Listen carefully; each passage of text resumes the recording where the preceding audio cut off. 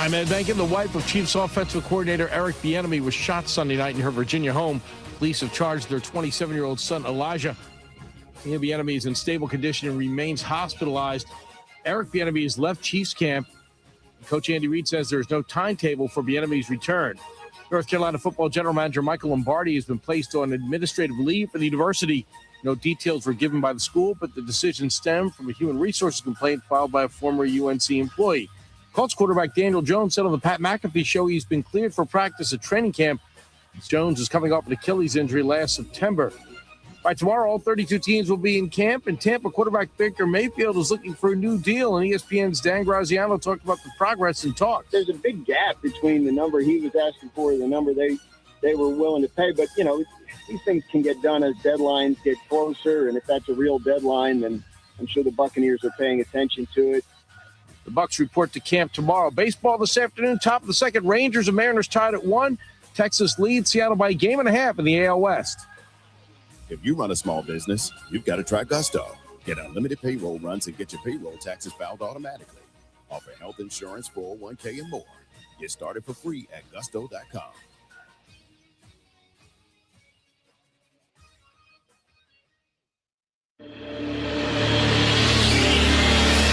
Omaha, Lincoln, and the surrounding 5-state area. This is your new afternoon routine. Handley and Hansen.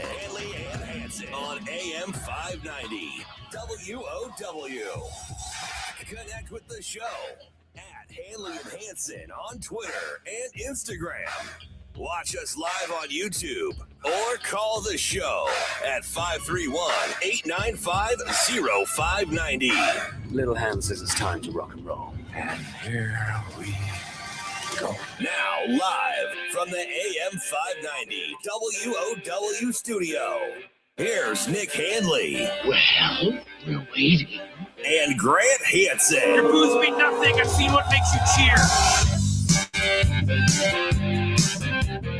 Oh, my goodness. It is that time. Happy Monday. It is Handley and Hansen here on AM 590 WOW. 531-895-0590. If you want to get in on the show, you can also check out the YouTube stream. We are live on our YouTube channel. Just go to 590WOW.com where you can see all the show's content. Man, this feels so good. I mean, this has been a day that has been in the making for I don't even know how long. Along with Grant Hansen, I'm Nick Handley. Justice Rhody is our producer. This is the team. This is the group. This is what we have been waiting for.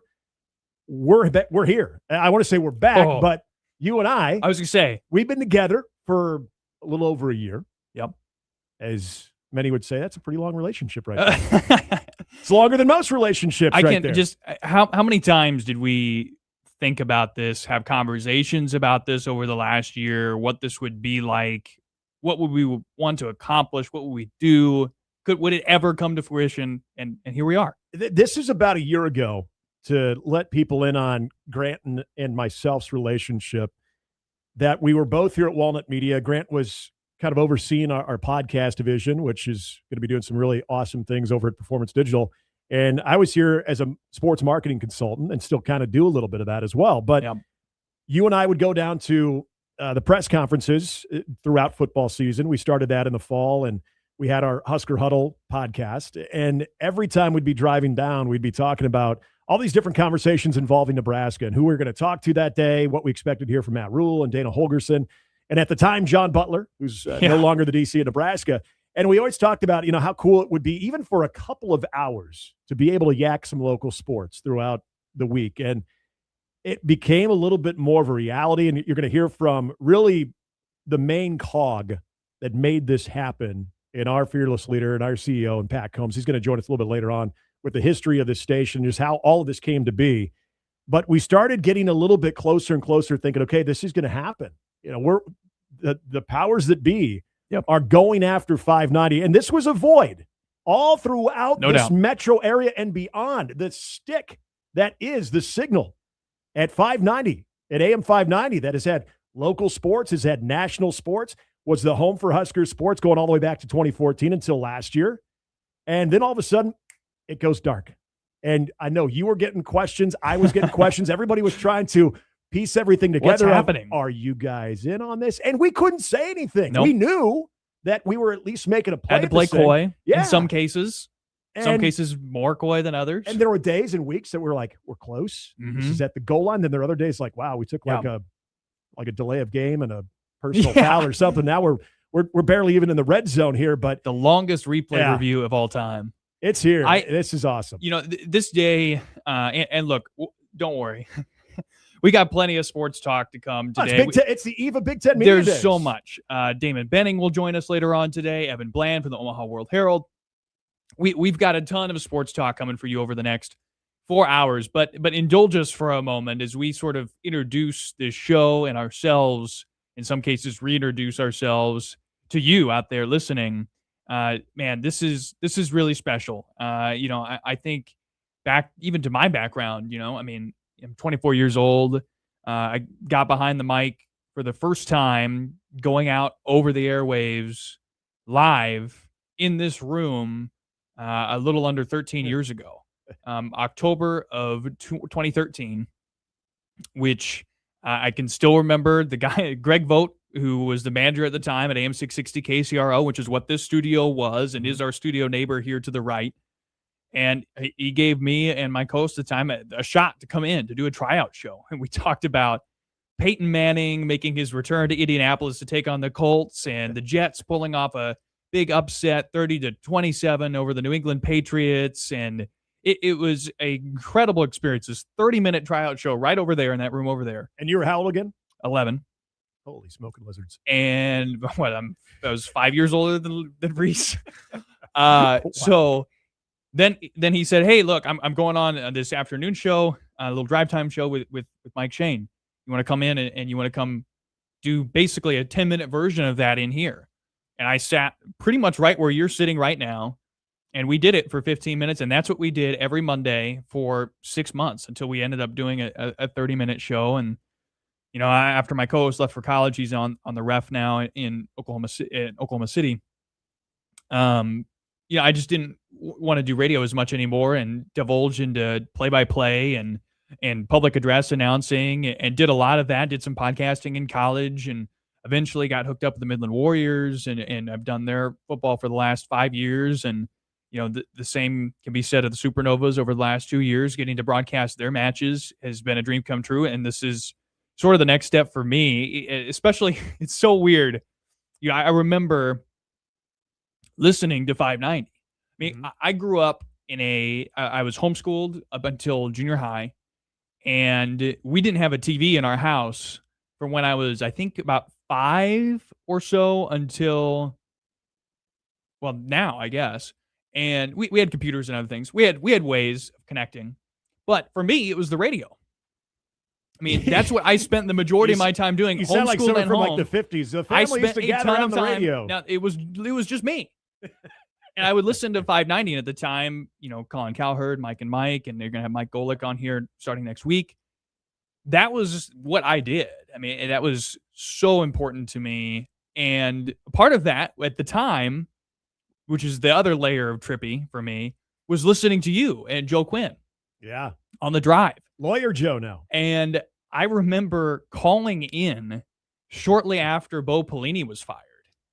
And I was in junior high getting driven home from school at Fort Calhoun. I remember calling in and basically offering up this theory that, I think I remember this. Do you actually? I think I honestly do remember, because anytime you would get young callers, I would imagine it would stick with you. Yeah, you would always remember. Okay, that. I'm going to try to remember what I was even saying, because I believe, and I'm going to look at the schedule, I think I was trying to get at that Eichhorst had decided to fire Pelini after the Michigan State game. I don't know. I don't know if it totally matters. You had theories, and your inside sources were telling you so. Your 11-year-old self. And you dismissed it.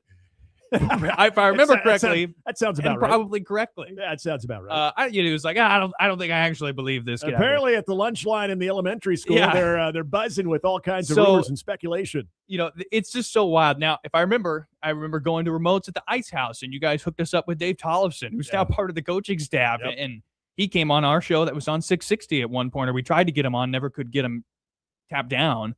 There's just so many things that connect me back to so many different aspects of what today is, and it's pretty sweet. I do remember, though, I think I was more of a Joe Quinn guy than Nick Handley back in the day, but yeah, you know, I bet you I've come were. around. I bet you I've were. come around. Yeah, well, I appreciate that.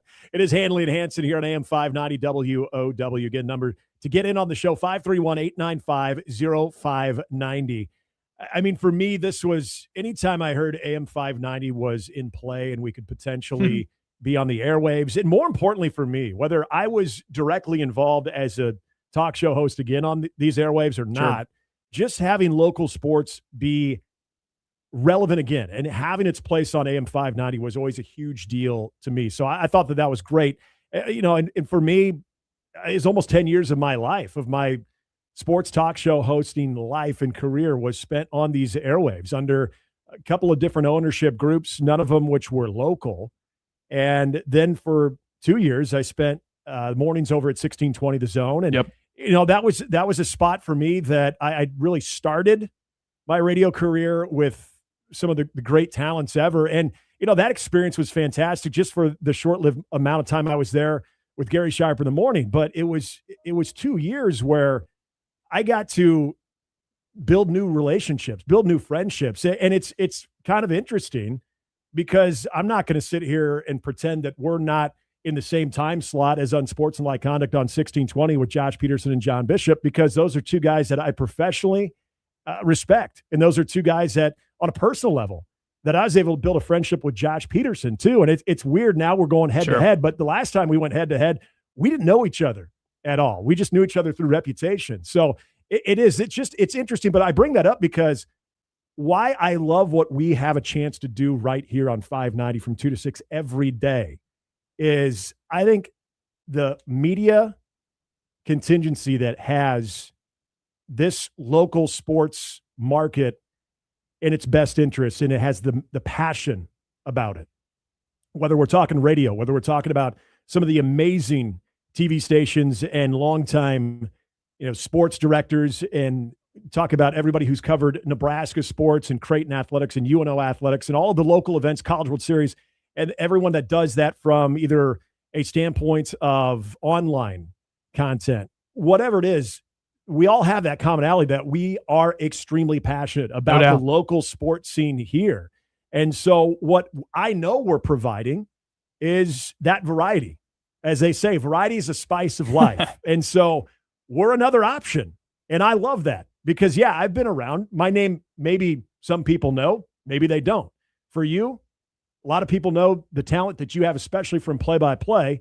And then, of course, I'd be remiss if we didn't bring in the third member and a huge, vital part of our team. And Justice Rhody, all the way from the capital city of Lincoln, is back behind. We could actually say the curtain right now because there was literally a curtain that was put up in his producer booth 10 minutes ago. Yes. But Justice Rhody, you're going to hear the voice of God here is our guy. And Justice, as much as we've been kind of talking about a little bit of our background and why today is so exciting for us, I mean, I know you've got your own thoughts on just being with us because we sort of recruited you too.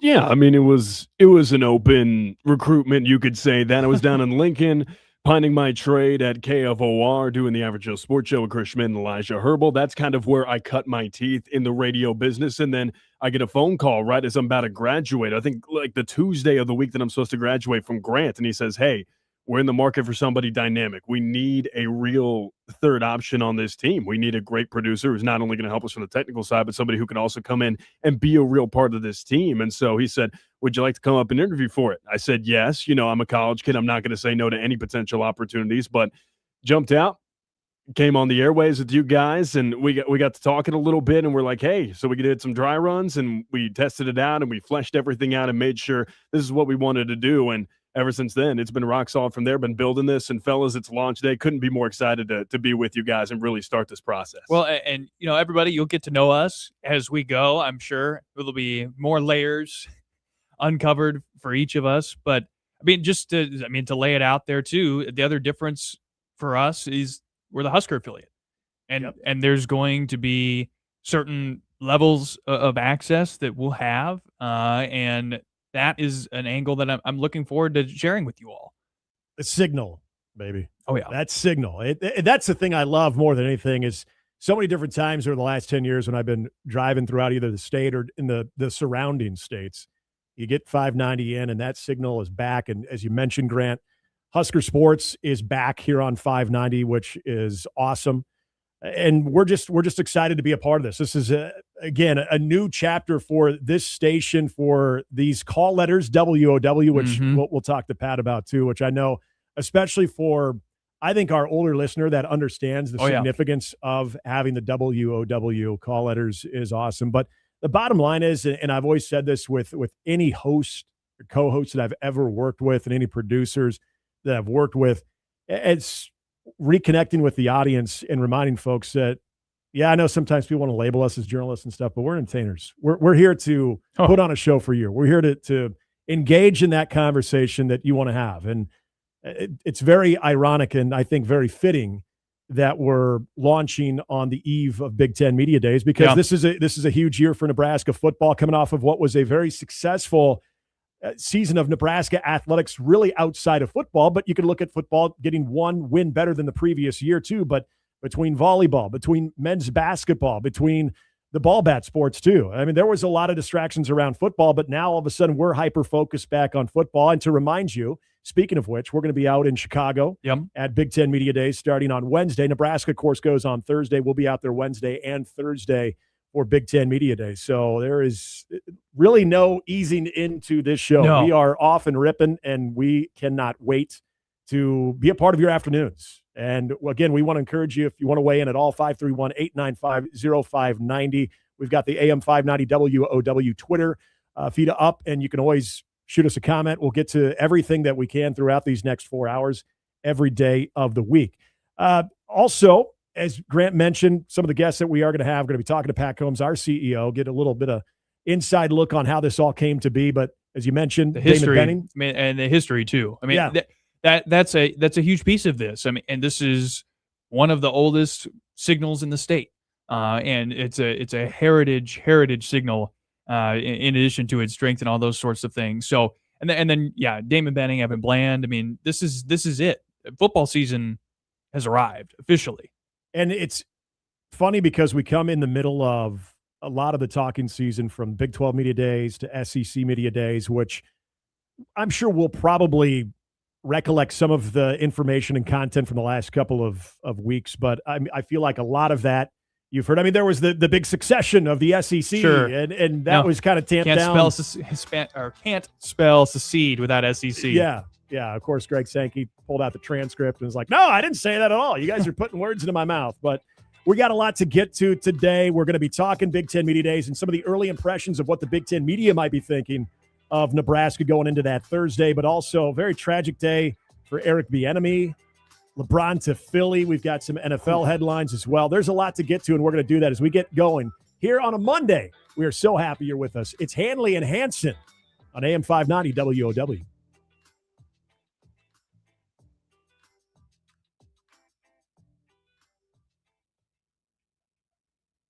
Professional support for producers with expert maintenance and repairs for chicken, hog, and dairy farms. RNC Livestock Services is dedicated to helping farmers protect their investments and ready to wrangle all your livestock equipment parts and service needs. RNC Livestock keeps your operation moving. Find them online at rnclivestockservices.com or call 402-704-2770.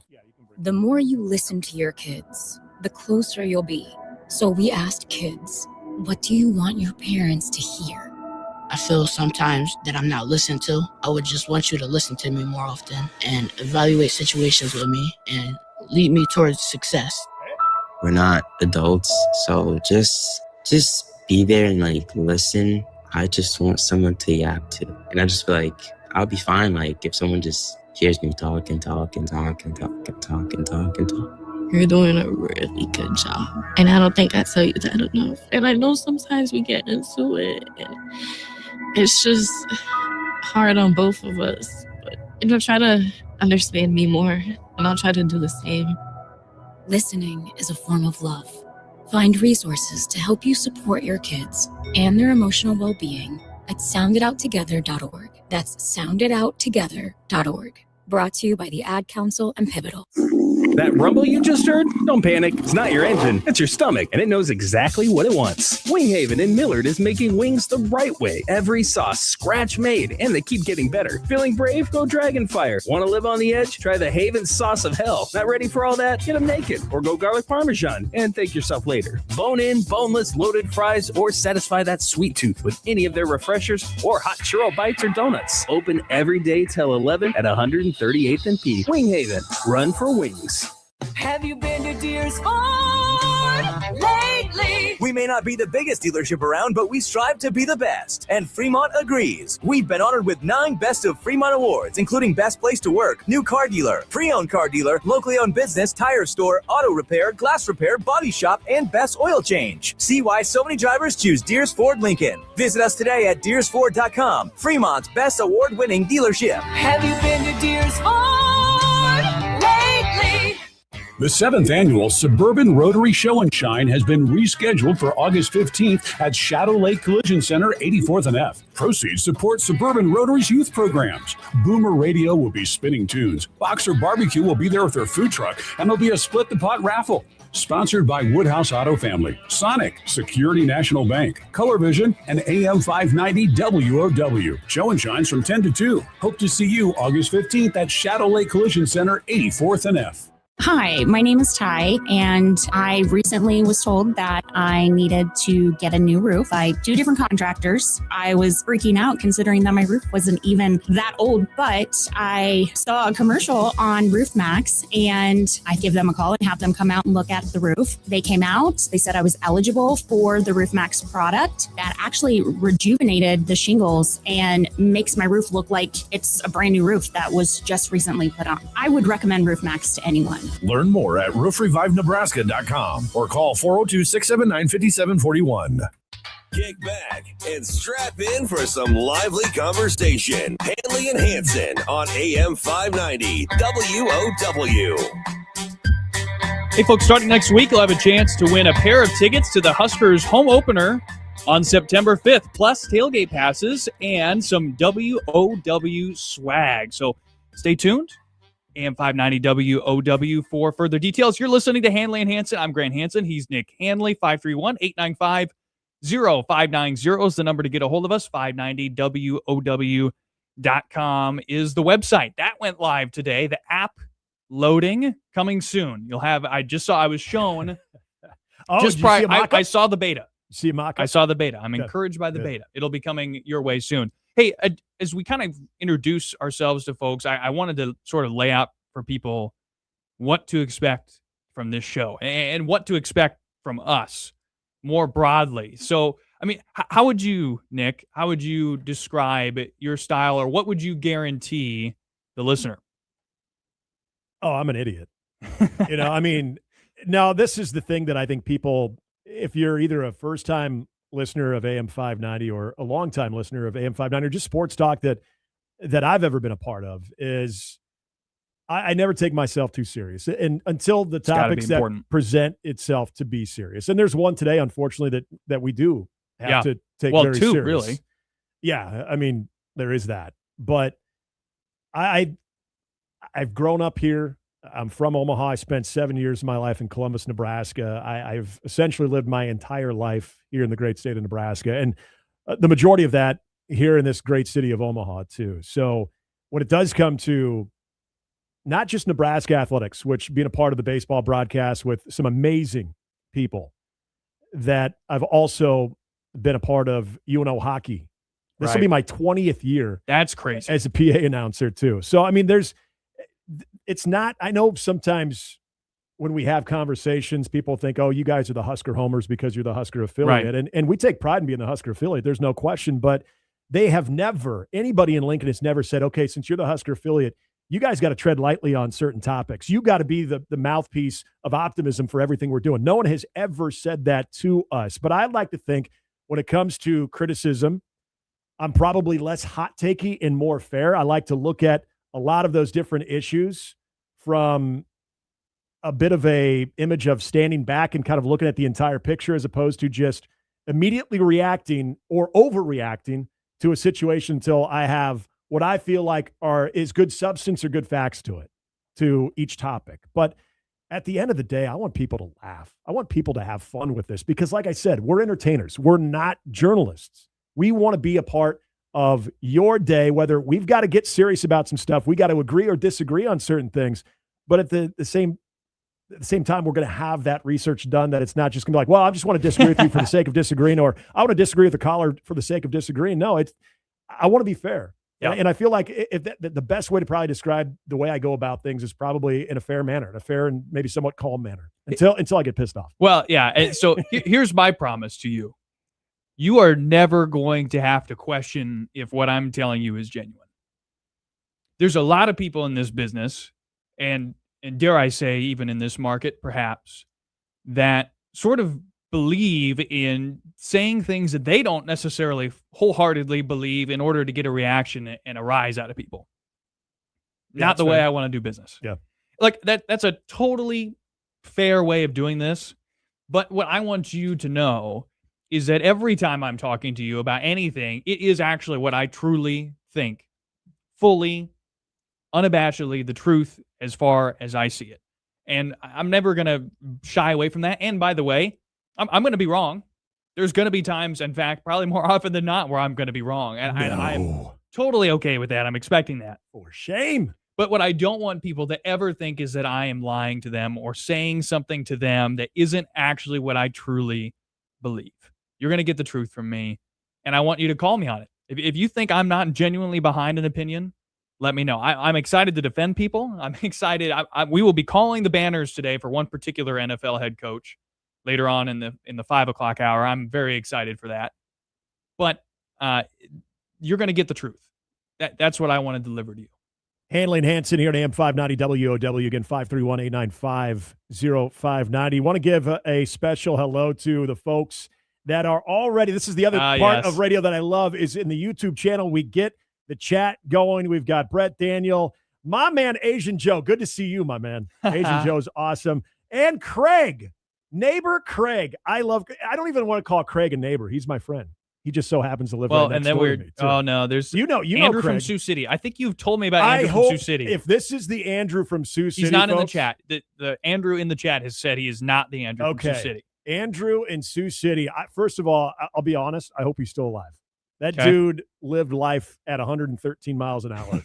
I mean, he would be pounding Jack at like 3:30 on Friday afternoons, getting ready for a Husker weekend. But no matter if Nebraska won by 50 or lost by 50, he always had them that Saturday winning by 50. It didn't matter who. So I do hope Andrew in Sioux City is still with us and is living large, and I'm hoping that we'll have that Friday tradition. 531-895-0590 for Andrew in Sioux City. Get a hold of us. Yeah, Mr. Morning Mouth, Jimmy, all of you. Appreciate you guys being in on the chat. I mean, this is the thing that I've loved about radio, too, is it becomes a community. It was funny when I was at 590 and then went over to 1620. A lot of the same callers that I would have in the afternoons would be calling. And I think they also listen to Gary in the morning as well. And so it's interesting. You get a lot of the same listeners. There's a lot of crossover. And I think, as Asian Joe says in the chat, and this is what I was getting at in the last segment, is as he brings up, having more voices or more options mean listeners benefit the most from this buffet of content. That's what I think. It's a buffet of content. I love that. Yes. And follow us, by the way, on our Spotify page. We've got it up on Spotify, Handley and Hansen. And then all the other podcast platforms, you'll be able to find our content there. We'll continue to upload things there if you have a business segment. Plus, if you missed any of our interviews with our Husker Classics guests that we did over the past few weeks, those are going to be present there. I know the first 2 weeks are. We'll see if we can get I don't know, Justice, do we get the other 3? We'll see. Week 3, we'll get those up there either way. And that way you'll be able to find those. And man, can't thank all the various people. Jay Moore is somebody you're going to hear from regularly on this program. Jay was a part of that. Johnny Rogers, of course, the great Tom Osborne now. Congratulations again to Dr. Tom for being inducted into the Nebraska Hall of Fame. There's so many great people that were willing to share their perspective with us on some of those great Husker games. And I'm glad that we, at the outset, especially with this station like the one that we had that's got the history that it has, that we paid our respects and homage to those great games that came before us, which is part of the fabric of why we all care about this. This was a lot of fun as a placeholder for us. And I want to make sure, folks, trust me, we're going to get into a lot of the meat and potatoes Like of what you want to poll. hear. Big Ten Media Days, yes, the Big Ten Media Days, the Cleveland.com poll, the de facto Big Ten preseason poll, because the Big Ten is too lazy to do anything like that, or they're above it. There's always a little bit of that. Look, when you've won back-to-back national championships in football, you can do things the way you want to just do. Put the preseason poll out. But a yeah, normal it's conference. like, I mean, why did, they always have to be a little different. I blame Jim Delaney on this, going all the way back. But there are so many people that we have to thank that made this a big part of your afternoons too. But that placeholder that I would say, and I don't really consider it a placeholder because I don't think that's giving it respect, but having those classic games from both football, basketball, and volleyball.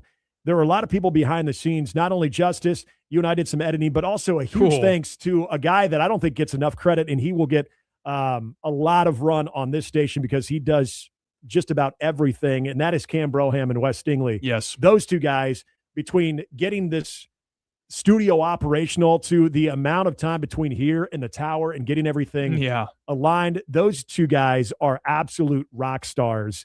And then, yes, making sure that they formatted everything that we were cutting up to put on the air during that time. And to be honest, the reason we didn't launch earlier, I went to Ireland last week. Yeah. Okay. We couldn't get on the airwaves.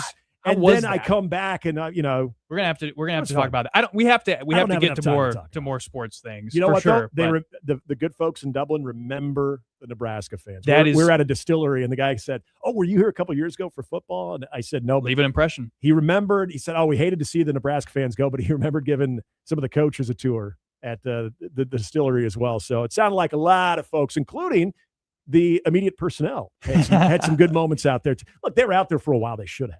Yes. I'm not going to be like, whoa, you're at a distillery? Yeah, sorry, you can't How drink. dare you? What kind of show would this be if we poo-pooed people for, Had you legal not gone on drinking? that? Would there- We are going to poo-poo somebody later at the show for illegal drinking.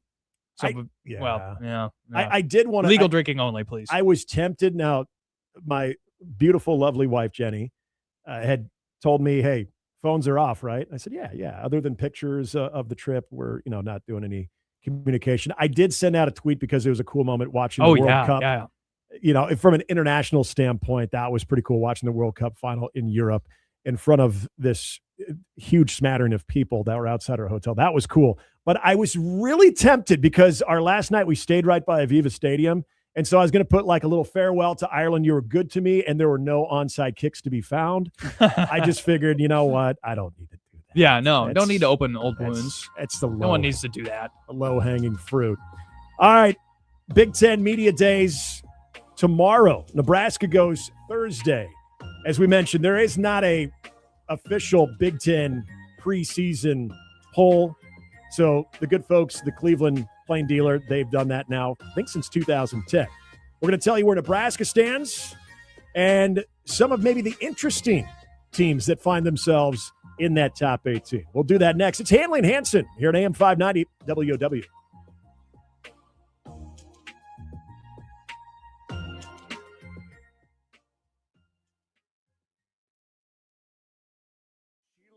Promising to boost energy, strength, libido, anti-aging, and 10 other great benefits. And this month, Legit Gold is on sale at both No Name Nutrition stores.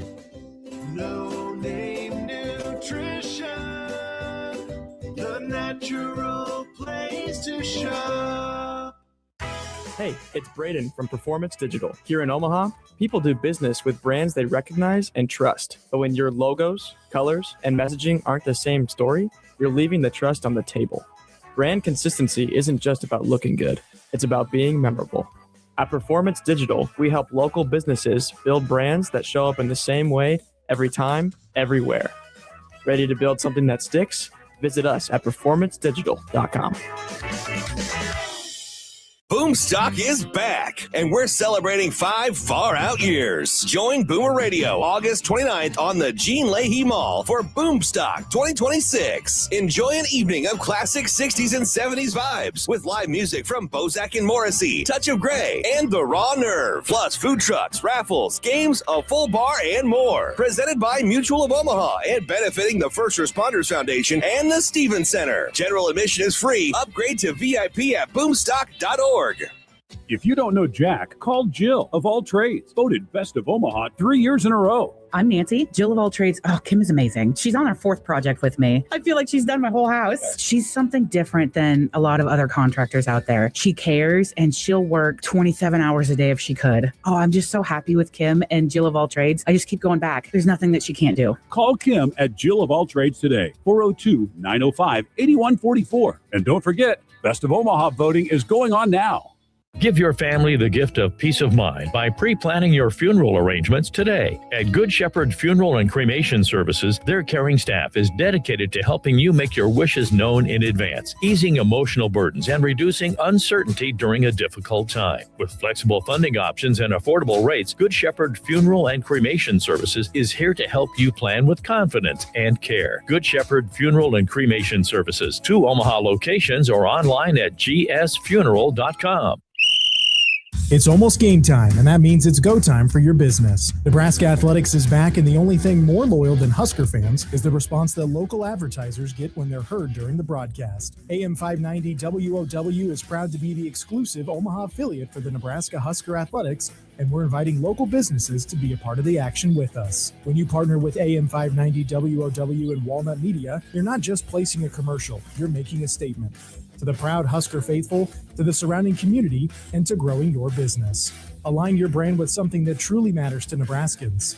You can sponsor in-game play-by-play, pregame, postgame, and sports nightly, or whatever fits your brand the best. We've got the playbook along with a custom marketing strategy. Reach out to us at 590WOW.com and see how we can help change your business today. AM 590 WOW and online at 590WOW.com. Welcome back to Handley and Hansen. Give us a call and share your thoughts. 531-895-0590.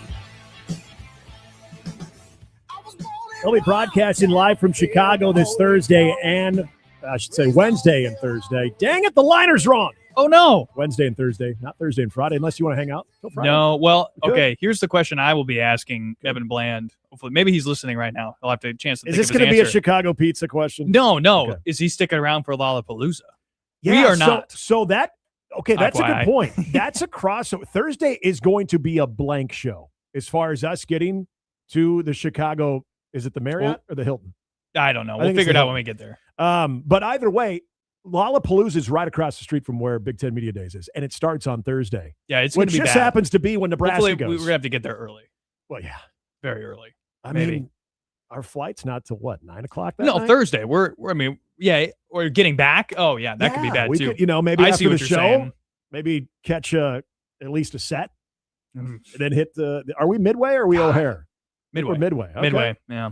That might be. I'm not good. I have several Chicago friends. I'm not good on my Chicago geography or layout. I don't know where anything is. So we'll figure that out when we get there. Yeah, it's going to be a lot of fun. Cleveland Plain Dealer, Cleveland.com, putting out its unofficial Big Ten preseason poll. We can just start calling this the Ohio State will always be in first place of these polls because since its inception of 2010, 16th year now that they have done, even during the COVID year, they've done the Cleveland.com preseason poll. Gosh, the COVID year during this time.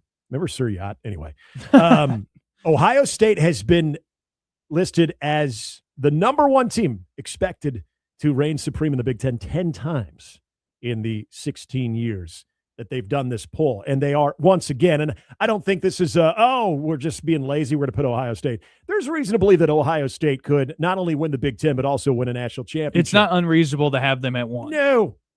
But they're kind of loaded. But here's the thing. I mean, you have Indiana that takes in the number one transfer portal class, according to On3 in the country. They're sitting there at number 3. Yep. And like, as I kind of lay out my thoughts for the show today, that's one of the big narratives that is hitting me over the head as we look at this Big Ten poll. Is Indiana being disrespected here at number 3 as the defending national champion? Because, look, I think the answer is yes.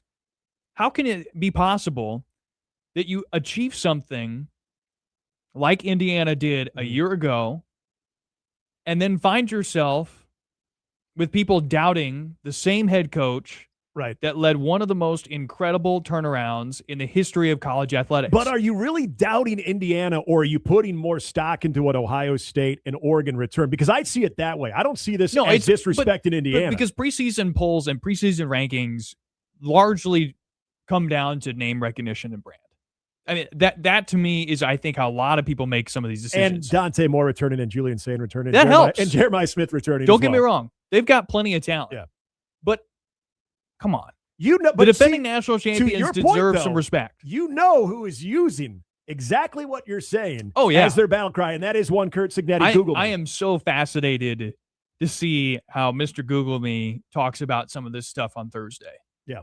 Because he's going to get asked about it. There'll be some Indiana person who will take offense, as I have on their part here recently. Oh, and he will be fired. And see, this is Thursday, not only for us, Nebraska going, but I think that's going to be a big part of Thursday is watching Kurt Cignetti, what the tone is coming off of a national championship where you'd feel like, all right, he finally got his post-game beer that he was really excited about after beating Miami. But okay, if they're taking the Grant Hansen approach of, hey, we're listed third in the de facto Big Ten preseason poll, do you use that as ammo? Because here's another team in here listed at number 5 that I think might be one of the most fascinating teams, not just because they return a guy who is self-proclaiming himself as the best player to ever come out of Michigan in Bryce Underwood, but having Whittingham now leading that. I mean, you could not have had a better situation if you're Michigan after the whole Sherrone Moore mess that all of a sudden Kyle Whittingham's like, yeah, I'm going to retire. You know what? Just kidding. I'm, quote, retiring because I knew the Michigan gig was going to be open. So to me, Michigan is a team, and Penn State. I mean, I get it. You're thinking that you're just going to transfer all the Iowa State guys over to Penn State and immediately have success. We'll see how that translates. But that USC, Michigan, Penn State, Washington, that's sort of the next tier after the true title contenders. Like I would characterize Ohio State, Oregon, and Indiana as national championship contenders, far and away. That next tier of USC, Michigan, Penn State, Washington, those are all CFP contenders, teams that maybe could have a shot, but it's probably less than, I would put it at less than 10%. And then that next tier is where Nebraska is at the bottom of it, Iowa, Illinois, Minnesota, and Nebraska, all there together, 8 to 11. So Michigan is a team that, maybe they'll have the opportunity. I mean, you bring Oklahoma in, you'll get a chance here early on to make a pretty big statement and sort of set the tone for what this is going to be like under Whittingham. We'll see.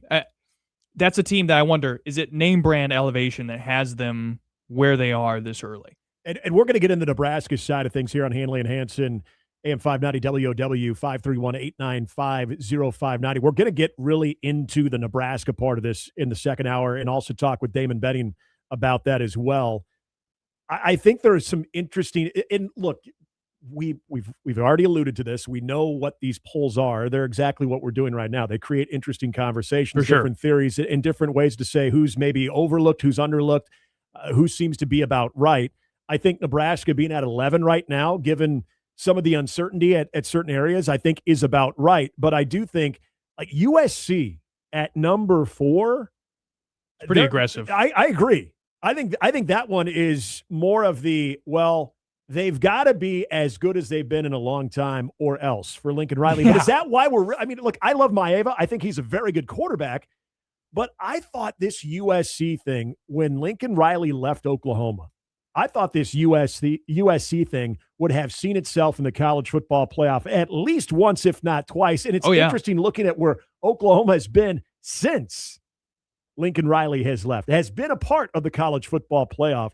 There's a lot that remains to be seen, and I think there's enough pressure and enough eyeballs and enough resources that go into USC that, I would agree that this is a make-or-break year for Lincoln Riley, but are we convinced that USC brings the type of team back that you can put in that top 4, that upper echelon? If we're to expect 3 to 4 teams from the Big Ten that go to the college football playoff, according to this, and again, very, very early, we're in July still, that USC could be one of those teams. I do not look at USC and say that's a college football playoff team, at least yet. I mean, there's a progression, right?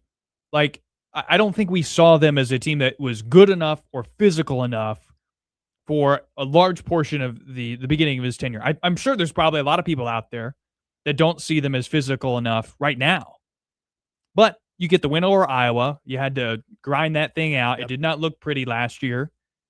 You get the win over Michigan. That was probably the most physically imposing that USC has looked under Lincoln Riley, was the win over Michigan. Agreed. But then you come up against Oregon, fall 42-27. They're not there yet. And that's the interesting thing for me is like, I'm in love with the top three teams in that tier. Those are all three teams that if you get to the end of the season and Oregon, Indiana, and Ohio State, one of those three misses the college football playoff, that's a surprise. But the next four, I don't know if any of those teams are truly CFP worthy. They're capable of getting there. They've got the recognition to get there. But I'm not behind any of those teams in any meaningful way. I think Michigan, to me, as a team outside of that top 3 or 4, I think looks like an interesting team to a point that I would buy more into them, because just giving Whittingham's overall presence as a coach and what he did at Utah and creating such a physical presence, like that works so well with Michigan and how they recruit and how well it works in the Big Ten. No doubt about it. The other team, and this is not really, but and for people who have listened to me going all the way back when Matt Rule was hired at Nebraska, I've always been a huge Matt Campbell fan. I think what Matt Campbell has done what he did at Iowa State, even he would have the one maybe so year, but then he would rebound and look really good. Bringing those guys like a Rocco Beck over to Penn State and some of their other big-time playmakers at Iowa State on both sides of the football, I think is good, but does that translate into the Big Ten style? That I don't know. And so it was always an interesting destination change, in my opinion, that there were opportunities before for Matt Campbell to go somewhere. And the Penn State choice, other than the money that comes with it, to me was a very interesting one. I root for him because I think he's a genuine good coach and a good dude, but I don't know how this is going to go. And this is the other thing. Sometimes we always talk about that grass being greener on the other side. I think what he had at Iowa State was essentially job security for a very long time. And they were filling Jack Trice Stadium. Those resources there, they were competitively spending amongst the Big 12. I'm not saying, hey, he shouldn't have left, because I think there was always aspirations to go a little bit higher. You got to, if you're him, you have to find a way and an opportunity to leave Iowa State and try for something better. Just to prove it to yourself that you can get there. And that was a golden opportunity. They were beholden to him. Can he do better than what James Franklin did? No. And if you can't, you're going to be out of a job soon. Maybe. That's the reality. So either way, we're going to talk more about Big Ten Media Days. We're on the Nebraska side of it, hour number 2, just around the corner. When we come back, our CEO, Pat Combs, is going to join us. He's going to tell all of us how all of it, we know, tell you how all this came together and what you can expect going forward here, right on these airwaves on AM 590 WOW. It's Handley and Hansen. We'll be right back.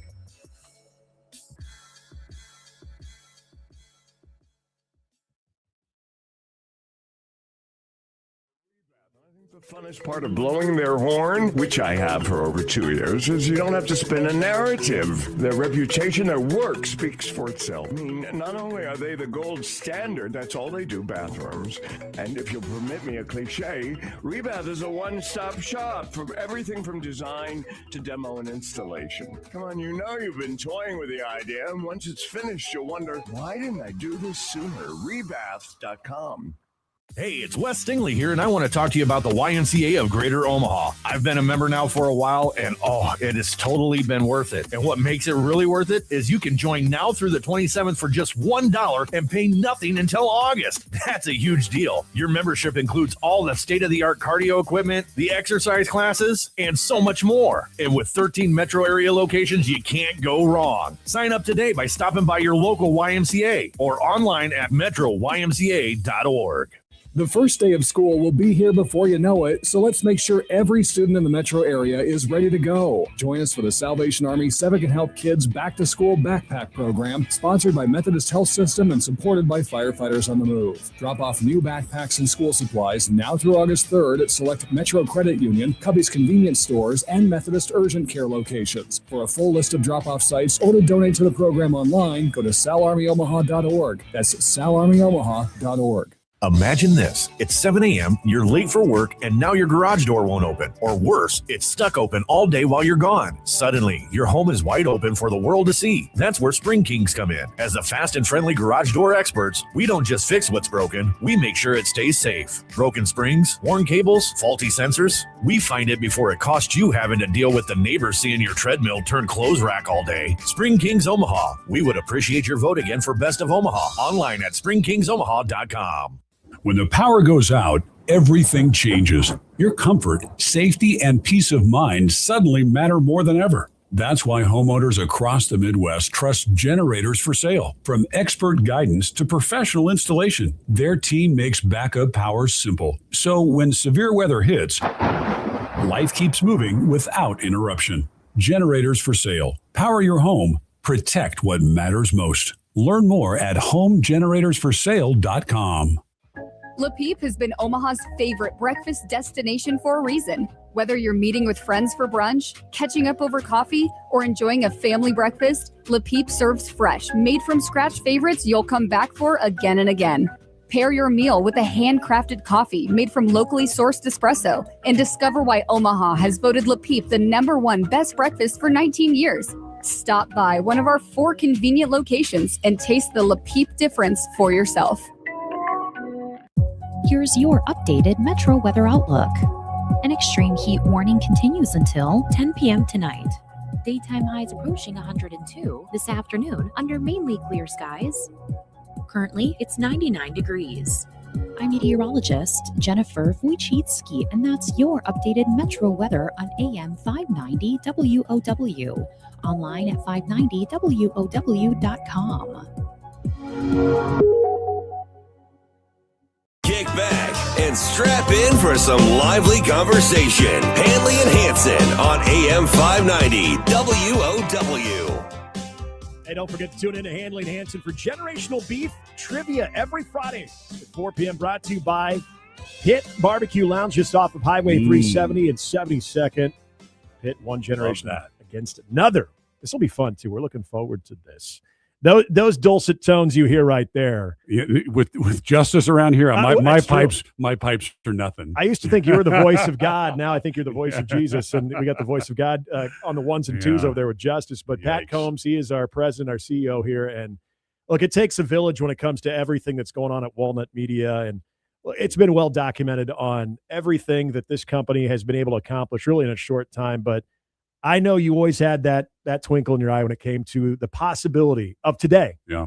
And really even going back to the first day we were able to light up the tower and play Husker Classics and play all ESPN National. And today's the day. And I know you don't give yourself the credit, but between you and the Salines, well done. It's been a great trip. We're very, very excited. We didn't think it'd happen. You know that. I mean, it's been a 12-month process of acquiring the signal and dancing with the FCC and attorneys and towers and engineers and then that little twinkle of an opportunity to reinstate these iconic call letters, and it just all kind of happened. And we're so proud that you guys are here and doing this, taking this journey with us. WOW Yeah. for I would say our older generation of listeners, it means something. And when it was officially announced, I knew it meant something. I didn't realize how much it meant. And I know that was kind of one of those Hail Marys, like we want to get 590. We'll take KXSP if we have to. Sure. But this WW thing could happen. And then that started becoming a reality. That just tell us the significance of that. Well, you bring up an interesting point, Nick, because I thought, for us radio nerds, it's a big deal, right? I mean, this is one of the oldest. This is the second oldest radio station in the state of Nebraska. The oldest one is on the other side of that window. Mm-hmm. And WOW, which most people know stands for Woodman of the World, 1926 is when they gave those 3-digit call letters to this radio station. So those of us, the radio nerds, thinks it's pretty cool. My good friend Jim McKernan was the one with Great Empire that actually turned him in to the FCC back in 1999 at the request of his corporate folks, and why they did that. So it was always kind of a dream of mine to get those back. But I didn't really know what a big deal it was beyond us radio nerds. And what I'm finding is, since this was leaked out in the press, a couple of months ago, people are coming out of the woodwork that's saying, this is absolutely iconic. And, we got lucky with the FCC. They're in a mood to help AM radio stations. And we made a pretty compelling case of the historic nature of these call letters and what it means to the community and what it means to the industry. And, we've got so many people in this building, Dave Wingert and Sue Celine and others, Carla James, our news gal, all have roots at WOW. And of course, Johnny Carson got his start after freshly graduating from the University of Nebraska, got his start on this radio station. So it is pretty iconic. And again, I think it goes far beyond radio nerds to think this is pretty cool. Well, we've talked a lot about signal strength at different times. I mean, that's a big piece of this too. And then pairing that with the Husker Athletics broadcast. So, I mean, just kind of give folks an idea of how far they're going to be able to go away from Omaha and still be able to tune in on 590. So I've gotten calls from Yankton, Sioux Falls, Wichita, Des Moines, St. Joe, Missouri. So I mean, this is a big signal. I'm smirking because we were honored to get the Husker affiliation a year ago. Yeah. Right. We've got some good connections with the university. They like the fact that we're a local family-owned broadcaster that really values the enterprise.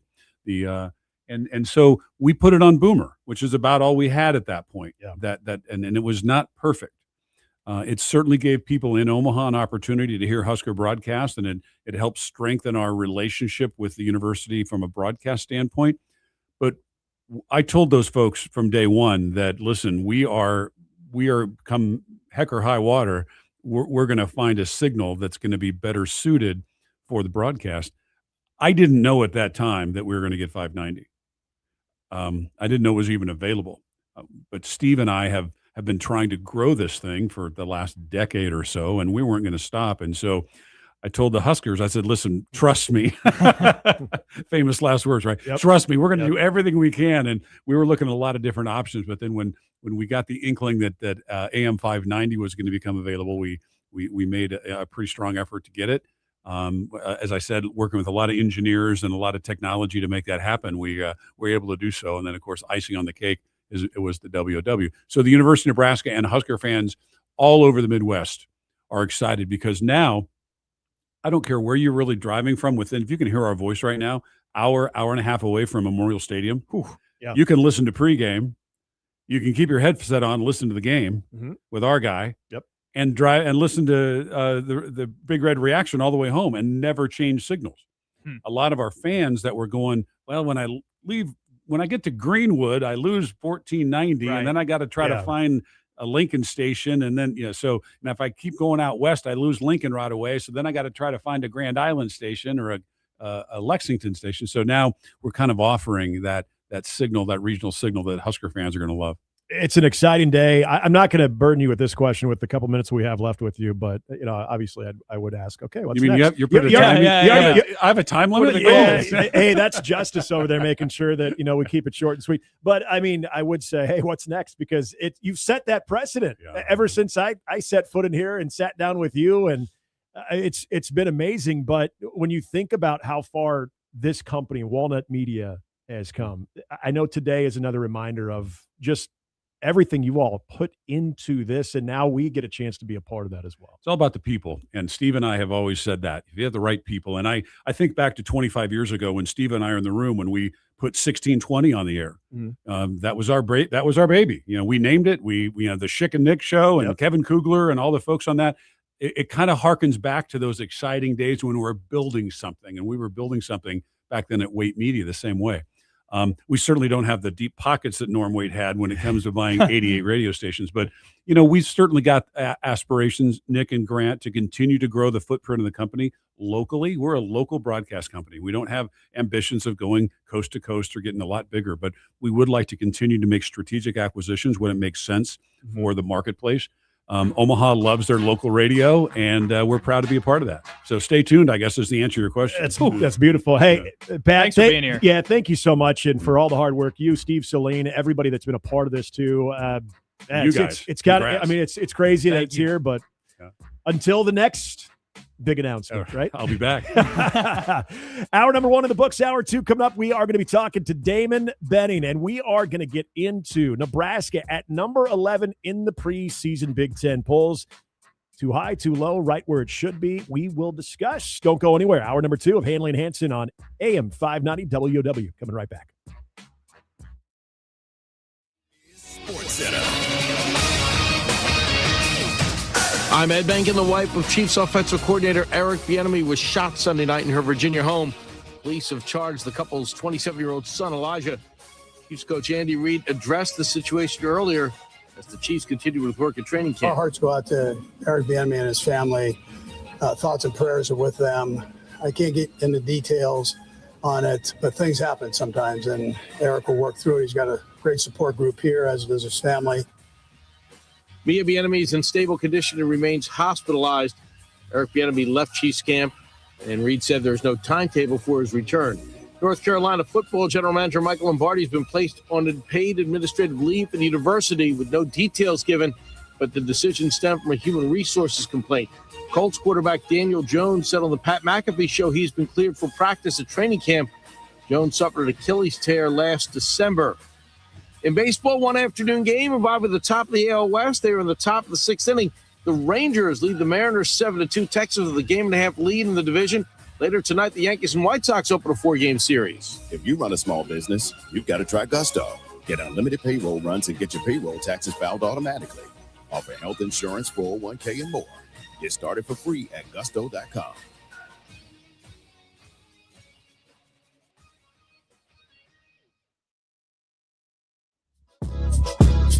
Welcome back to Handley and Hansen. Give us a call and share your thoughts. 531-895-0590. Back with you on Handley and Hansen. Grant Hansen with you. AM 590 WOW 531-895-0590 as we start to tear into the meat of this thing and look ahead to Big Ten Media Days. Nebraska goes on Thursday. The event kicks off in Chicago Tuesday and, of course, continues on Wednesday. We were touching on it a little bit in the last hour, Nick, but Nebraska checks in at number 11 in the preseason poll in front of the Huskers, Iowa, Illinois, Minnesota. This is where I think it makes the most sense for Nebraska to be.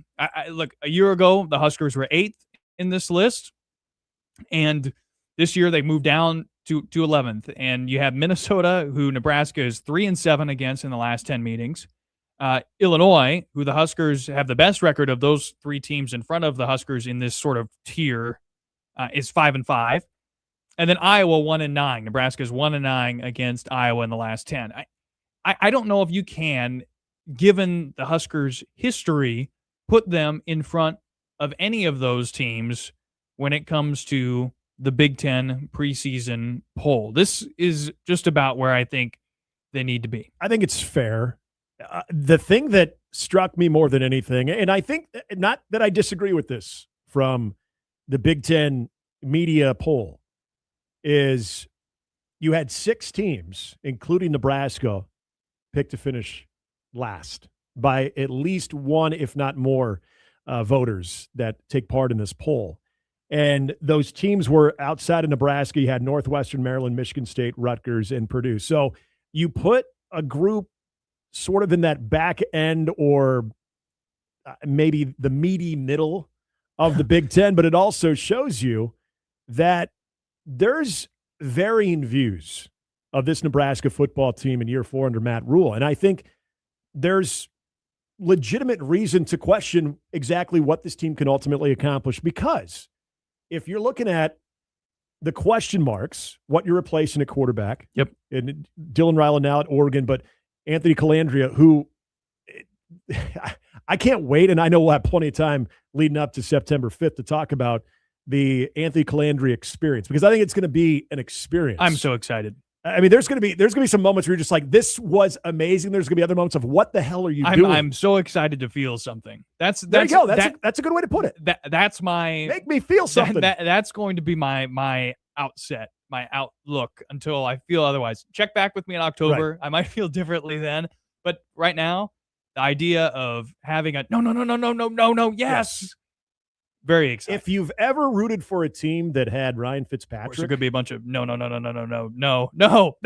There is always a time that if you had that Fitzmagic roller coaster of like, you know what, we may win, we may lose, but this is going to be one hell of a ride, and it very well could be. But there's that. I think what was, I don't even know if it was under the radar. I think it was a heavy emphasis on what they wanted to do and replenish that offensive line with some big names and putting a lot of investment into that. But did they do enough on the defensive line? Is there enough development at that position where the trenches can be a strength? I think at least on the offensive side, it's okay to think about that. But I just think between that, the question marks just throughout this roster that are questions. They're not, I wouldn't even say major concerns, but questions right now on top of a very, very challenging schedule. It's an interesting look at this team that you could see them overachieving, but at least in some people's account, they could see them falling completely by the wayside and finishing in the cellar. I would love to, and this will be a huge theme, but really of August, is how many people out there actually think Nebraska is capable of overachieving? If you do, 531-895-0590 is the number to call to get in contact with us. But I don't think there's a lot of people out there that are in that world. I mean, for the most part, people don't even think it's a possibility that Nebraska could achieve more than 6 or 7 wins. I mean, that seems to be where most people are at the ceiling right now. I'll be fascinated to see if it changes. I don't know if there's anything that Matt Rule, and this is, again, another interesting question. If you think there's something that people can say, or that Matt Rule can say on Thursday, or a player or anybody associated with Nebraska can say on Thursday to change your perspective on where this program is headed, I would love to let you know, because I think a lot of people are pretty set and they have to see it on the football field first. I would be shocked if anything Matt Rule or the student athletes have to say on Thursday changes your outlook one way or the other. I would be shocked. And it shouldn't. It literally shouldn't. That doesn't mean Matt Rule is going to be all of a sudden very boring and is going to give you extremely a small answer or small time at the podium and is going to pull a Scott Frost in his final year where he's not even have an opening statement. Matt Rule is going to be the same type of ambassador for this football program that he has from day one. Yes. But I think it's going to be a very business-like approach. I think the student athletes will have a very business-like approach. You and I, we've talked to Justin Evans many times last year. I think they're all about business, and I think that can serve them well, but the schedule is what it is. It's very tough. So I don't think anything that they present to us on Thursday should make you either more optimistic about the season or less optimistic of the season. And maybe that's why the chatter, at least as of this day, this Monday, not September 4th leading into September 5th, but July 27th leading into 28th, there's not a lot. 531-895-0590 here at AM 590 WOW. It's Handley and Hansen. Let's go to our very first caller. You asked for it. You asked for it, Grant, and you're getting it. Greg Vogt in Omaha. Greg, how are you? Hello. Wow. You know, I woke up this morning, checked my social media, and there's a name from the past. And I got to tell you, Nick, about Grant, your co-host there. When he was in middle school, his parents brought him to the studio. He called me and said, Mr. Vogt, I would like to do a radio show on KCRO. And I said, wow, I love your gumption. Come on in. And him and Parker came in. They were driven, to the studio because they weren't driving yet. So the parents brought him in and they sat down. They did a show in front of me as I ran the board. They're in the studio area that you're in. And I said, you guys did a great job. Why don't you join me on your show? I'm going live in 5 minutes. They got a big smile on their face and they walked into the studio, did a wonderful job on the air. We put them on a Saturday morning talk show. Of course, as a general manager, I was quick to sell that because how hard can it be to sell, right? A show with two 13-year-olds there in the studio. I mean, anybody would buy that. It's like Girl Scout cookies. And we got that sold and on the air. And then look at Grant. never looked back, and here he is doing a show in the same studios on AM 590. And Grant, you may not know this, but I got my start in Omaha selling advertising on 590 AM and doing the farm broadcasts on 590 AM when it was actually WOW, the Radio Ranch, is what we called it back then. But, so, yes, full circle. But, hey, first of all, Nick, you got a great co-host there. And secondly, to the audience, you're going to love Grant. He just has a passion for sports and a passion for life. And at a young age, he showed that. What a professional young man. To see how far he's come, it's just fun to see that. Greg, I got to ask you this real quick before we let you go. I don't know if you remember this, but it was myself, you, and Paul Wooldridge walking around at the old Devaney Center during a Nebraska-Missouri game, and you were giving Nebraska fans a lot of crap. Because I believe Missouri won the game. That, yeah. I forgot Paul, it was. Yeah, Paul and I were like, we need to get away from this guy. I went with. Yeah, that's right. I'm a Mizzou fan. Yep. And I used to tell people there, because I hope you're sitting down, not standing up at your show, but I would tell people there that I would root for North Korea before I'd root for Nebraska in football. So I really never became endearing to the Big Red, never became a Nebraska fan. I'm a Mizzou fan, and I was a Mizzou fan in the 90s when, Mizzou would lose 52-7 or 57-0. You can look those up. Those are actual scores against Nebraska. And anytime Missouri hung it on Nebraska, I got a little smile on my face and a little giddy up in my step. But yeah, that's right, Nick. It was you and Paul Wooldridge. That's right back into. That was 2004. So, oh my gosh. So Grant, we're dating ourselves just here a little bit. I'm 58 now, so I'm down in Missouri, enjoying life and doing that. But dude, I am so proud of you. That was so neat to see that and play a small part and getting you in that chair, and you just have fun. Don't sell yourself short. Don't sell yourself short. I mean, you played probably the largest part, I think, or one of the largest. Somebody had to drive me there, so that counts for a lot too. Yes, your parents drove you there. Yeah. But the neat thing was that you, when you called, you said, "I've called other radio stations and no one would give us a chance." I said, "Come on in, man, let's do it." And you guys, you really pulled. I'd have told you if you stunk. I'd have said, "Hey, look, you guys stink. You shouldn't do this." But you both did a great job, and I was very impressed by your maturity for your young age. And I'm sure I hope you drove yourself to work today. I did, but I'm sure you're okay. Good. I'm sure you're living that out, and you have changed a little bit from your pictures, and I have changed a little bit too myself. But man, what a wonderful opportunity for you. 590 is a great stick. You're gonna have a lot of fun. You got a great company you're working for, and and now after the Huskers gone through their tough time, I got to just feel for them a little bit, like that puppy dog that was kicked a little bit or pushed around, or was kind of last of the run to the litter type of thing. So now I'm rooting for Nebraska just a little bit when I don't live there, but Missouri's in the SEC, so we're learning life the hard way down there with big boy football. Greg, appreciate you. Yeah, appreciate you joining us, man. Hey, no problem. Grant, good job. Have a great day. Make it fun each and every day right there on AM 590. All right, talk to you later. Thanks. That's Greg in Omaha. God, how cool is that? Dude. Great dude.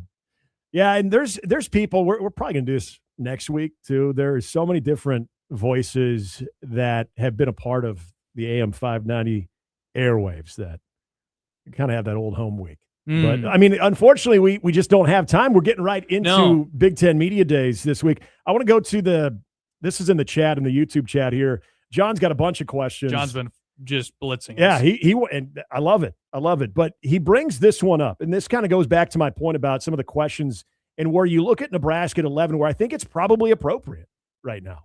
I think this is a team that quietly and internally that this coaching staff feels is in a decent position, that they can make a move. The schedule, again, is what it is. But he says, how will Nebraska stop the run with an unexperienced and undersized defensive line?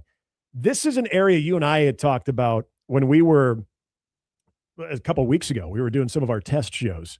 And I mentioned the line of scrimmage needing and possibly becoming a sneaky strength of this team. And I did involve the defensive line. Now, the defensive line has a lot of work to do. I think the offensive line is in a position that if there were to be a game, say next week, I think you would feel, just with the bodies in the college football experience that are there with that group and even the new faces, that you'd be okay with it. Oh, yeah. Give me Justin Evans at center anywhere, and I would be okay with it. The defensive line, there are names, yes, but we wanted to see what it would look like a year ago when you lost Ty and Nash. It was a huge part of that 3-5 defense. But now we didn't see that step forward, especially from guys like Cam Lenhart, Riley Van Poppel, that you wanted to see. So is this the year for that? Are they getting the development? Are they, again, going back to the strength and conditioning, but also just that the D word, the development that comes. If there is an area that needs more development that is crucial to the success of this team, it's that defensive line. But I've not given up on guys like Van Poppel. I've not given up on guys like Cam Lenhart. I've not given up on those dudes. We saw them kind of walking around campus, even in spring ball, and you started to see the body transformation based on where those guys are going to be aligned. But the bottom line is, again, they can say whatever they want to on Thursday. I'm not going to walk away saying, right, oh, okay, now I feel better. See, that's the thing. So, like, I come back to this is like, when I was thinking about, okay, what do I want to hear? What can Nebraska communicate to me this week that makes me feel like I've answered a question? There's a question that I had about the team going in that I feel better about. I think Nebraska can give some more clear answers this week on what special teams is going to look like. Mm-hmm. Apart from Brett Maher, can you name the other person who's running Nebraska special teams this year? Humphreys. That's it. Yeah. I don't know how many Nebraska fans can. So that's a huge piece of it. And look, I don't think people talk about it very much. They've been very obsessed with the running back room, especially lately, which makes sense. And that's certainly a situation we can get some clarity on this week and with Mekhi Nelson. But that's the bit. I mean, Nebraska won probably at least 2 to 3 games last year on special teams alone. Yep. And if you look at the some of your advanced metrics, special teams rankings, they went from outside the top 100 nationally special teams wise to number 3. And I get it. You've got a guy in place who has been a part of the system in Nick Humphrey at Tennessee under Mike Eckler, but you can't replace the personality.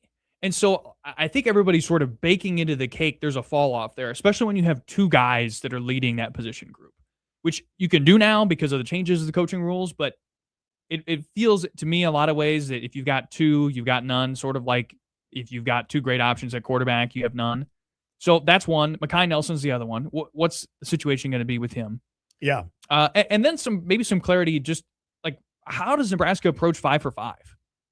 Like, we know this is going to change a lot of things for people structurally when it comes to their recruiting classes, especially with teams that have smaller scholarship counts than Nebraska football has, i.e. volleyball, basketball.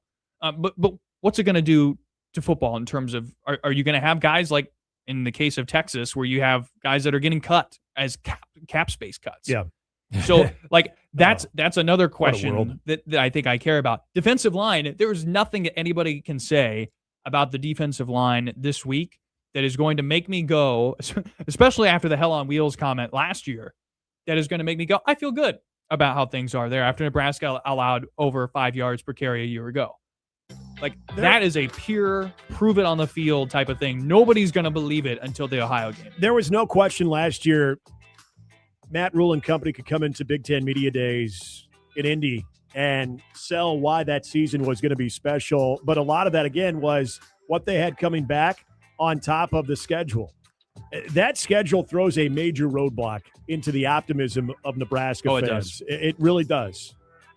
We're going to get back to it. Damon Benning going to be joining us. Of course, you hear him on the Huskers Radio Network as well on the mornings. He will join us next as we continue. It's Handley and Hansen on AM 590 WOW.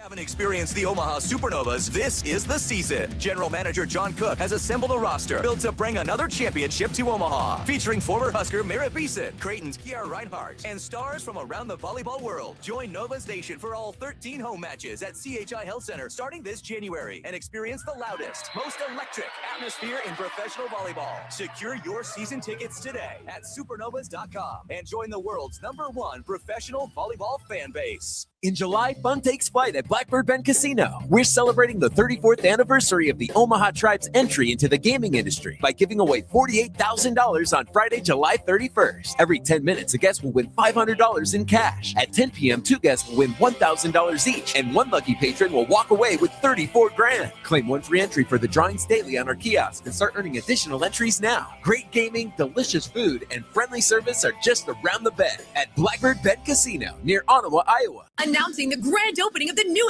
42 Degrees location at 180th and Q. Celebrate big with 42 Degrees and take advantage of grand opening sales and discounts on everything in the store. That's right, sales on everything. From wellness-focused solutions that support everyday aches and pains to products designed for comfort and relaxation. This is your moment to save and feel your best. Now with 10 convenient locations serving Omaha and Lincoln, 42 Degrees makes it easy to stop in and stock up. Get details at 42degrees.com. 42 Degrees, trusted by mom. When downtime isn't an option, don't get your feathers ruffled. Call RNC Livestock Services in Fremont, providing reliable, professional support for producers with expert maintenance and repairs for chicken, hog, and dairy farms. RNC Livestock Services is dedicated to helping farmers protect their investments and ready to wrangle all your livestock equipment parts and service needs. RNC Livestock keeps your operation moving. Find them online at rnclivestockservices.com or call 402-704-2770. When it's worth celebrating, make it a destination.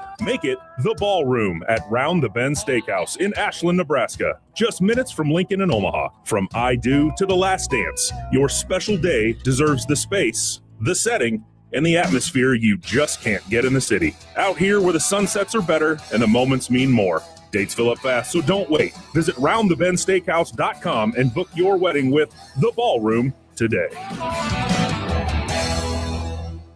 Register to win a whole house generator from AM 590 WOW and Generators for Sale with the Generac Power Play giveaway. Log on to 590WOW.com and tell us what you want to protect when the power goes out, and you'll be registered to win a whole house generator installed at your home, valued at nearly $15,000. There's other great prizes too, like a portable generator and smart home devices. Don't be left in the dark. Register today and see contest rules at 590WOW.com.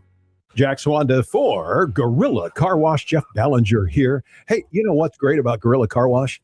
It's not a conga line. That's right, Jack. That's one place you don't want to be in a car wash when those conveyorized motors step up and all of a sudden something stops. At Gorilla Car Wash, you're in control. We're open 24/7. Hey, what happens to your wiper blades? They stay on at Gorilla Car Wash. How about the license plates? Still there, my friend. It's Gorilla Car Wash. 8 locations. Find them at GorillaWash.com. Kick back and strap in for some lively conversation. Handley and Hansen on AM 590 WW. Getting right back to the conversation, the eve of Big Ten Media Days. Nebraska does not go till Thursday. I'm curious when our next guest will be arriving in Chicago, assuming he's getting the go-ahead that he'll be in Chicago. I got a feeling, though, Damon Benning does not miss an opportunity to take part in the Windy City. So Damon Benning is kind enough to join us. If you're watching us, obviously on YouTube and on the stream, you're seeing that beautiful face of Damon Benning. Hello, DB. How are you? I'm good, man. Congratulations on the launch, man. I'm pretty pumped. It's weird, man. You know, I always support you. You got so many of the good folks over there, and it is genuinely cool, man, to see you doing your thing. You little H&H action. I don't know who's gonna drive, man. I don't know. You might have to let Hansen drive to keep you out of the ditch, but it is pretty cool to see you guys doing your thing. Wait, who was in the middle of a tequila flight on the yeah, let's all right, you know, hey, I know you were in the comforts of your own home or at some cool establishment, but let's not make it sound like I'm the one who's driving us in the ditch, okay? Yeah, you know, good point. You know, I was sharing, I know you appreciate good tequila. I found a place that did flights. Okay. So I got to write my own notes and you know, what I like, you know, the nutty vanilla, rich, smooth. I was way out of my comfort zone, but I'm all in on good tequila. Okay. All right. Well, I'm glad they could actually take you out of your comfort zone on that. Yeah, I mean, I know. You're kind of a tequila snob. So it's weird because, the owner came over and she goes, "What's all the fuss? Should I know you?" And I go, "Absolutely not. I'm just over here trying to mind my own business. I just happen to know a couple of these guys over here that are having a host party. One of the guy's sons was a great quarterback in high school, so they're a little surprised to see me out. But outside of that, I'm an absolute nobody, and just give me another 40 minutes to do what I do." DB, humble man. When we look ahead to Big Ten Media Days this week, we were just talking about in the last break, what can we learn? Like, what can Matt Rule say? What can Nebraska's player representatives say that can solve some questions for us ahead of this upcoming season? Yeah, I don't think there's much. I think they're going to stay with what the off season has been. It's been very quiet. It's been very businessy, and I think a couple of things are going on. I think number one, they're in kind of a prove it mode. So it doesn't really matter what they say. I think the proof is going to be in the pudding. People have kind of made up their minds. They've dug in. And that's okay, right? I think, year three, they didn't see the bump. Even though I would make the case, and you guys know this with me, I coach. I'm an educator by nature, so my glass is always half full. But the way that I look at it is the reality of it as a coach. If I'm the head coach and I'm on that staff, they weren't good enough a year ago. I think they know that. They're not. We're not going to try to blow smoke and say, "Hey, listen, this was something that it wasn't." But I will say this. The difference between an excuse and an explanation is ownership. And when they talk to you about what happened during that UCLA or USC week and Dylan getting hurt, they own the fact that they did not bounce back emotionally as a staff to deal with their best offensive player at that time. And listen, no disrespect to EJ. He was fantastic. First All-America. He was tremendous. But Dylan was the guy that they had put all their eggs in that basket. And, they're up, they're 22 minutes away or whatever it was from having a chance to win that game. The season looks an awful lot different if he stays healthy. Now, again, the difference between an excuse and an explanation is ownership. They own the fact that they were not built to play past that emotional letdown. They were already leaking a little bit of oil defensively, although that pass defense against that vaunted SC passing game was sensational, right? They shut down Lemon. Mayava was really struggling. They hit him with the key quarterback run late that kind of broke Nebraska's back. So they have to own, okay, so where are we in the development phase that gets us past whether we're in Ireland and it's an onside kick, or if our best player breaks a bone in his body, where we just don't spiral emotionally, right? This isn't exclusive to just this staff. We've seen the wheels come off in a hurry with this program over the last 10 years. That's the number one thing that they've got to overcome. So what I think you'll hear at Big Ten Media Days is they're going to stay the course.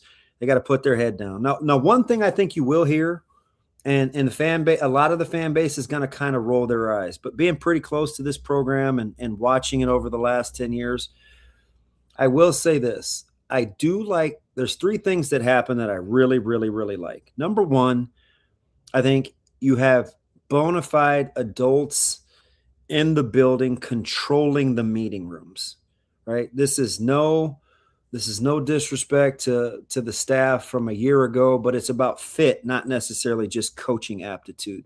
You have got to be able to control your meeting rooms. I like what Coach Brown and Coach Manning are doing with that front seven. I like Coach Yelk on the back end, and I really like the combination of Orich and Coach Dvorak at the second level.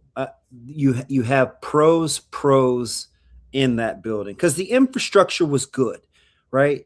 The business is good. I think you like what's going on with you've had a chance outside of Mekhi Nelson, you off the field has been sensational. Your community efforts have been sensational. Your team GPA has been sensational. You have an athletic department that's giving you, for the most part, what you need. The infrastructure is good. They needed to make a few additions in the building. You add Jeep Wade and Lonnie Teasley. I think that is about as home run a combination as you're going to get for a team whose offensive line was as close to they were as Donovan Rayala. Right? We say what he couldn't do, and he didn't do this, and he was good with the interior, but not the tackles. Well, I tell you, Elijah Pritchett would beg to differ, right? Because first 4 or 5 games in, we left EP for dead, and all of a sudden, at the end of the season, he's arguably Nebraska's best offensive lineman, not named Justin Evans. So clearly, there was a connection there with the offensive line. So that addition, I think, was really good. So they'll tell you that this offseason is about as much as they've laid it on the line. They had 4 months of OTAs, guys.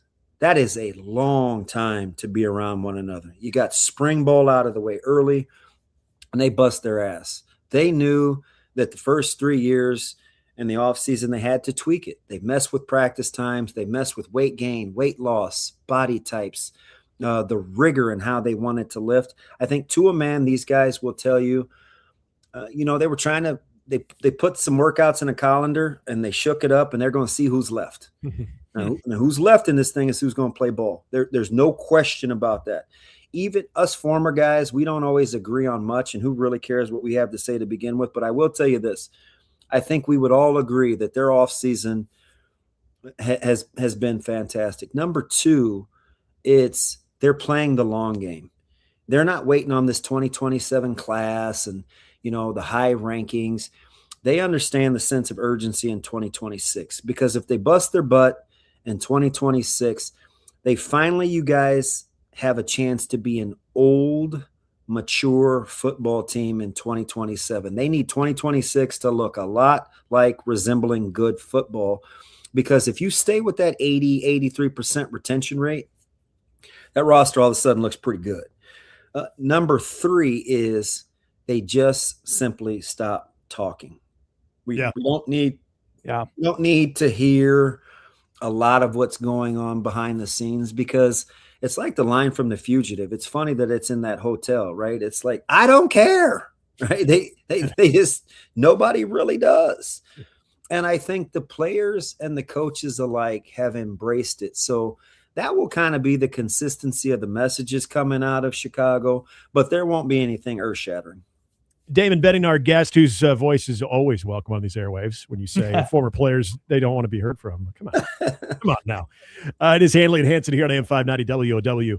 I want to ask you, you brought up Mekhi Nelson, and I think that was part of the offseason. This is before any of the legal troubles. I'm talking about having a late addition to the running back room, but that was an area that they thought, maybe I say they, as in maybe the common fan, thought that Nebraska would also pursue a running back. I want your thoughts on that running back room. And I know maybe part of that has to do with Mekhi Nelson's availability, but Isaiah Mosey taking another step as a full-time running back. What are your thoughts on just that position going into this season? Yeah, that's a fantastic question. And I'm always going to be super authentic and shoot you straight. If you ask me which room I'm more comfortable with in the offseason, I know much more about the 2026 running back room than I did about the 2025 running back room. Emmett had yet to be Emmett. He had, the 500 yards. He was productive, yet it was just in small doses. I didn't know much about Mekhi Nelson. I didn't know anything about Mosey making that transition. Ives wasn't healthy, and Jamal Rule had yet to show up on campus. Connor Booth was just a freshman, and there was no Tyke, right? So I always feel weird saying that. I feel like the little kid that's getting ready to eat Life cereal, right? It's like, hey, let's give it to Tyke. He can run with anything. This year, I feel good. Mosey, super high IQ, put together really, really well. You can use him a multitude of ways. Mekhi Nelson, who will probably come into camp as number 1A, explosive, tremendous work ethic, really worked on his pass protection, high football IQ. You combine that with Booth and Quentin Ives, who has probably had the best body transformation. He didn't like the short yardage role. He wanted to be more explosive, so he looks much more tapered than he did a year ago. And then Jamal Rule, who I spent a ton of time with, being down in Vegas for what seemed like 220 days, even though it was only about 5 or 6. Anything past 2 in Vegas, that is so true. It all blurs, and Jess and I had to get after it early with the radio network because Kyle got snowed in New York. So those first 2 days, man, we were just like 3 days just bust and hump, right? But I spent a ton of time with Rule. I sat with him on the bus. I would talk to him in the weight room because I'm high maintenance as a running back, and so I wanted to know if he was another high maintenance guy, right? We're trying to do away with the high maintenance prima donnas. And he was just so businesslike, and he was bound and determined to play. And then I saw his body transformation in the off season and how he looked in the spring. And I'm like, okay, downhill runner. He's a slasher. You put him with Jeep Raid and Lonnie Teasley's kind of counter pin and pull scheme. I like the running back room. Are they inexperienced? Sure. Right? Like you'd like a little more reps. You'd like more than, 190 yards between, 390 yards coming in between the guys with experience. But Nebraska's been here before. We didn't think EJ was going to be EJ, right? I'm extremely close to Marty Brown, and everybody was like, oh man, he needed Marty Brown and he sure would look good right now. And then, 1,200 yards into an 11-game season, it's like, oh, Emmett's pretty good. Right. Coach Barthel does a really good job of development. Dana Holgerson, they understand duo. They understand the run scheme. So I feel like I know more about the running back room in 2026 than I did in 2025. Now, will it yield the same results? I mean, who's to say? That's Nebraska's first All-America since, my first marriage. So we don't have time to wait till the next one, right? We're trying to do the right thing. Oh, you guys, that's what you guys get with me, man. I know. I'm prepared. I can't wait for this. You ask me anything. A little DB breakdown could be a lot of fun. You're going to be out there, right? Yeah. So I leave tomorrow or Wednesday. I'm flying out. I got the 1:10 flight. Okay. We're gonna miss you. Yeah. Southwest, and then I'm back Thursday night, 9:25 direct. So. I think we'll be on the same buddies. Hey, nice, man. Listen, just get me to the right gate, and I figure with a direct flight, nothing else can go wrong in between there. Just get me to the right gate. Dinner at Midway. I know we got to have a nice cushy dinner at Midway. Well, so what's on the menu? I don't know. I don't know. I don't know what Midway has anymore at that airport. I've been stuck on O'Hare more than I've ever stuck in Midway. I have a phobia about being in public restrooms, so there's a 99% chance I'm not eating before I get on that plane. So I'll watch. I'll watch. And it's David Benning, Huskers Radio Network and Herd Sports. DB, appreciate it. Hey, we'll look forward to seeing you out there in Chicago, my man. Oh, man, congratulations to you guys. I appreciate you having me. And I can't wait to hear more of the offseason talk about how we need a bigger D-line. If I hear that again. That was him. Hey, don't point at me. That was him. What are you doing pointing at me? Point at the YouTube chat. You have functional guys that can control meeting rooms. That D-line, that front seven will be better just on being a year older and a different voice alone. Let alone we'll see what the productivity yields. Look forward to it. Be well, my man. You guys too. Best wishes to you and congratulations. Thanks, DB. David Benning, Huskers Radio Network, also Herd at Sports in the morning. I'm sorry, Grant. I had to because this was a conversation you and I were kind of going back and forth on as well. I've never talked about them being undersized. I've thrown that around. Shout out to another addition that joined the postseason party too, Dave Tollefson. Dave Tollefson, two-time Super Bowl champion. There too, yeah. Dave Tollefson wearing the jeans and a polo and boots, and he's got the cell New phone. York Giant. It was a Giant, yeah. But he had. I don't know if DT still has it, but he would have the cell phone holster. And normally I would make fun of a guy doing that. I would too. Not Dave Tollefson. Pick a Guy could different battle. squash me with his Pick a index different finger and battle. thumb. Exactly. All right, going a little late. We're going to come back. DB brought up some interesting thoughts, especially when it does come to that running back room. I want to get back into that conversation. Also coming up at the 4 o'clock hour, we're going to be talking to Evan Bland of the Omaha World-Herald. Our man Justice posed a great question that we'll get into the 4 o'clock hour as well. When it comes to the 26th season, given the future starting in 27, could 26 be acceptable as a, quote, throwaway season? And what would a throwaway season actually look like? We'll get into that in hour number 3 as we're back here on Handley and Hansen, AM 590 WOW. Favorite breakfast destination for a reason. Whether you're meeting with friends for brunch, catching up over coffee, or enjoying a family breakfast, Le Peep serves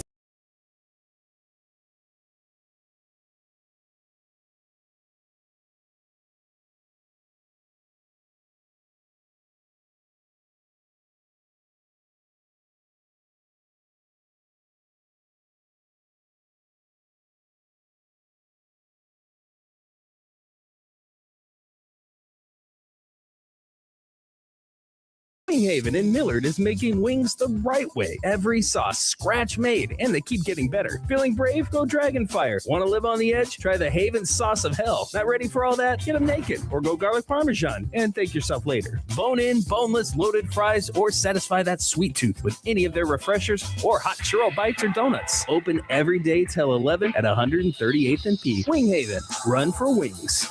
Over the years, I've learned so many great health tips from Josh and Trent Hurley of No Name Nutrition. Do you know about the benefits of black seed oil? It's widely used for immune support. It's rich in vitamin E and vital omega-3s, 6s, and 9s. And it's on sale all this month at both No Name Nutrition stores. No Name Nutrition, the natural place to shop.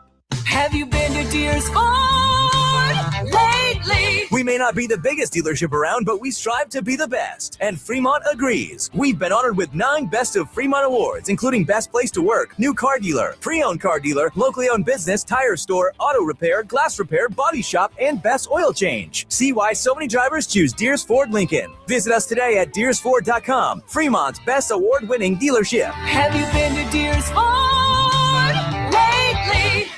Are you frustrated with your current pharmacy? Well, you're not alone. There's a better way. VRX Pharmacy in Omaha, 1 block north of 90th and Dodge. I'm Charles Tomlinson, a pharmacist at VRX. We're not a chain, not a box store, but a locally owned community pharmacy that knows our customers. Plus, we deliver. We work with all providers, accept all insurances, Medicare and Medicaid. Call VRX today, a better way to get your medications. Make the call, make the change today. VRX, the better way, the better way. If you don't know Jack, call Jill of All Trades, voted Best of Omaha 3 years in a row. Kim from Jill of All Trades impressed me so much with our office renovation that I had to bring her out to my house. She transformed our backyard with new concrete patio, composite steps, and an amazing pergola. It's rare to find someone you trust with your business and your home, but Kim has earned that trust. She truly is a Jill of All Trades. Call Kim at Jill of All Trades today, 402-905-8144. And don't forget, Best of Omaha voting is going on now. My wife and I were watching television one evening, and we saw an ad come on, and it was for Roof Max. So after I had 4 or 5 people out, he came out, and sure enough, it turned out to be a great process, especially being able to replace some of the shingles that came off. I'd be happy to give a recommendation. You guys do such an outstanding job, and I've watched you all the way through the process, and I just have nothing but praise for how careful and neat and really exacting crew was and what they did. Learn more at roofrevivenebraska.com or call 402-679-5741. Welcome back to Handley and Hansen. Give us a call and share your thoughts. 531-895-0590. Back with you on Handley and Hansen, Grant Hansen and Nick Handley, AM 590 WOW. Glad to be with you on the debut show and glad to hear from Damon Benning just a little bit ago. DB, another insightful. What struck me here, Nick, was one of the things that you definitely want to hear, right, is that Nebraska has to come at it from a prove-it perspective this year, which is part of what he's talking about when it comes to ownership. Like, I was struck by that last year. You remember they were all walking around with the shirts or sweatshirts that had "Own It," like those patches on the shoulder. This is what that looks like this year, right? Like you have to step up to the plate and own that last year didn't go as well as you would have liked it to go. Whether you count the Dillon injury in there as a factor or not, I mean, it certainly happened. They didn't respond the way they needed to after the fact. And so that's huge. And I think, I've said it before, but what Nebraska has done best under Matt Rule is understand the media and understand how to manipulate their message in a the media and the fan positive base, way. I'd go as far as the fan base. And as the well. one time when they failed to do that, I felt like was January, February. I thought they got off a little bit from where they needed to be on that front during that period of time. How do you so in January, February, so post what they should have done postseason is apart from the spring, they should have just been silent.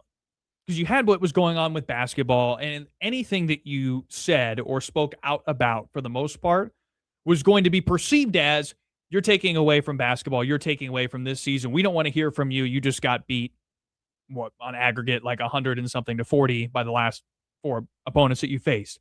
We don't want to hear from you.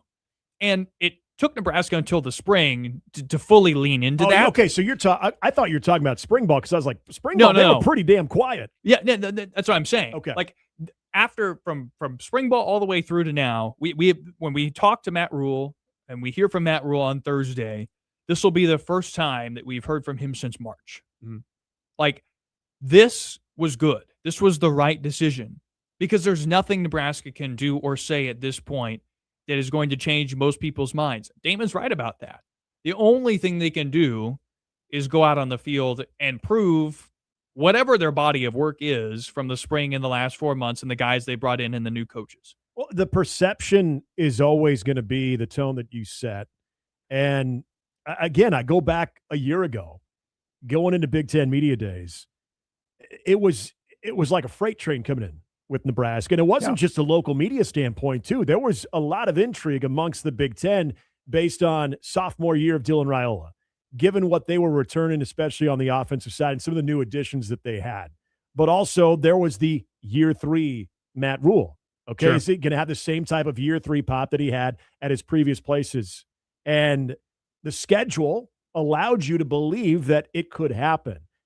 I will give Matt Rule a lot of credit for this. And I don't know if this is, in fact, I don't know absolutely without any certainty if this team can do better than 6 or 7 wins.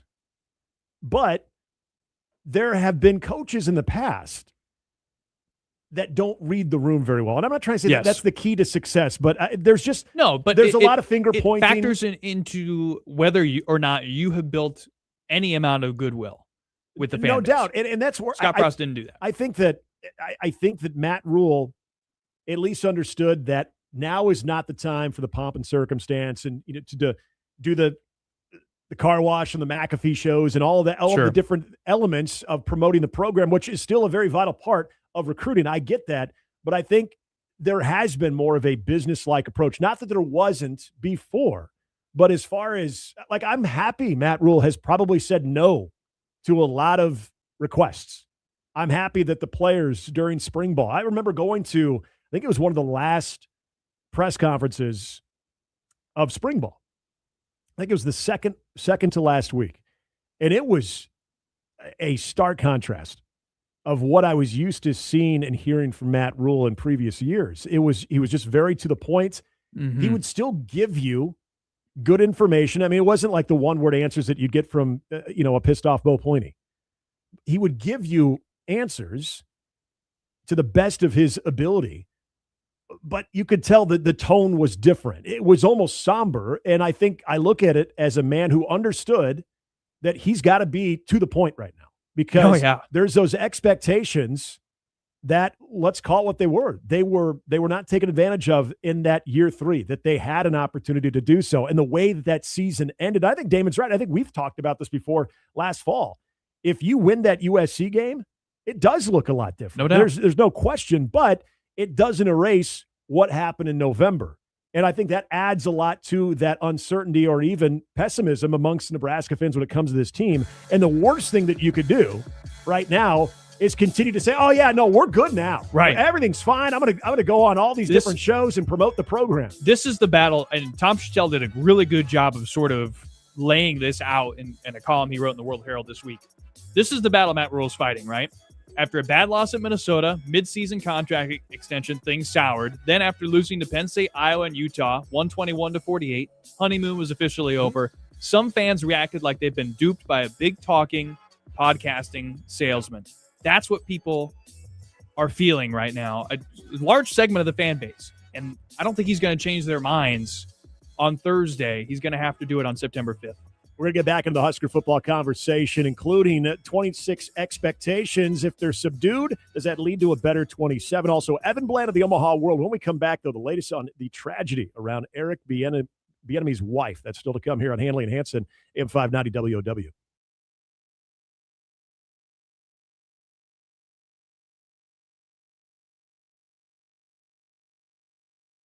Boomstock 2026. Enjoy an evening of classic 60s and 70s vibes with live music from Bozak and Morrissey, Touch of Grey, and The Raw Nerve. Plus food trucks, raffles, games, a full bar, and more. Presented by Mutual of Omaha and benefiting the First Responders Foundation and the Stevens Center. General admission is free. Upgrade to VIP at boomstock.org.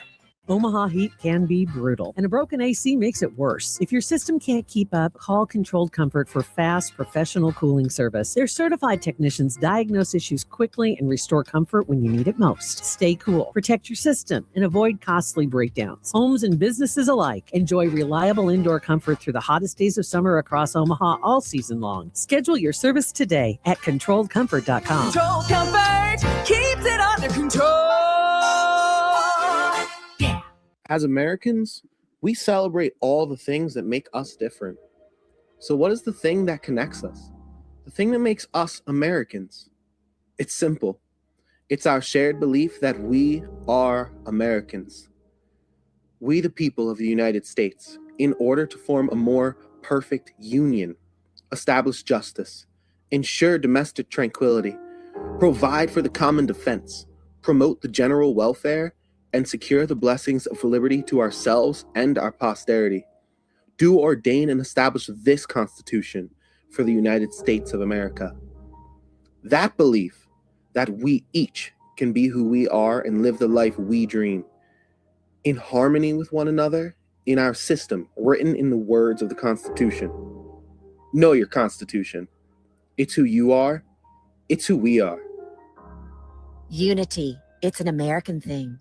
From AmericanThing.org. The 7th Annual Suburban Rotary Show and Shine has been rescheduled for August 15th at Shadow Lake Collision Center, 84th and F. Proceeds support Suburban Rotary's youth programs. Boomer Radio will be spinning tunes. Boxer Barbecue will be there with their food truck, and there'll be a split-the-pot raffle. Sponsored by Woodhouse Auto Family, Sonic, Security National Bank, Color Vision, and AM 590 WOW. Show and Shines from 10 to 2. Hope to see you August 15th at Shadow Lake Collision Center, 84th and F.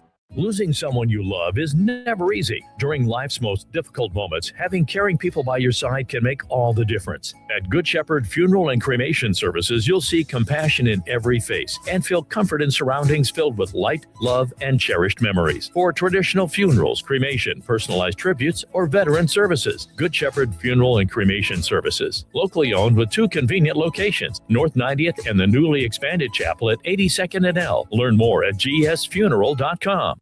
Here's your updated Metro weather outlook. An extreme heat warning continues until 10 p.m. tonight. Daytime highs approaching 102 this afternoon under mainly clear skies. Currently, it's 98 degrees. I'm meteorologist Jennifer Wojcicki, and that's your updated Metro weather on AM 590 WOW. Online at 590WOW.com. Welcome back to Handley and Hansen on AM 590 WOW. Coming up the 4 o'clock hour, getting back into Nebraska football conversation. Eve of Big Ten Media Days. It is Handley and Hansen here on AM 590 WOW. We'll be out in Chicago on Wednesday. I think we're taking the first flight out. It has to be. I mean, it leaves at an ungodly hour. If there's an earlier one, I would not want to be on it. I know. If it's at an earlier one, there's no way. My brother-in-law lives out in Skokie, and I'm assuming we arrive in before he the Windy City before he even work. wakes up, I think. So that's how early we're getting there. Just the latest on a developing story today in the NFL. This is just an absolute tragedy. As I'm sure many are aware, Eric Bieniemy's wife was shot and killed. No, she's in stable condition. She's in stable. Oh my gosh. Yes, okay, yeah. Okay. That she's in stable condition. I'm sorry I put that out there. But the crazy development of this is now it's his son, one of two kids that both Mia Bieniemy and Eric have together. Elijah Bieniemy is currently being charged without bail out of Virginia jail after allegedly opening fire on his mom, hitting her multiple times inside the family's home on Sunday evening. The current charges right now are the malicious wounding, use of a firearm in commission of a felony, and discharge of a firearm inside a dwelling. That is according to a representative from the Loudoun County Sheriff's Office. And obviously thoughts and prayers go out to the Bieniemy family and Mia in her hopeful recovery there too. But, you think about all of the excitement that comes with, what we're talking about in college football with Big Ten Media Days and training camps opening all across the NFL and some already going on right now too, that you step back and just see something like this. It's just, this is the part we opened the show talking about how much we love being able to talk all of these great stories and all of these fun, engaging conversations. This is one of those stories that you wish you didn't have to talk about, but just a terrible situation surrounding Eric Bieniemy and his family. Yeah. And now he's away from the team at this point. Obviously, Andy Reid didn't provide any timetable for his return to Chiefs camp. Patrick Mahomes back in the picture now for the Chiefs already. And then in the meantime, they have turned things over on the OC front, and they have a part-time, not part-time, but interim. That's Joe Blameyer will take over the duties in Bieniemy's absence. So just sucky situation. And I'm glad that, again, I knew as of earlier today, Mia Bieniemy in stable condition right now. After great. Sustaining those injuries, but just not. It's just tough, and man, that's a guy that, especially with the reunion with KC, I think would be pretty easy to root for this upcoming season if he's able to return to the sidelines. Yeah, and clearly, if she's able to make a full recovery, and you're hoping that is the case, no idea what led to this. What type of turmoil, if there was actual turmoil that was longstanding within the family or whatever the case may be, but obviously a very serious situation when it comes to the NFL news front. Also, speaking of offseason injuries too, did you see the Kyle Shanahan that accident? Such a strange almost story. lost his. They're saying reporting he almost lost his eye. In this accident as well. There's some. It's been a weird off-season stories, and now you got the dispatch audio coming out. It's a strange deal, and brings up some questions that we can debate on sort of the legitimacy of why it took essentially 2 weeks for any of this information to become public. That's a tough one to handle too, right? Like, it's obviously, to this point, not a case in which anything criminal has been involved. So like, that part is absent from the situation, to the point where it's like, well, if the guy just got in a car accident, he's not a public employee. You don't need to necessarily divulge all that stuff. Now, there's some other layers to this where people had the story ahead of time and maybe sat on it. So it's sort of a deal where I feel like the proper response is just to say, glad he's okay. Hope he makes a full recovery, gets out of his current concussion protocol that he's under, and then you move on. But another sort of strange off-season story for two teams that obviously have big aspirations. Yes. And I know the football part of that, especially with Eric Bieniemy's situation, is completely secondary to what has taken place in the last 24 hours, but also for Kyle Shanahan. And what that team is hoping to accomplish this year as well. We will be doing a little camping here the next couple of weeks too, hitting a lot of the different spots, because I saw on the chat on the stream that nobody wants to have Bears talk. I'm sorry. There's going to be Bears talk, unfortunately. There's going to be some Bears talk because I'm a Bears fan. We're just going to have to deal with it. There is going to be more. There's going to be more Giants talk. I can't wait till we have Robin on. Than any other Omaha radio station. I'm telling you, out. If this is the place to be for Giants fans, we'll have our moment. I could hear from the time to time. I can hear the click right now. I know. But we're also going to have there's going to be a nice healthy rivalry because Justice is a big Packer fan. Yes. And then of course we've got the very wonderful Devin out in the front of the office, who is a huge Packer fan that for months now has been tormenting me that rivalry. Like I'm going to have to be a neutral. I'm going to be Switzerland. We get to Packers Bears week. Yeah, we get to do that twice throughout the season as well. Interesting question that our man Justice brings up. Going to let him pose that to you about a potential throwaway season if it leads to success in 27. Also, Evan Bland of the Omaha World Herald on the eve of Big Ten Media Days. We will get into all of that. It's Hour 3, Handley and Hansen here at AM 590 WOW.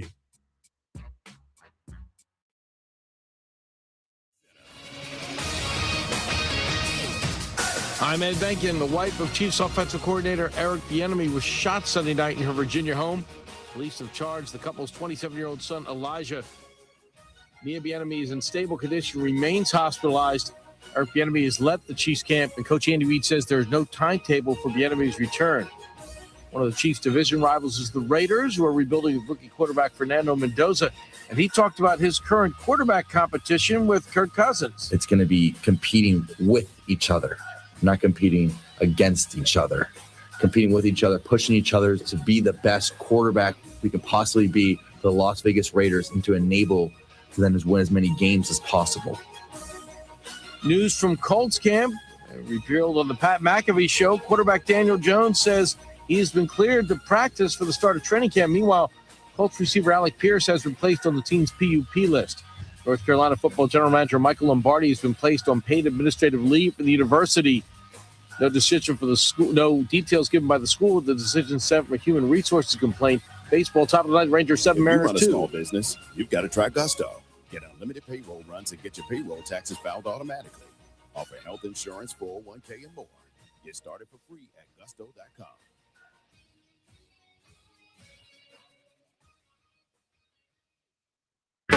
Welcome back to Handley and Hansen on AM 590 WOW. Hour 3, Handley and Hansen on the debut of this great show on AM 590 WOW. If you want to get in on the conversation, 531-895-0590. And also, if you go to 590WOW.com, you can get right to the stream. You can see this beautiful studio.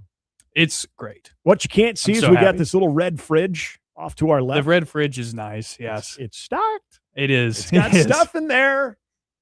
Use your imagination. Yes, yeah. There are things in there.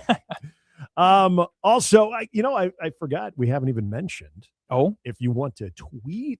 Oh, that can be done too.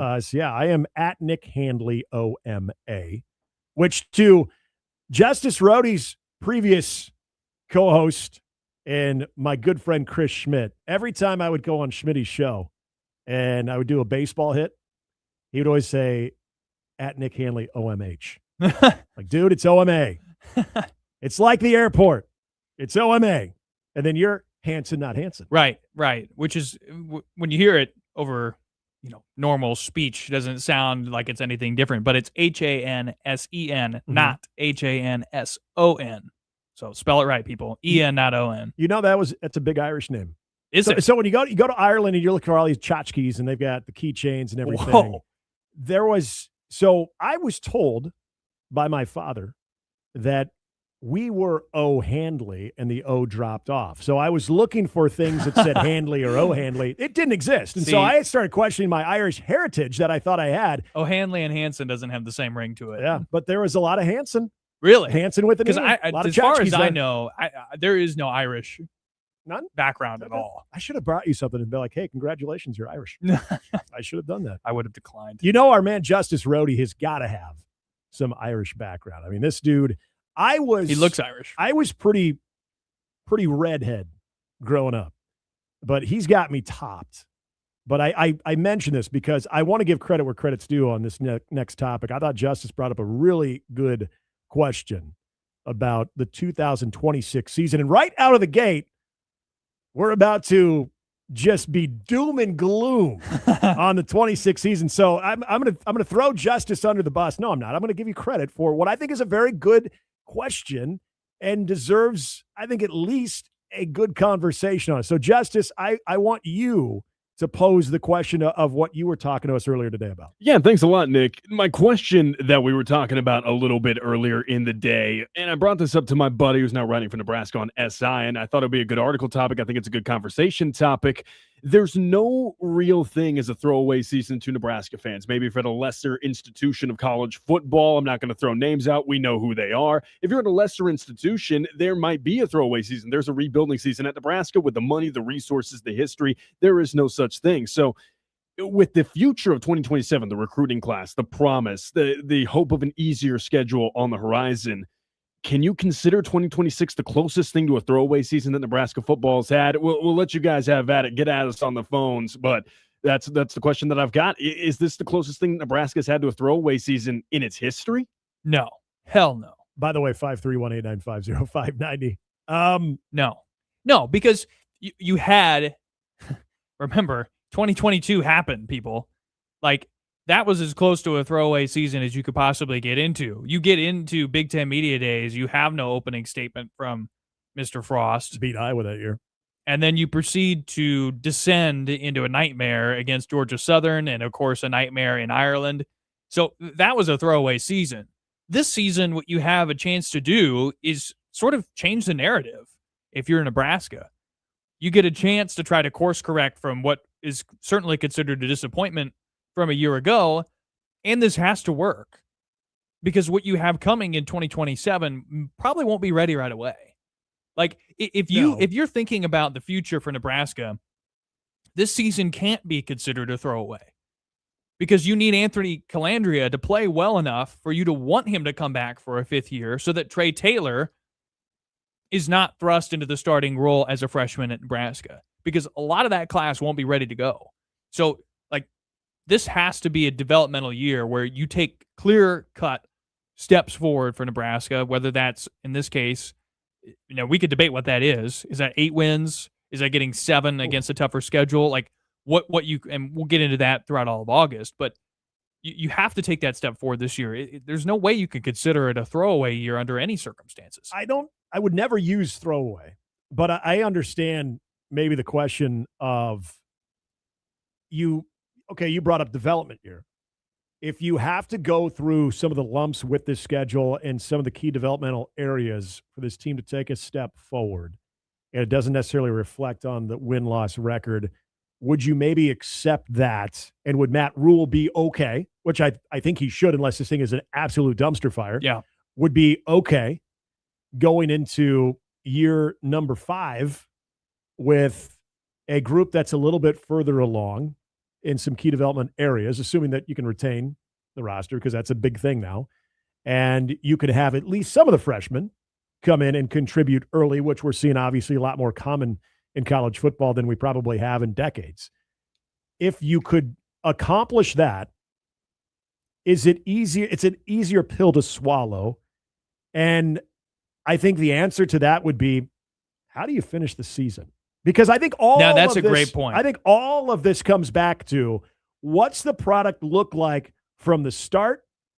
And more importantly, what does the product look like from the back half of the season, regardless of strength of schedule? Because if there is one way to restore the confidence in Nebraska fans and get really excited for the upcoming season, is if you can finish November with an exclamation point. And then I would take this even a step further.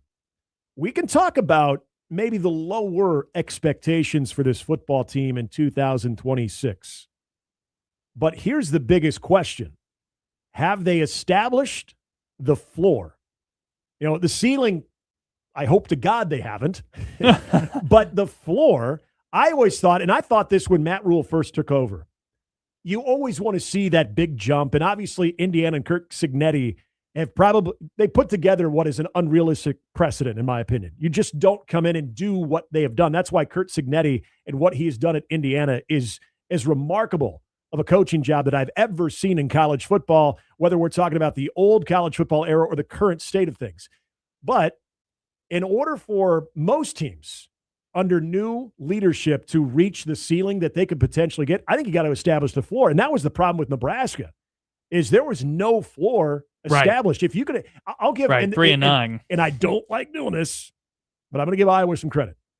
In the last 10 years, they have established that floor, that even on a down year, that they're at least going to pull off 7 wins. Right. So if you have established that floor, even 6 with this ceiling, hoping that you overachieve in a game or 2, then that's something. But all of that, in my opinion, is not even remotely acceptable unless you can have success in November. And I don't think this year, next year, or any other year will change that. No, and what you're coming to, too, I think is a great point of sort of deciding where the fan base is at or doing an autopsy on where the fan base is at and why. A lot of it goes back to November. It goes back to the Tom Chattel column. Mm-hmm. Penn State, Iowa, Utah, 121-48. Over 5 yards per carry allowed by the defense. Yeah. That sticks in people's craw. And it's a bad taste. And you've now, with a 2-10 record in November, sent people into the offseason with a bad taste in their mouth every year except maybe 24 when you get the bowl win. Yep. So that's, again, something that you can consider. That's why it's not a throwaway year. You have to find a way to not do that. And it was a physical bludgeoning, too. And here's the other thing that I would put in context with finishing November successfully. Yeah, obviously, you want to see that show up in the win-loss record.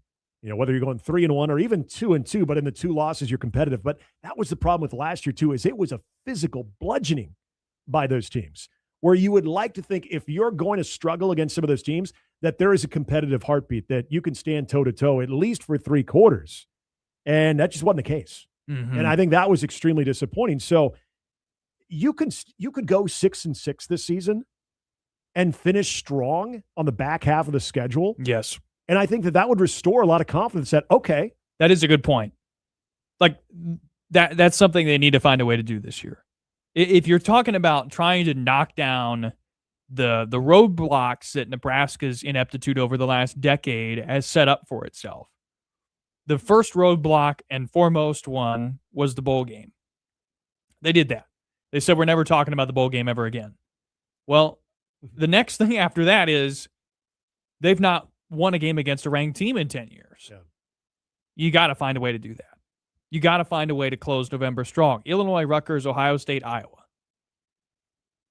I mean, 2 out of those 4, at a bare minimum, are going to be incredibly, incredibly difficult games. Going and beating Rutgers, a team that, surprisingly, at least to me, had 2 skill position players on the Athletics preseason All-Big Ten team, which was wild. So you got them on the road in the middle of November. That is a tough, hard-nosed team. And then, of course, Illinois on a Friday night in Champaign. Matt Rule's 1-2 on non-Saturday games that are not Black Friday. If you include Black Friday, that record gets worse.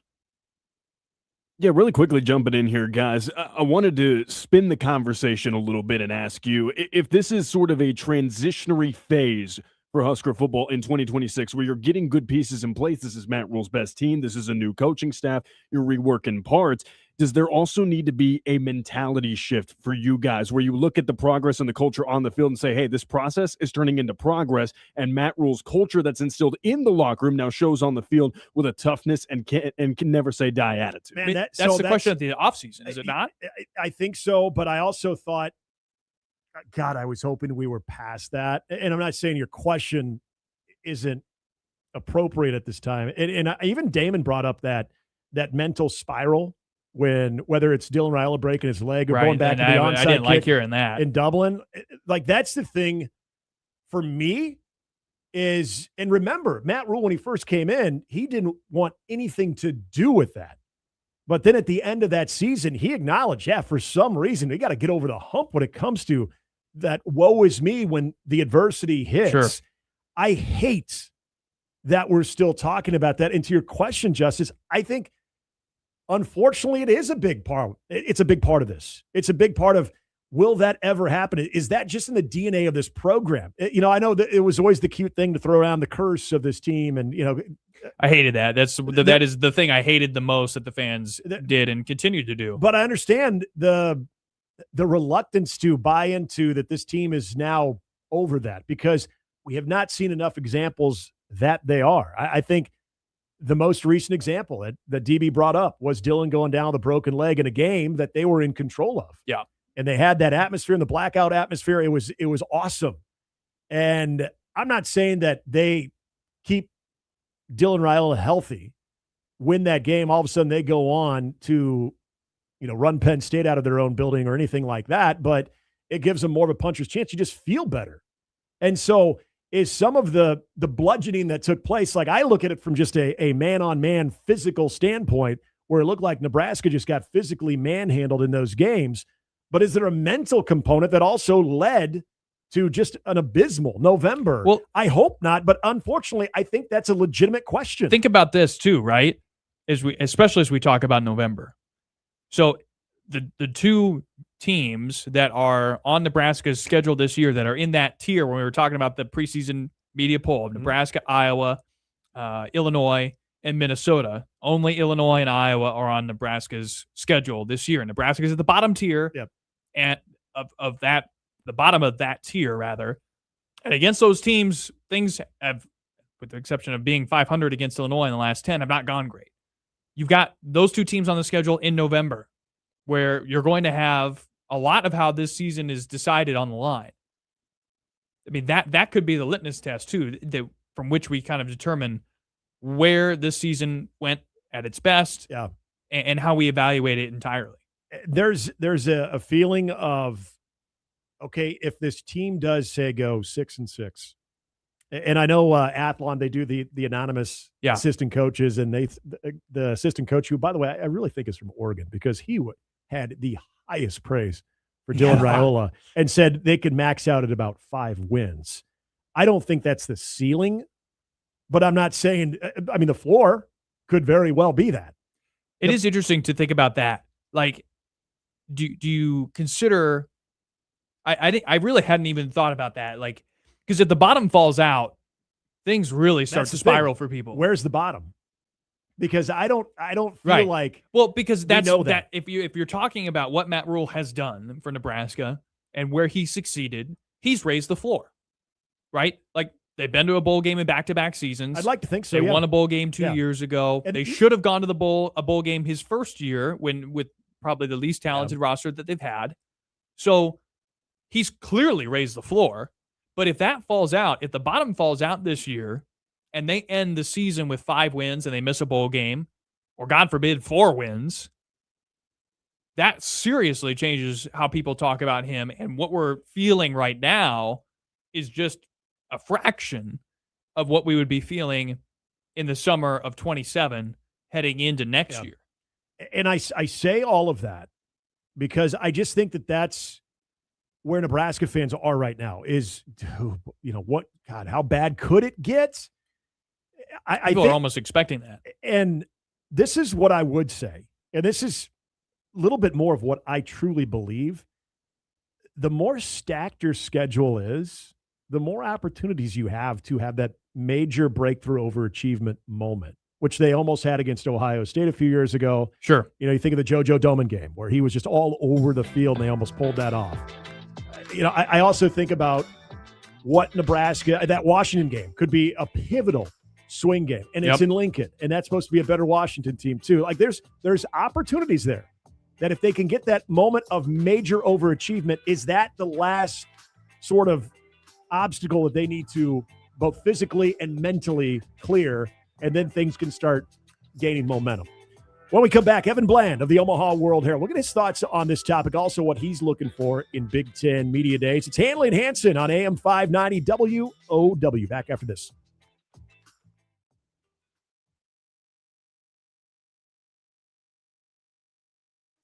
It means taking out the boat or the golf cart or the Harley out of the garage. But when it's been a few months since those have started up, and they won't, that's where Action Batteries comes in. At Action Batteries, it all starts with us. Whether it's your car battery or your lawn and garden battery, we've been doing it all since 1982. So you can focus on having some fun this summer. Action Batteries Unlimited offers free installation of batteries in most vehicles. Find us at 79th and J Street or online at actionbatteries.com. On the upcoming edition of the Great Outdoor Radio Show here on AM 590 WOW, we'll give you some hot tips for your summer fishing. Special guest, Nebraska fisheries biologist Daryl Bauer. You know him. Daryl joins me, Greg Wagner, and you 9 to 10 Saturday morning here on AM 590 WOW. The Great Outdoor Radio Show is presented by Cubby's Convenience Stores, Daniel's Produce, Host Coffee, and Stoysich House of Sausage. Omaha heat can be brutal, and a broken AC makes it worse. If your system can't keep up, call Controlled Comfort for fast, professional cooling service. Their certified technicians diagnose issues quickly and restore comfort when you need it most. Stay cool, protect your system, and avoid costly breakdowns. Homes and businesses alike enjoy reliable indoor comfort through the hottest days of summer across Omaha all season long. Schedule your service today at ControlledComfort.com. Controlled Comfort keeps it under control. Hey, it's Dave Wingert, and I submit there's so many reasons to choose Rebath over anybody else who remodels bathrooms, but I've only got 30 seconds. So listen, if you're a fellow boomer and you're looking to age in place, you don't need to sacrifice safety for style. You can enhance your bathroom safety with a luxury walk-in shower like I have, featuring non-slip flooring and a sleek bench and stylish grab bar, which is coming so handy since I had my shoulder done. Plus, they're fun to work with. Rebath.com.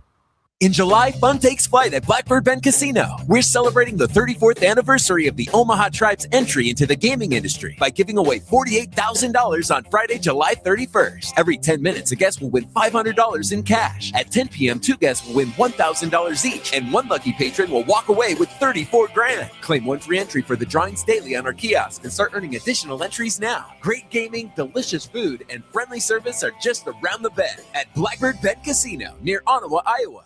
I'm Dave Navity, inviting you to join me Saturday mornings from 6 to 9 on sister station AM 660 KCRO. We'll make you think, we'll take a deep dive into current affairs, faith, and we'll have great guests, and we'll make you laugh. It's a great way to kick off the weekend, and with our open phone lines, you're going to be able to join in. That's Saturday mornings with Dave Navity, 6 to 9 on KCRO, Heartland's Christian Voice Radio. My wife and I were watching television one evening, and we saw an ad come on, and it was for Roof Max. So after I had 4 or 5 people out, he came out, and sure enough, it turned out to be a great process, especially being able to replace some of the shingles that came off. I'd be happy to give a recommendation. You guys do such an outstanding job, and I've watched you all the way through the process, and I just have nothing but praise for how careful and neat and really exacting crew was and what they did. Learn more at roofrevivenebraska.com or call 402-679-5741. Welcome back to Handley and Hansen. Give us a call and share your thoughts. 531-895-0590. Handley and Hansen continuing here on our very first show here on a Monday in the great city of Omaha. AM 590 WOW, 590WOW.com, where you can watch the show as well. Oh, yeah. And you can email us. We got Dr. Octagon in the YouTube chat asking for your Keith Jackson impression. Oh, okay. Maybe at the end of the hour we can do that. Maybe I can get Keith welcoming in LeBron James to Philly. Oh, there we go. Maybe we can do that. I can believe that. Show note as well. Tomorrow we're going to be talking to Fred Hoiberg. Just got that confirmed as well. Yes. We will have Go Big Fred. Well, tomorrow's a jam-packed show. It is. Yeah, exciting stuff. And then we'll be out at Big Ten Media Days starting on Wednesday. And we will wrap things up Thursday when Nebraska goes, and then we'll be hitting the late flight home with now with Damon Benning. And I wonder if our next guest, Evan Bland, is going to be on that late night flight back to Omaha. Evan, do you have the 9 o'clock flights back to Omaha on Thursday night? Man, I'm going old school. Sam McEwen and I are driving. We're making we're having a road trip. So we're going to see, I think, White Sox Yankees Wednesday night. and then finish up Thursday, and I don't know, maybe make it to Davenport if we're lucky, and finish this thing off. So it's a dry run for the season. It's it'll be all right. We can get some work done in the car, and one of us will have aux, and it's just going to be fantastic. So you're not going to Lollapalooza then? So it starts, I think, Thursday night, right? So right across from the hotel. So I haven't looked specifically at the shows. I know Smashing Pumpkins are there. That would be okay. So that was when I was looking earlier today at the lineup. I was like, is there anything I'm interested in, or anything that I think Evan would be interested in? And that is the only thing I could actually think of. I was like, oh, that'd be pretty cool. You have me pegged. That's absolutely right. So yeah, Thursday night, maybe I can drag Sam over there and we'll just stay on the outskirts of Chicago. I don't know. We'll let our hair down and see where it goes. Despite all of Evan's rage, he's still just rat in the cage. World's largest truck stop, maybe? Yeah. Okay. Yeah, we could stop there. I'm a big Machine Shed fan in Des Moines. Yeah, there you go. I don't know if you ever. It's a pro tip for anyone driving along I-80. You want something home cooked.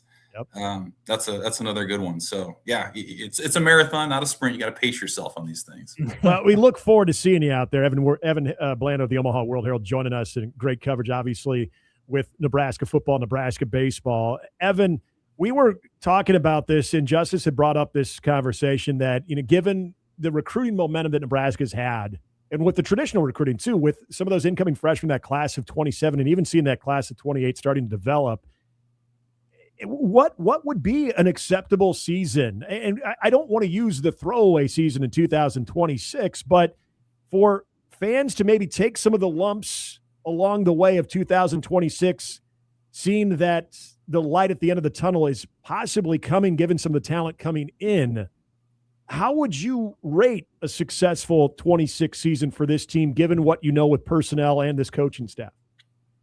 Yeah, I would almost compare it to, like, how you have a round of golf and maybe it doesn't go so well, but you have like one or two shots and that's what you think of. And you're just like, man, I can build on that. I'm coming back and I'm building on that thing.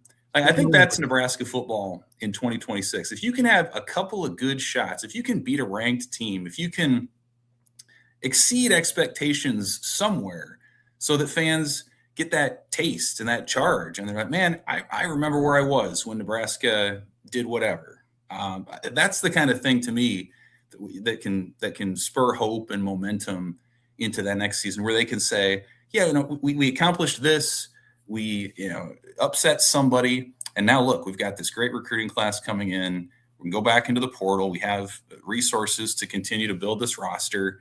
It seems like this coaching staff is in better position to develop guys, maybe in the best position since Matt Rule's been here. They have guys now with track records of developing talent. So I think as cool of a story as Emmett Johnson was last year, you'd love to have maybe 2 or 3 of those kind of stories this year as well, where you can get excited about that as a recruit coming in and saying, I can develop into that and they have a vision for me. So I think that's where it is. I don't think you need to shoot 10 under par. I don't think it's college football playoff or bust this year, but be a ranked team. Give the fans a reason to consider storming the field at home at some point, or give fans a reason to go on the road and reward them with that travel with a big moment. I think that's the kind of thing that you're looking for. If you can go to a bowl game, if you can be playing meaningful football into November, and you have at least one of those brand name pelts to your name, I think that's enough to generate enough momentum into 27. Evan, who's got your eye, apart from Nebraska, this week at Big Ten Media Days? I mean, what sort of storylines are something that I think could have long-lasting, or you think could have some long-lasting impact into the season? I think I'm really curious to see what the reception is for Curt Cignetti this week in Chicago. Like, you think back 2 years ago, he was kind of the brash talking guy who came in and everyone was kind of like, okay, you got to do it, I guess. And he was a little more quietly confident last year. I mean, he's got every reason to just swagger into this thing this year and point to 16-0 and look what we did. And, he's the last guy to go at media days, and it's a pretty quick in and out deal with him. So I'll be curious how much the league celebrates what Indiana just did, because in a lot of ways it broke the mold of what seemed possible in college football. It seemed like you had to have the biggest budgets and the best brand names to do it. And Indiana had some great players, but they also had a bunch of guys who came over from James Madison. They had a head coach who never really got his big chance until he was in his mid-60s, at a program that has no real football history to speak of at all until last year. And so if you're another head coach in the Big Ten, man, does that not just speed up your timeline and make your job that much more difficult when every fan and administrator looks at you and says, why can't you be more like Kurt Cignetti? So like that dynamic, I think, is different than when Michigan won it, when Ohio State won it. They were expected to. They have the history. How that plays out, how other coaches talk about Indiana in this setting this week, I think is one of those interesting things that could maybe inform whether Indiana, the perception is that Indiana was a one-off sort of situation, or if there's something that they maybe can take away from this thing that'll apply moving forward. What do you feel like his ceiling is? Like, I know it feels early, especially since he's only been a character on the national scene for a couple of years, but you mentioned it, he's 64. He's going to be 65 during the season or later. I don't know for sure, but he's getting up there. Like, how many can he get, do you think, by the time this is all said and done? I mean, I don't think it's going to be a not one, not two, not three kind of situation here, but I mean, he's confidence embodied. Like, I just will not forget his press conference 2 years ago when he came in and there were 50 people surrounding the Indiana side interview. And he kind of got up and made a joke like, y'all know this is the Indiana press conference, right? And the Google Me stuff and all the other things, like he did it all and then he backed it up. And so he's the ultimate, like, what's possibly next kind of guy. Can you even come close to running it back? I mean, a year ago, people thought there was no way he was going to repeat as a CFP qualifier. I was looking at the Cleveland.com voting from a year ago. They had a coach of the year portion a year ago. He got 0 votes on that thing a year ago. And so, I mean, the more you doubt him, the stronger he is, it just seems like. So I don't know what's next. Is it just making Indiana a brand name that everybody expects to contend? Does the NFL ever come calling for him? Like, this kind of seems like a moment where if that's ever a scratch you want to itch, like, maybe that's the time. I don't know if he'll get kind of questions like that this week either, but you almost like hesitate doubting him in any sort of way, because he's proven doubters wrong every step of the way. And what he does as an encore to 16-0 is going to be absolutely fascinating. It's Handley and Hansen here at AM 590 WOW, talking with Evan Bland of the Omaha World Herald. Evan, I wanted to talk to the guys about this today as well, but I want to pose this question to you. And you talk about the coaching additions for this Nebraska football team in the offseason, especially guys like Jeep Wade that already had an impact in working with the team during the postseason, and Rob Orich as well. If you look at the new additions to this coaching staff, in your opinion, what are you hearing? And more importantly, who do you think is going to have that immediate impact for the better on this team, just based on what you're seeing and hearing early on? Well, I think you got a sense for how Nebraska feels about Jeep Wade by how they invested in the offensive line in the offseason. You bring in 3 high-profile portal guys who were not cheap, who a lot of other power conference teams were after. He had some successes with high school commits in the spring. He celebrated a first-round draft pick at Georgia Tech, who, by the way, was a guy that came from Middle Tennessee who nobody really saw as having that kind of a ceiling. So I think Nebraska looks at Jeep Wade's track record and says, yeah, man, we want to dominate on the trenches. You have a track record of doing that where you've been.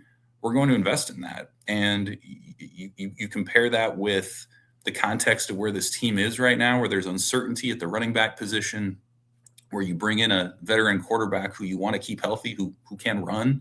Like, that offensive line is going to be hugely important to what they do. And they actually have some depth too. I mean, when you're talking about the starting 5, you're not mentioning Gunnar Gatula, who's been a quality multi-year starter, and Tyler Kanak, who's been a quality depth piece, and some of these other guys who are maybe developing behind the scenes. So That's not to say that the defense won't have an impact. And I think the presence of Rob Orich as a guy who knows what he wants to run, knows what it looks like, is going to be incredibly valuable.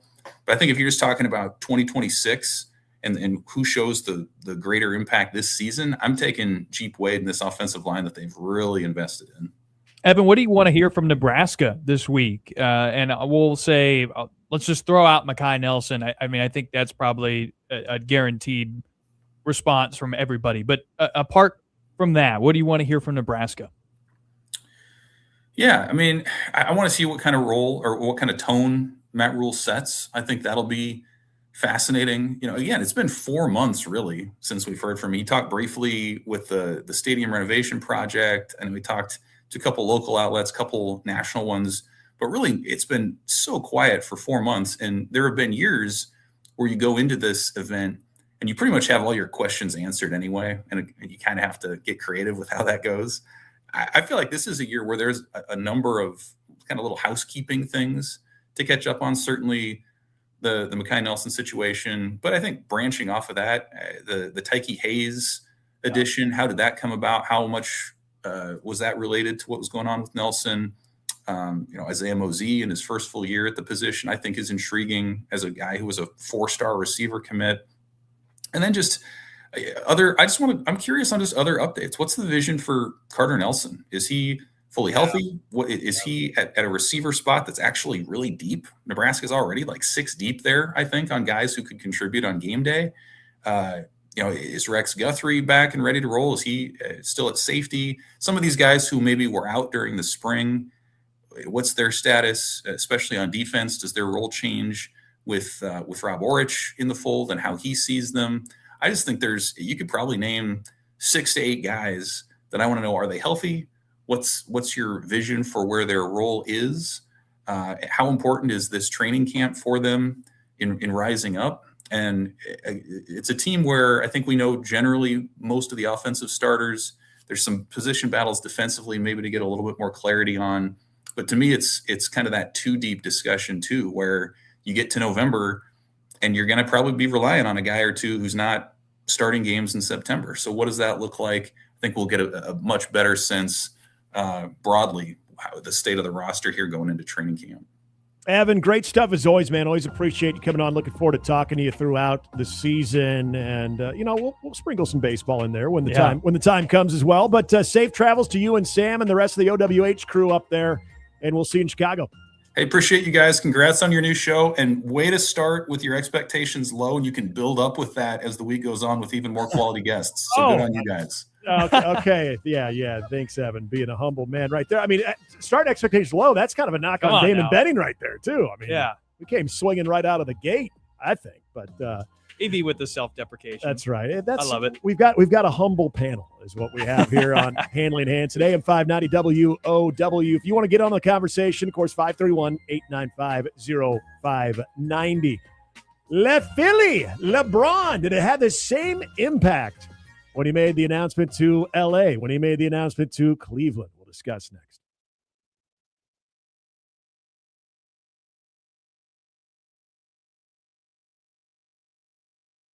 Professional volleyball because no one supports the game like Nova's Nation. General Manager John Cook has assembled a roster featuring former Husker Merritt Beeson and stars from around the volleyball world, all with one goal: bring another championship to Omaha. Be there for all 13 home matches at CHI Health Center this January and experience the loudest, most electric atmosphere in professional volleyball. Secure your season tickets today at supernovas.com and join the world's #1 volleyball fan base. Announcing the grand opening of the newest 42 Degrees location at 180th and Q. Celebrate big with 42 Degrees and take advantage of grand opening sales and discounts on everything in the store. That's right, sales on everything. From wellness-focused solutions that support everyday aches and pains to products designed for comfort and relaxation. This is your moment to save and feel your best. Now with 10 convenient locations serving Omaha and Lincoln, 42 Degrees makes it easy to stop in and stock up. Get details at 42degrees.com. 42 Degrees, trusted by mom.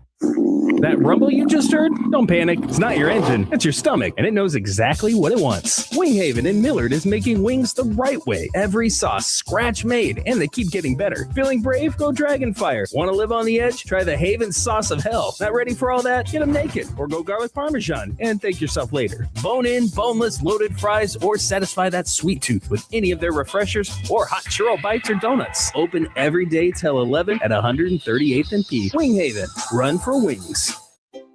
One of the most in-demand natural supplements this past year has been Shilajit, Himalayan Shilajit, promising to boost energy, strength, libido, anti-aging, and 10 other great benefits. And this month, Ajit Gold is on sale at both No Name Nutrition stores.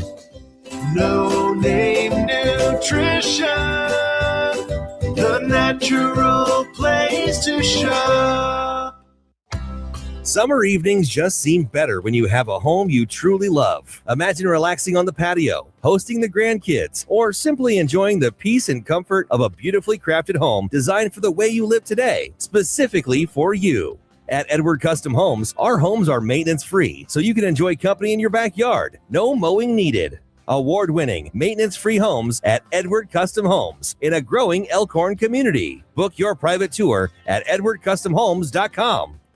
Imagine this. It's 7 a.m., you're late for work, and now your garage door won't open. Or worse, it's stuck open all day while you're gone. Suddenly, your home is wide open for the world to see. That's where Spring Kings come in. As the fast and friendly garage door experts, we don't just fix what's broken, we make sure it stays safe. Broken springs, worn cables, faulty sensors, we find it before it costs you having to deal with the neighbors seeing your treadmill turn clothes rack all day. Spring Kings Omaha. We would appreciate your vote again for Best of Omaha. Online at springkingsomaha.com. Have you been to Deer's Ford lately? We may not be the biggest dealership around, but we strive to be the best. And Fremont agrees. We've been honored with 9 Best of Fremont awards, including Best Place to Work, New Car Dealer, Pre-Owned Car Dealer, Locally Owned Business, Tire Store, Auto Repair, Glass Repair, Body Shop, and Best Oil Change. See why so many drivers choose Deer's Ford Lincoln. Visit us today at deersford.com. Fremont's best award-winning dealership. Have you been to Deer's Ford lately? Kick back and strap in for some lively conversation. Handley and Hansen on AM 590 WOW. Back here with you on Handley and Hansen. Hey, starting next week, you'll have a chance to win a pair of tickets to the Huskers home opener on September 5th, plus tailgate passes and some WOW swag. And continue listening here on AM 590 WOW for further details in the days ahead. There's been a lot of discussions about potential contests and such in the future. If you want to hear, chime in. Come on, 531-895-0590. Nick talked about it as we headed into the break. LeBron James to the Philadelphia 76ers after a month or so of waiting for a decision. We finally got what LeBron James characterizes as his last, when he decided to sign with the Philadelphia 76ers for less than $10 million. Unbelievable. Yeah. On Friday. That's probably, to me, the craziest part about this. And I'm excited to talk with Fred Hoiberg tomorrow. Preview here. This is a question I'm 100% going to ask him. Because to me, okay, there's a lot of talk right now that there are, New York Times put an article out, 18 college basketball players that are making more money than LeBron James this season. And I think that says more about the inflationary NIL market for college basketball and how hard it is to put a roster together and how much money you need today to do it and how crazy things have gotten than it says about the NBA. So I'm curious to hear how Fred Hoiberg and company are combating and dealing with that and what their solutions are, because it's not sustainable. So I'm getting wind of this when we were in Ireland, and as much as I wasn't really on the Twitter sphere and everything after the reaction when I was out there, it obviously, and this goes without saying because LeBron is in the final stretch of his career. There are now limitations compared to what he had when he was playing, when he made that big announcement in the, what was it, the article in the players. What was it called? It's the one I remember the most is obviously the ESPN. Yeah, the I'm Coming Home. Yes.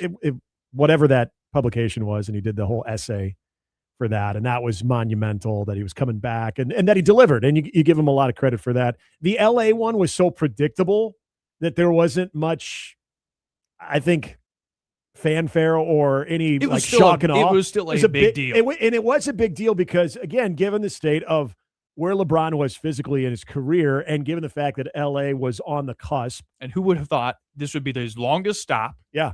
And he would leave with one championship. And it was the COVID one. And it was a Mickey Mouse championship. Yes, it was. It was the COVID championship. Quite literally, as well. actually. That's where the term comes from. And that's why this, I think at the very least, I was curious if it would be Miami, if there'd be a return to Miami. If I know at one point, and it wasn't in the final three, but Minnesota was brought up too, and thinking that, okay, with Ant-Man and with LeBron, like how that might work. And so there were a lot of intriguing elements in conversations that it was fun until you got, and nothing against Philadelphia, until you got the final word and you're like, oh, okay. So we're going to get load management LeBron. We're going to get, this is going to be his final stop, and that's cool. And, the father-son connection in LA, that's now over with.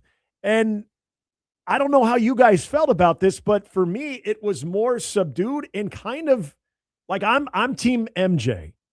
Because I'm okay, good. Because I'm 47 years old. I thought you might be team LBJ. No. I'm team MJ, but I will not ignore the impact and significance that LeBron James has had and what he has been able to do being that physical specimen. Like it's very, very impressive, but this is the end of the road.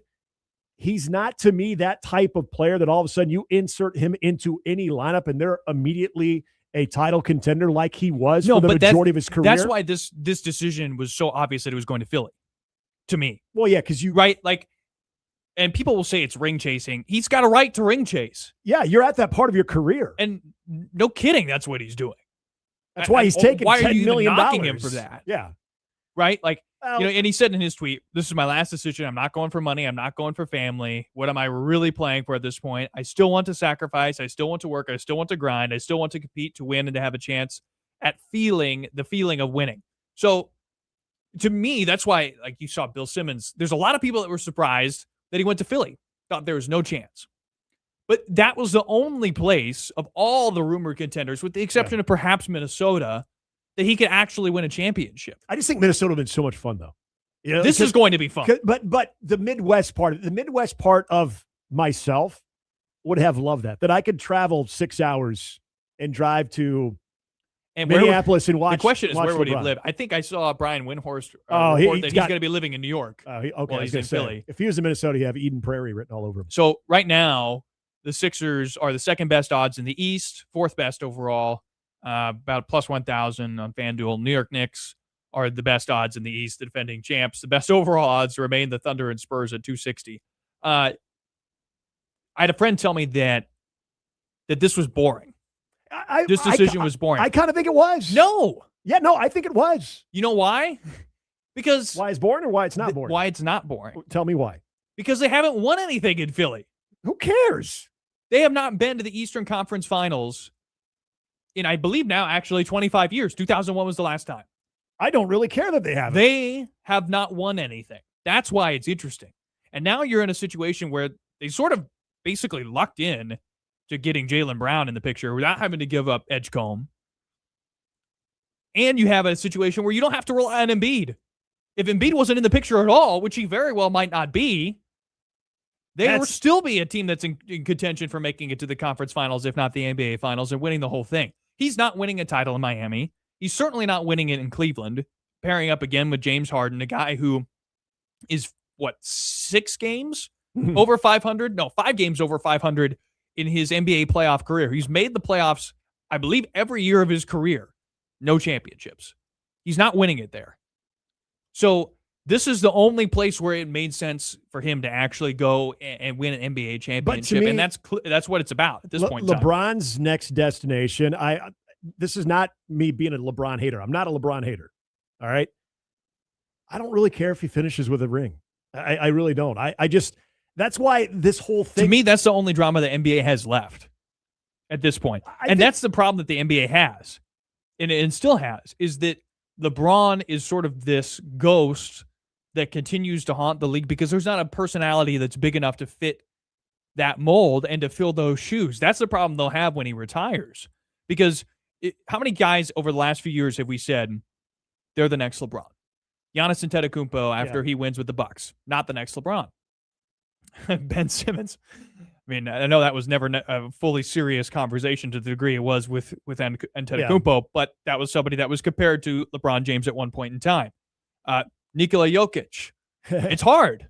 It's hard to win championships, and that's why, again, it's 1A, 1B, LeBron and Jordan, because of that longevity. The fact that he's still able to do it for as long as he's been able to do it. The same deal. Brady falls into the same category. They're going to have to find a way to survive without him. They need him to be competitive in Philly. They need him to be good. They're going to be on national TV more than any other team in the NBA this year. It was boring to me because we're seeing the end of the LeBron James career. And again, I don't have this thirst to see Philadelphia win a title or LeBron to get that title. And I think, as we always say, who's going to be the next one? Someone will emerge because we will form that narrative that they have to be. There's going to be somebody. Maybe it's Wembanyama as he continues to grow. I don't know. It's going to be tough to stay healthy. That's the whole part of this announcement compared to the previous real three, is that it's just a diminished LeBron. It's still pretty damn good, but a diminished LeBron. We're coming back right after this. It's Handley and Hansen here on AM 590 WOW.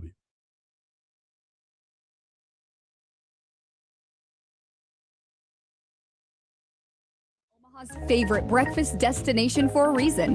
Whether you're meeting with friends for brunch, catching up over coffee, or enjoying a family breakfast, Le Peep serves fresh, made from scratch favorites you'll come back for again and again. Pair your meal with a handcrafted coffee made from locally sourced espresso and discover why Omaha has voted Le Peep the #1 best breakfast for 19 years. Stop by one of our 4 convenient locations and taste the Le Peep difference for yourself. Register to win a whole house generator from AM 590 WOW and Generators for Sale with the Generac Power Play giveaway. Log on to 590WOW.com and tell us what you want to protect when the power goes out, and you'll be registered to win a whole house generator installed at your home, valued at nearly $15,000. There's other great prizes too, like a portable generator and smart home devices. Don't be left in the dark. Register today and see contest rules at 590WOW.com. Boy, it's been a summer, huh? I suggest you treat yourself to the first-class pampering services you will love at Creative Hair Design, Salon, and Spa, offering memorable facials and massages to make you feel renewed and refreshed. Your getaway is as close as 120th and Pacific. Check out their extensive menu of services at creativehairdesign.com. Voted first place for Best of Omaha since 1993, and voting is underway right now. Cast your vote at myboomerradio.com. The first day of school will be here before you know it, so let's make sure every student in the metro area is ready to go. Join us for the Salvation Army Civic and Health Kids Back to School Backpack Program, sponsored by Methodist Health System and supported by Firefighters on the Move. Drop off new backpacks and school supplies now through August 3rd at select Metro Credit Union, Cubby's Convenience Stores, and Methodist Urgent Care locations. For a full list of drop-off sites or to donate to the program online, go to salarmyomaha.org. That's salarmyomaha.org. Are you frustrated with your current pharmacy? Well, you're not alone. There's a better way. VRX Pharmacy in Omaha, 1 block north of 90th and Dodge. I'm Charles Tomlinson, a pharmacist at VRX. At VRX, we take the time to get your medications organized, simplified, and tailored to you. Plus, we deliver. We work with all providers, except all insurances, Medicare and Medicaid. Call VRX today, a better way to get your medications. Make the call, make the change today. VRX, the better way, the better way. When the power goes out, everything changes. Your comfort, safety, and peace of mind suddenly matter more than ever. That's why homeowners across the Midwest trust Generators for Sale. From expert guidance to professional installation, their team makes backup power simple. So when severe weather hits, life keeps moving without interruption. Generators for Sale. Power your home. Protect what matters most. Learn more at homegeneratorsforsale.com. Kick back and strap in for some lively conversation. Handley and Hansen on AM 590 WOW. Justice is bumping to the gap pad here. Both of you youngins actually have more of a old soul music appreciation. Oh, 100%. So I can respect that. Okay, that wasn't a get off my lawn, it's me against the two young dudes in here. But no, it's, that's good. how we roll. I do like that. Hey, speaking of which, real quick. Oh, yeah? Because as I bring that up, generational beef. Are you ready for that? It's going to be chaotic. Generational beef. This is going to be a lot of fun. You tune into Handley and Hansen for generational beef every Friday at 4 p.m., which is brought to you by Pitt Barbecue Lounge. Now, we're kicking this off next week, Yeah, right? next week, next Friday, because we'll just be getting back from Chicago. At least we hope we will. Getting back from Chicago on Friday. But we will kick this off next Friday. Of course, Pitt Barbecue Lounge just off of Highway 370 and 72nd. We will pit one generation against another in a game of trivia for a chance to win a $25 gift card from the good folks at Pitt Barbecue I can tell you, I have never had a bad – this is a tempting fate. But this big desk is wood, and I know that because Wes and Cam carried it in here, and it was very difficult for them.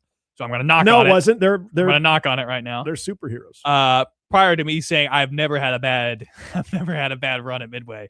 O'Hare is where I've had all the travel trouble. Oh, I've had So I think we'll be back on Friday. The very first Big Ten media that I attended with Joe, this was Pelini's last year, in fact. It was 2014. We didn't get stuck. We were delayed. And this is when they still had the Harry Carey bar at Midway. And so our flight didn't end up taking off till damn near, I think, right before 11. And it was supposed to take off probably similar time. Like, I think it was 8:30. We were a little tight. Yep. So I'm a big fan of Goose Island and the Green Line. So beer. I drank the Green Line. And I just remember, I think my partner maybe even got a little bit more overserved because he decided to wear shades on the flight home. And I'm like, what are you doing? If we do have him on with a bunch of other 590 alums next week, that question must be asked. Yeah, I need to ask. I need to ask story. why he did certain things the way he did. Man, he was kind of like the Metro.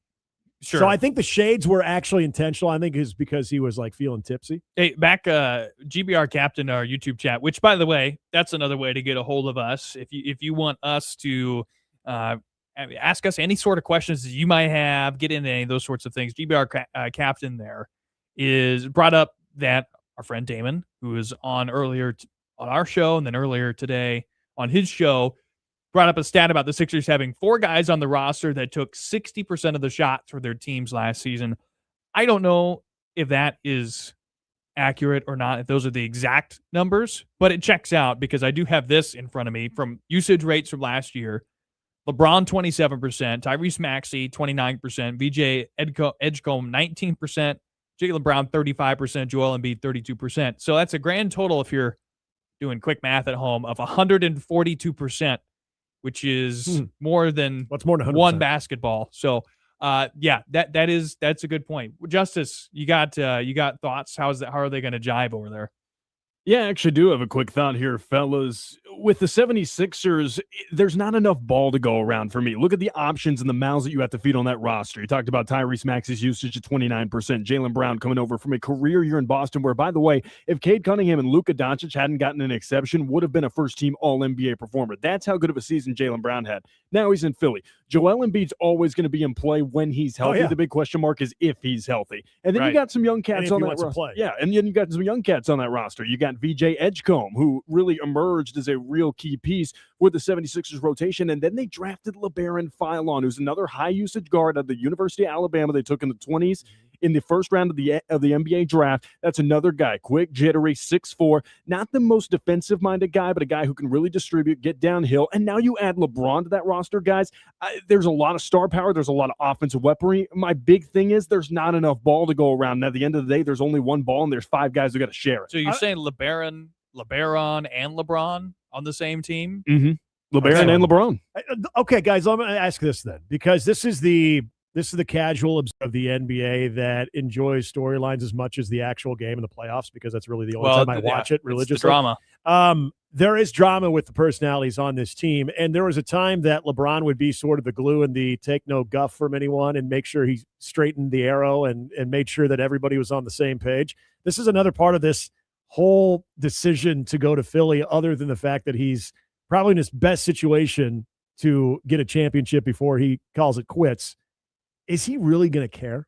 when it comes to the Joel drama, the JoJo drama that is going to happen. And even Jaylen Brown, who is his last couple seasons in Boston, he's been out there.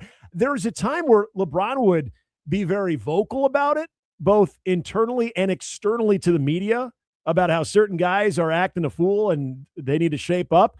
Is he at that point where he's like, look, I don't really he's care. about winning. If he's truly what he's saying, if he's truly trying to get a championship and win here in his last stop, he'll correct that stuff. But he'll step in. Will it have the same type of value that it did in previous way, places? Will it have the same type of weight that it did in places like LeBron Cleveland? James. But still, some of these guys. And that's Nick Nurse's problem to solve. Don't look at it that way. He's a quality head coach. He's had a lot of experience. My counter to Justice, too, is how they're going to use LeBron. Like, they're going to put him in the point guard role and use him as a distributor, which is what he can do the best at this stage of his career. He's not as explosive as he was before. Bring him off the bench. He's probably not as good defensively, or he's certainly not as good defensively as he was before. Last time he was the starting point guard in his respective team, the way they used him was, I believe, 18-19. He led the league in assists that year. He's not going to do that with the Sixers next year. That would be a shock. But I think he'll be effective in that position. Is this the equivalent to Peyton Manning joining up the Denver Broncos? Obviously playing a very important position, but being a far lesser physical version of him, but having so much talent around him that he's able to win a Super Bowl despite not having the same type of physical presence. We're going to see. This is a better last stop than Jordan. I can tell you that. It's going to be better. Speaking of the NFL, the Harbaughs, man, they had some fun over the weekend. We'll try to make sense of some of the things they had to say. And again, of course, your calls 531-895-0590. It's Handley and Hansen, AM 590 WOW. Hour 4 coming up next.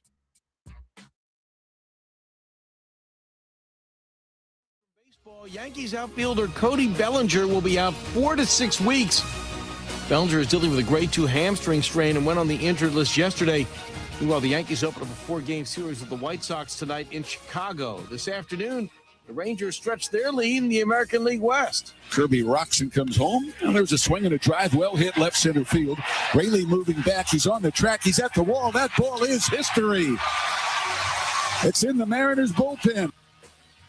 That call from 105.3 The Fan as Texas beats Seattle 7-3, and that makes it a 2.5-game lead for the Rangers over the Mariners and Astros in the division.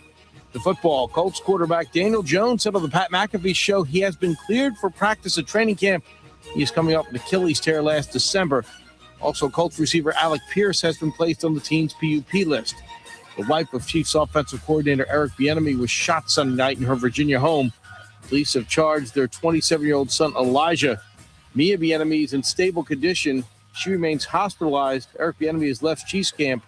ESPN Radio is presented by Progressive Insurance. Progressive can help you protect your home, auto, boat, motorcycle, ATV, and RV, and more. And if something wasn't mentioned that you had in mind, find out if it can be covered at Progressive.com or 1-800-PROGRESSIVE, because it probably can be.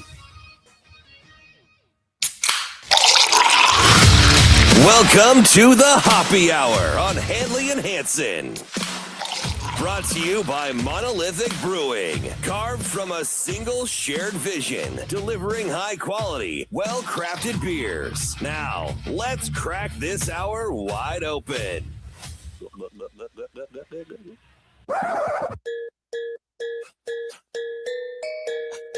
5 o'clock hour every day on Handley and Hansen, AM 590 WOW is brought to you by our friends at Monolithic Brewing out there on 120th and 4th. They are going to be releasing their Blackberry Shandy tomorrow. And if there's one thing I know about Monolithic, besides just every beer is really, really good, their shandies are fantastic. And it's so hot. I love a shandy. Tell me a shandy This is doesn't the best sound, time for one. Oh, my gosh.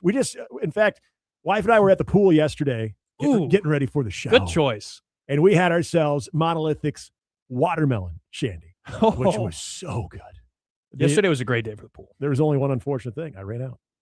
I didn't buy that enough. was a horrible mistake. I didn't by buy you. enough. But yes, Blackberry Shandy, they release that tomorrow. Also, they're going to be having their second go-around with Ben and David over at Virtuoso Pizza. They're doing their pop-up next Tuesday.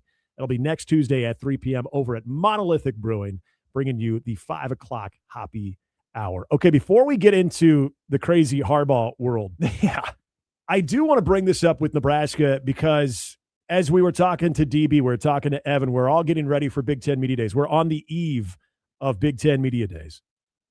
I did see that our friends, because you used to be part of the On3 crew, and Mr. Sean Callahan, Steve Sipple, and Robin Washut. In spirit. The great team over there. They already got their season predictions out. Guys, it's not even August. We're doing season predictions. Whew.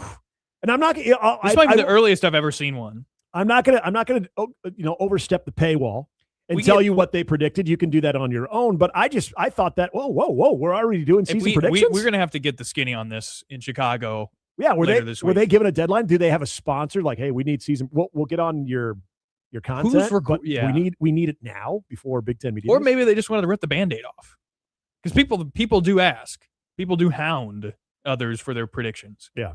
Oh, I was asked that back in May. Oh, my God. And I was like, that's way too early. Yeah, I was kind of like, I mean, there's baseball still going on. Yes. I'll tell you what I think about the USC series of baseball. To me, I don't think you can force anybody to hard commit on a season prediction until the week before. Right, because there's that to me, because fall camp injuries. Who's going to somebody could get hurt. Exactly. Certainly would hope. Any news that comes out of fall camp is usually bad news. God, do you remember last year? Who was it? It was a running back, and he's still on the team this year, and he's fifth-year senior eligible. Quentin Ives. Ives got hurt right in front of us the first day. That's right. We saw them so go crazy. He was going through the blaster, and then all of a sudden, as he got free, you could see him just come up limp. And you're like, oh no. Yeah. And that didn't go very well. And remember, he was in the mix. He was in the mix early on. And I'm looking through this article. There's it's largely based around the Vegas win total of 6.5, which I look. Okay, here's what I think. That is the game by game predictions.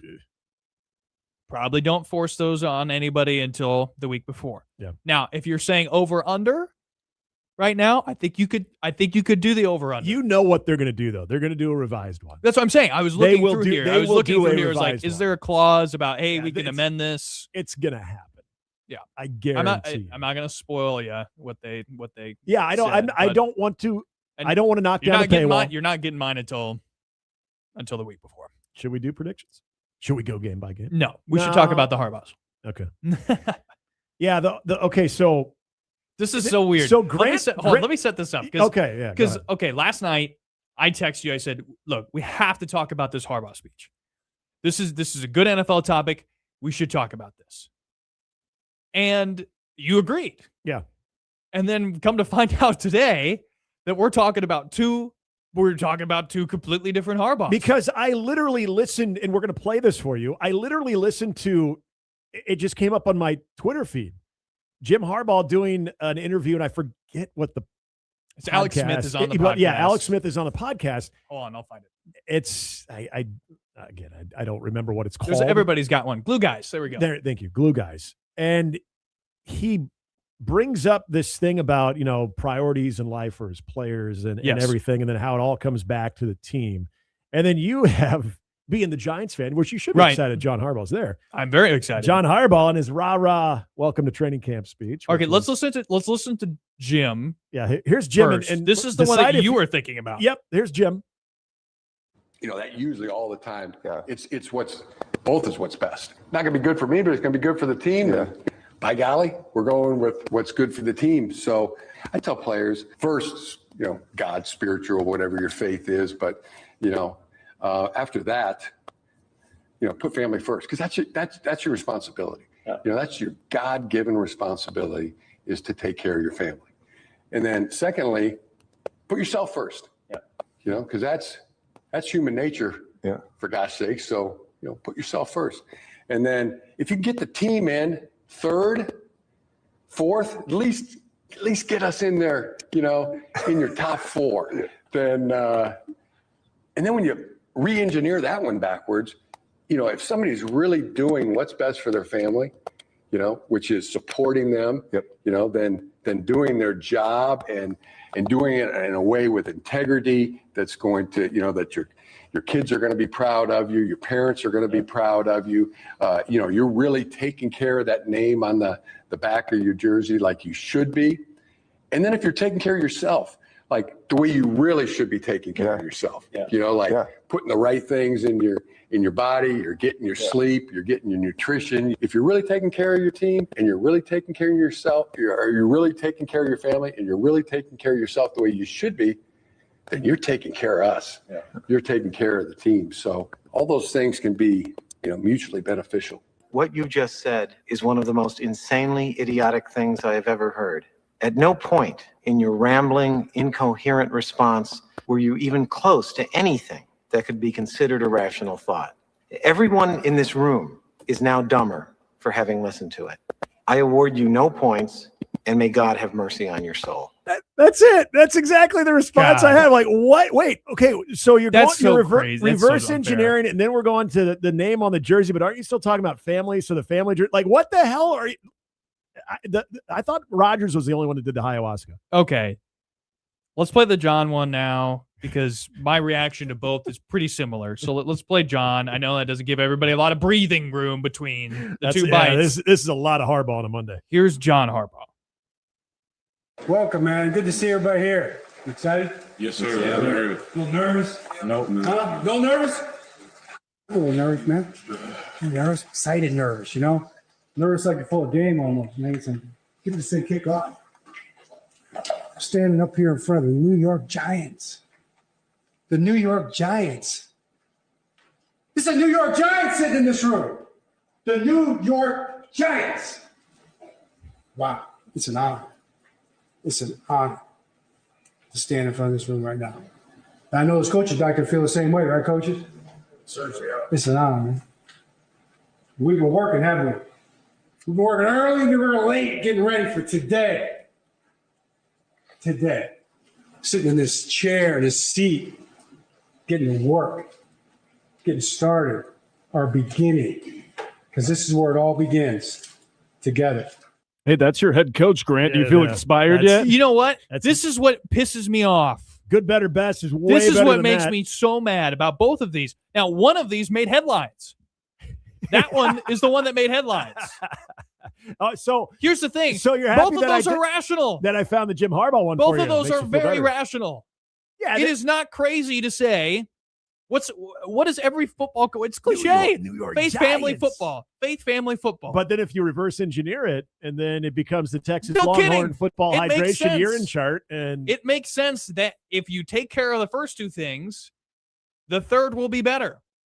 That makes sense. That's not that crazy. Now, did he do a horrible job of getting around to it? Oh my God, yeah. He didn't do a great job of getting around to it. So why people need to chill out. It was somewhere out there in the atmosphere, and he's It's trying real to, normal. He's trying to grasp it. Sometimes people have a hard time landing the plane. Now, on the John Harbaugh front, everybody's all worked up about this. People keep bringing up the damn win total. For those of you wondering, the win total for the New York Giants is 7.5. New York Giants. New York Giants win total is 7.5. There is not a single football game that the New York Giants will win or lose based off of that speech. Maybe. Not a single one. But you know what's going to happen? Every There's not a single every football loss game that'll be brought, every loss that takes place, which is fine. That's fine. That soundbite will be That's right totally there. fine. I mean, it's a GIF now. That is totally or fine. GIF. Are we GIF or GIF? GIF. Good. Justice, are you GIF or GIF?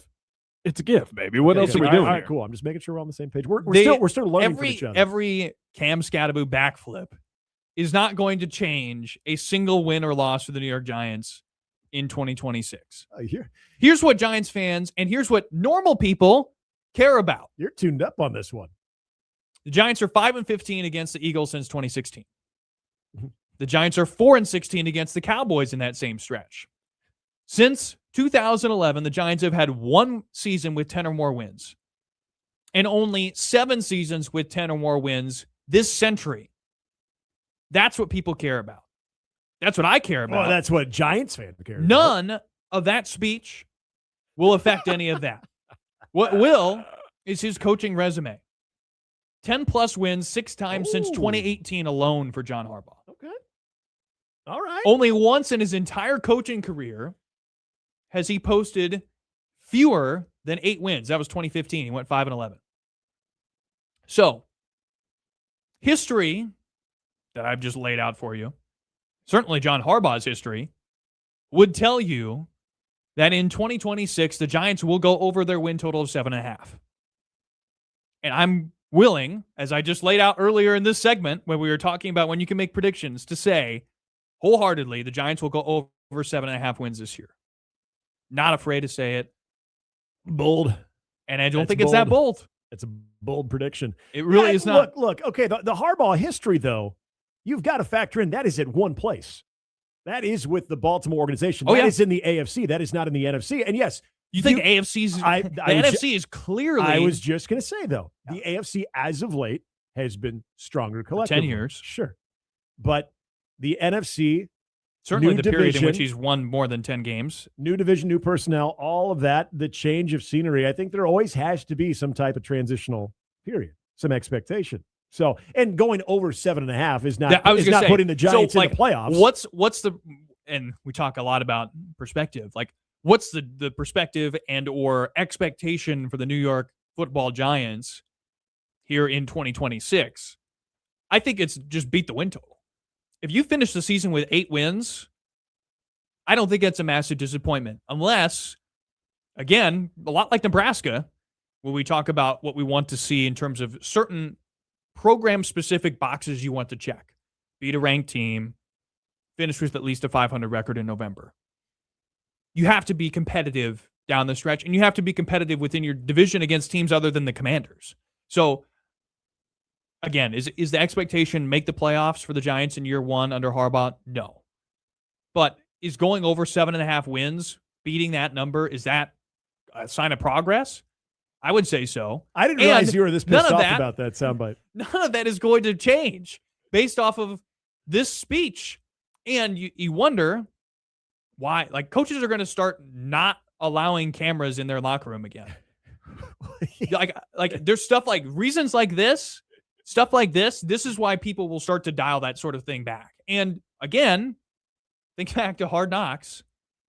Oh, Robert Saleh gave Robert some pretty good speeches on Hard Knocks. Yeah, they were. He's no longer the head coach of the Jets. I wouldn't call him good. Some of them were like, dude. There's a lot of dudes who made some good speeches on Hard Knocks that are no longer the head football coaches at those schools. Punch out every possible cliche you could. Okay, I'm bringing this up now that you're in Mr. Prediction mode right now. Okay. I remember waiting for either one of the coaches or players to talk last year during media availability, and you and also well-known Giants fan Robin Washut, you guys were both guaranteeing playoffs last year. No, we were not. Yes, you were. No, we were not. Yes, you were. That is just an outright lie. You were. No. Okay, was it maybe did Robin? No. One of you guys guaranteed playoffs. playoffs. We're both pessimists. No, one of you guys said playoffs. I know. Regarding the Giants, we are both pessimists. I know someone said Giants. I thought both of you did. I'm like, no. Dang. You're just crazy. out there putting misinformation out there. We'll clear this up with Robin next week. Am I like Roger Clemens? Did I misremember? I don't know. I don't think I did, but I feel like there's some backtracking. I feel like there's some. We'll start calling you Flipper. No. I don't know about I'm not that. a backpedaler. I don't know. I'm pretty sure you got. Oh, yeah. We're playoff bound. Yeah. Playoff bound. Anyway, I didn't realize people that to me, really it's like, pissed you off. Yes, because it's ridiculous. They're always going to take stuff like that. You pick. Don't let that tiny thing. You're picking 60 seconds. Yeah. 60 seconds of a speech that was like a 5 out of 10. Like, it wasn't the worst speech I have ever heard in my life. No, it was pretty funny though. He's like, New York Giant. Like, that was not the worst speech I've ever heard in my life. Yeah, it wasn't the greatest though. And it's certainly, it wasn't a 7, it wasn't an 8. I'm not claiming that up here. And act like that's definitive of the entire season. I'll tell you what, it was definitely not a "if we die, we die" speech. No. Where you had some of the greatest athletes in the country. We're talking that's a drop. Guys We need like Justice. KD. Put a note down. We need that as a drop. We need "if we die, we die" as a drop. Wasn't it the Slim Reaper? Wasn't it Kevin Durant that also tweeted about the Matt Rule speech and was like, "Damn, that got a lot of traction." I thought Kevin Durant. It was great. I thought Kevin Durant like quoted it and was like, "I would go through a wall for this dude." There are some people out here who may even be in the Omaha media market that referred to a recent excursion in the Lincoln area as the Skurs group chat, my college friends group chat, second annual reunion, which it was not. It was not organized. It came together over the course of maybe 3 weeks. Anyway, before we went out, we rewatched that speech. We rewatched the Nebraska Colorado ready room speech before we went out onto the town. Oh, hell yeah. You need to be stopped. It was a fantastic experience. Kind of a sicko. So that's why you know what? That's why I want cameras in locker rooms. So people don't freak out about these 60 seconds. Stop doing it. You're going to ruin it for the rest of us. I had no clue he was this pissed off about it. I thought he was actually kind of embarrassed by John Harbaugh. Hey, next time I'll trim it down to a 30. We'll tick him off even more. Oh, my God. All right. Handley and Hansen continues. Don't know where that one went, but, hey, we had some fun. That's AM 590 WOW. We're back after this.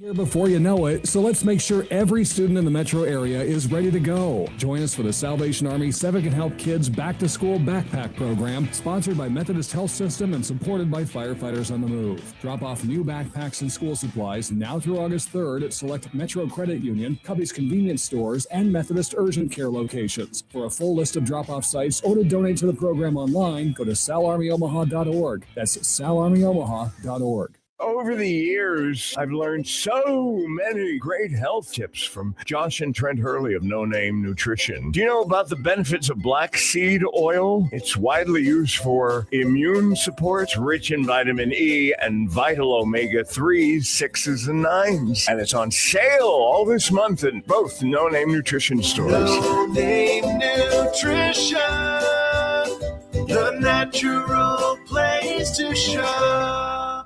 Omaha heat can be brutal, and a broken AC makes it worse. If your system can't keep up, call Controlled Comfort for fast, professional cooling service. Their certified technicians diagnose issues quickly and restore comfort when you need it most. Stay cool, protect your system, and avoid costly breakdowns. Homes and businesses alike enjoy reliable indoor comfort through the hottest days of summer across Omaha all season long. Schedule your service today at ControlledComfort.com. Control Comfort keeps it under control.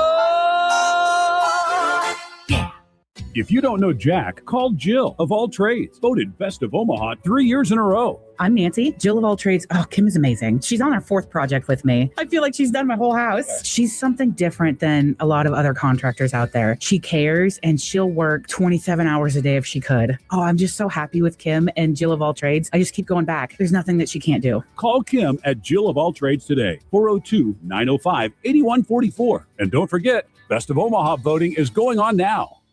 The 7th annual Suburban Rotary Show and Shine has been rescheduled for August 15th at Shadow Lake Collision Center, 84th and F. Proceeds support Suburban Rotary's youth programs.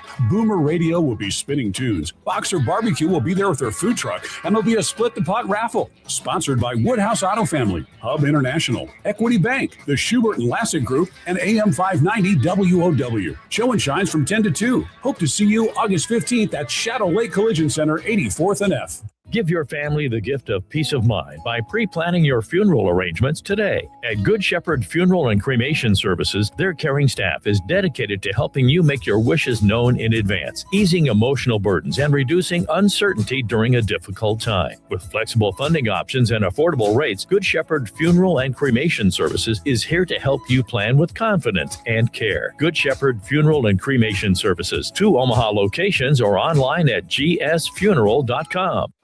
Le Peep has been Omaha's favorite breakfast destination for a reason. Whether you're meeting with friends for brunch, catching up over coffee, or enjoying a family breakfast, Le Peep serves fresh, made-from-scratch favorites you'll come back for again and again. Pair your meal with a handcrafted coffee made from locally sourced espresso and discover why Omaha has voted Le Peep the #1 best breakfast for 19 years. Stop by one of our 4 convenient locations and taste the Le Peep difference for yourself. Welcome back to Handley and Hansen on AM 590 WOW. Hey, folks, in case you missed it, we'll be broadcasting live from Chicago Wednesday and Thursday at Big Ten Media Days. Really, really excited to see who we can bring in to get some perspective on the upcoming season for the Big Ten. I'm pumped for Wednesday. Going to get a chance to look, we'll certainly talk Nebraska Wednesday, but given how much we'll be focusing on the Huskers on Thursday, in which they go, Matt Rule will be speaking at the podium a little after noon on Wednesday. That is, I'm looking at the article again, double checking. Tell me this is Central Time. Either way, Matt Rule will be speaking in the afternoon, all times Eastern. So actually 11:15 Central Time. Matt Rule is due up at the podium. Luke Lindemeyer, Justin Evans, Andrew Marshall will be there Thursday.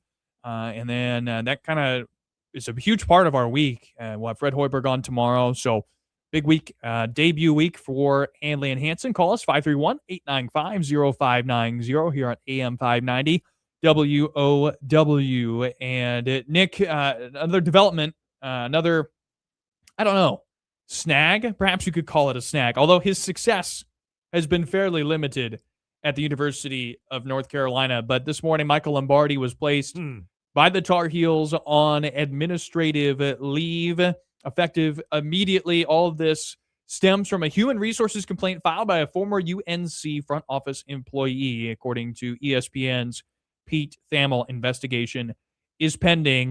This is a guy who is Bill Belichick's guy. I mean, the guy who is running this program followed him over from New England, where he was from 2014 to 2016, and then they really go way back. I mean, the Cleveland Browns were where they first started working together back in 1987. So does this ever get straightened out? I mean, this will be one of the first teams that we'll see on the college football field when they play in Dublin on August 29th. It feels like this is a hill that is just too far, too tall to climb at this point from Bill Belichick, and it's been disaster after disaster. And honestly, I don't know if you could have expected anything else. This whole thing, and by the way, Michael Lombardo is one of those guys that I remember just as a college football front office type dude, or I'm sorry, NFL front office type dude, and he would go on a lot of radio shows. Extremely narrow-minded when it came to his team and the teams that he would represent, or the organizations that he would represent, where everyone else was just doing everything wrong and they could do no wrong.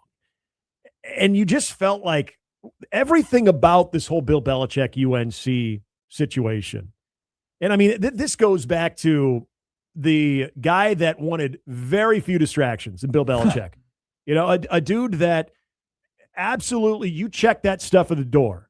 And when you're out and about, boy, you make sure that you are not bringing any of that crap into this building. And he did such a good job of that. Did an amazing job when it came to what this team and that organization in New England was all about.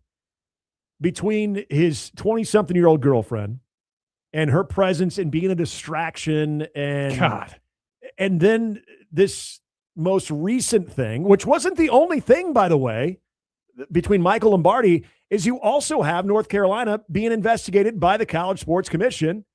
And this is obviously that entity that handles compliance and enforcement of NCAA and NIL rules. That I don't understand how the college game that is turned into the pro game, that there would not be a better equipped person from both a coaching, but more importantly, a front office organizational standpoint than Bill Belichick.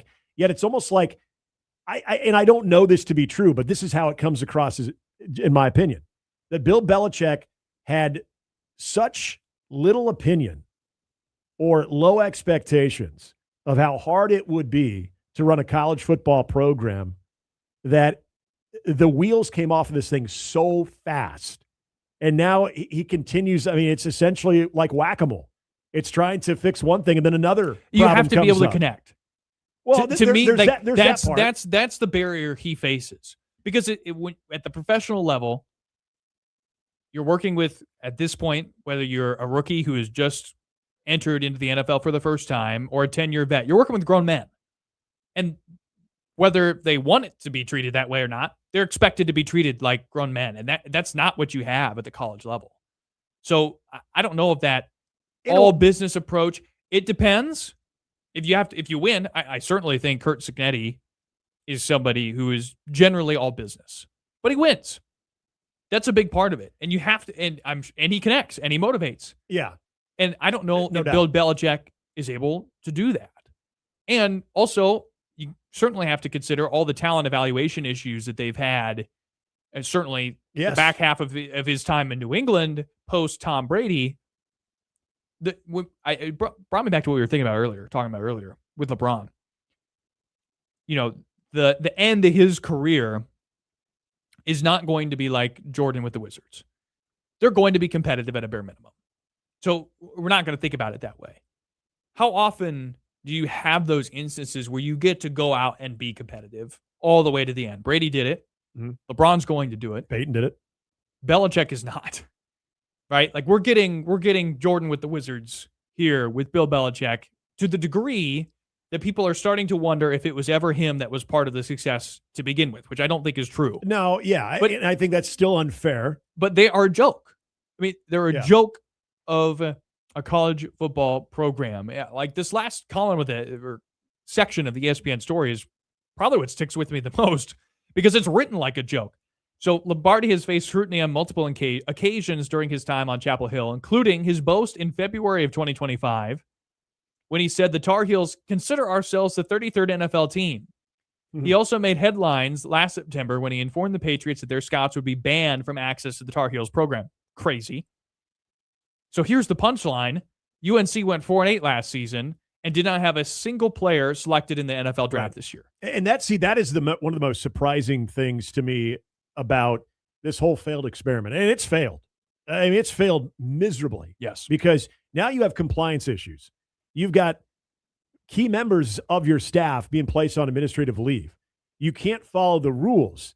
But as college football has turned more into a professional game where you do have to have GMs, you do have to have some type of front office savvy to make roster transactions, right, and retention. You've got to thought be able to translate. Yeah, and I did. But the bigger surprise is their woeful talent evaluation. That's what I'm saying. Is that did the translate? biggest shock. That did translate. They had woeful talent evaluation. That was his undoing. That's what I mean, though. But I'm saying it fully translated in New England. There was something special about his scouting and everything in that organization that they could identify. I wouldn't call them diamonds in the rough, but certain players that. I mean, Julian Edelman was that. But I think a lot of players that ended up having big roles in that organization were undervalued by probably 31 other organizations. But they would get him in and they would abide by the Patriot way. And you always hear the Patriot way, the Patriot way, Patriot way.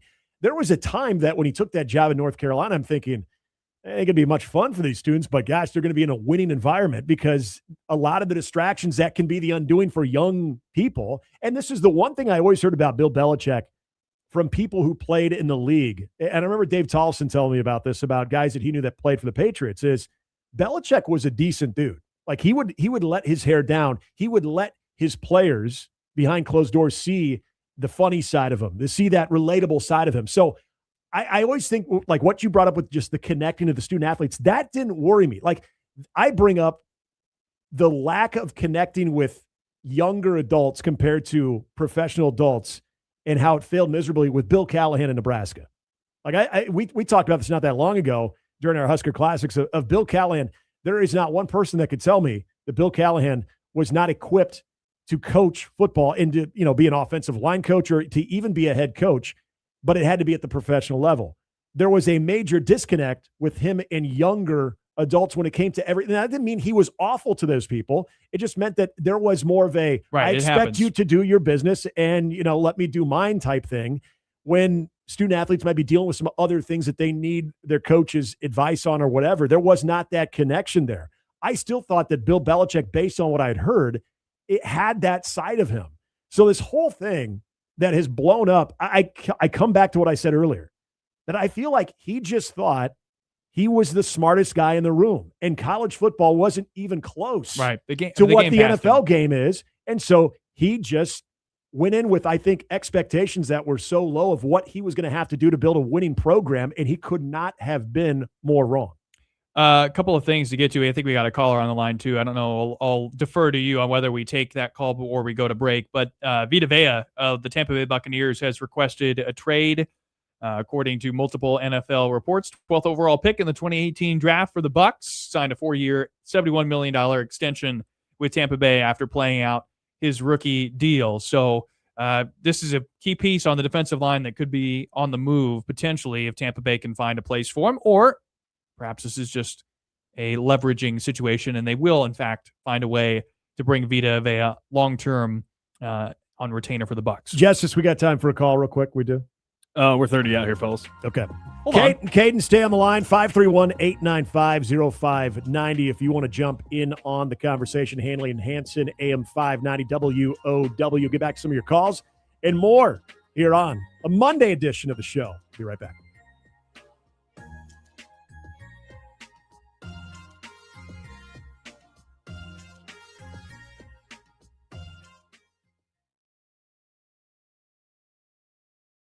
As part of blowing their horn, which I have for over 2 years, is you don't have to spin a narrative. Their reputation, their work speaks for itself. I mean, not only are they the gold standard, that's all they do, bathrooms.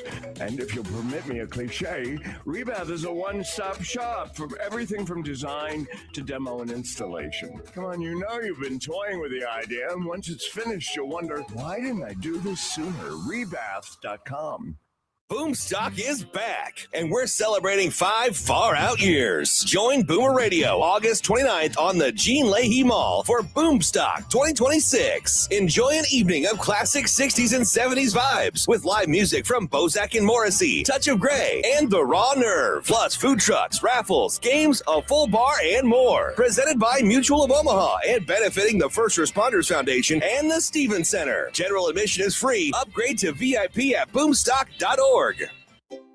One of the most in-demand natural supplements this past year has been Shilajit, Himalayan Shilajit, promising to boost energy, strength, libido, anti-aging, and 10 other great benefits. And this month, Lajit Gold is on sale at both No Name Nutrition stores. No Name Nutrition, the natural place to shop. As Americans, we celebrate all the things that make us different. So what is the thing that connects us? The thing that makes us Americans? It's simple. It's our shared belief that we are Americans. We, the people of the United States, in order to form a more perfect union, establish justice, ensure domestic tranquility, provide for the common defense, promote the general welfare, and secure the blessings of liberty to ourselves and our posterity, do ordain and establish this Constitution for the United States of America. That belief that we each can be who we are and live the life we dream, in harmony with one another, in our system, written in the words of the Constitution. Know your Constitution. It's who you are. It's who we are. Unity. It's an American thing. From AmericanThing.org. Hi, my name is Ty, and I recently was told that I needed to get a new roof by 2 different contractors. I was freaking out considering that my roof wasn't even that old, but I saw a commercial on Roof Max, and I give them a call and have them come out and look at the roof. They came out, they said I was eligible for the Roof Max product that actually rejuvenated the shingles and makes my roof look like it's a brand new roof that was just recently put on. I would recommend Roof Max to anyone. Learn more at roofrevivenebraska.com or call 402-679-5741.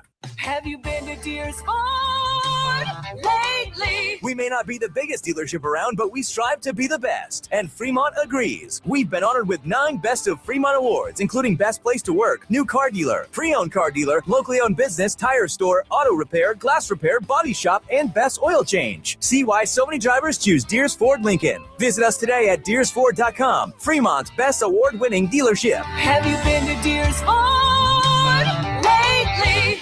Welcome back to Handley and Hansen on AM 590 WOW. First show out of the gate in the 5 o'clock hour, our Hoppy Hour, brought to you by Monolithic Brewing out on 120th and Fort. All right, let's go to our phone line. If you want to get on the conversation, that's 531-895-0590. Caden's been waiting patiently. Good afternoon, Caden. How are you? Hey, gentlemen, long time no see and hear. How are we doing? Doing wonderful, man. How are you? Above average, Caden, above average. What do you got?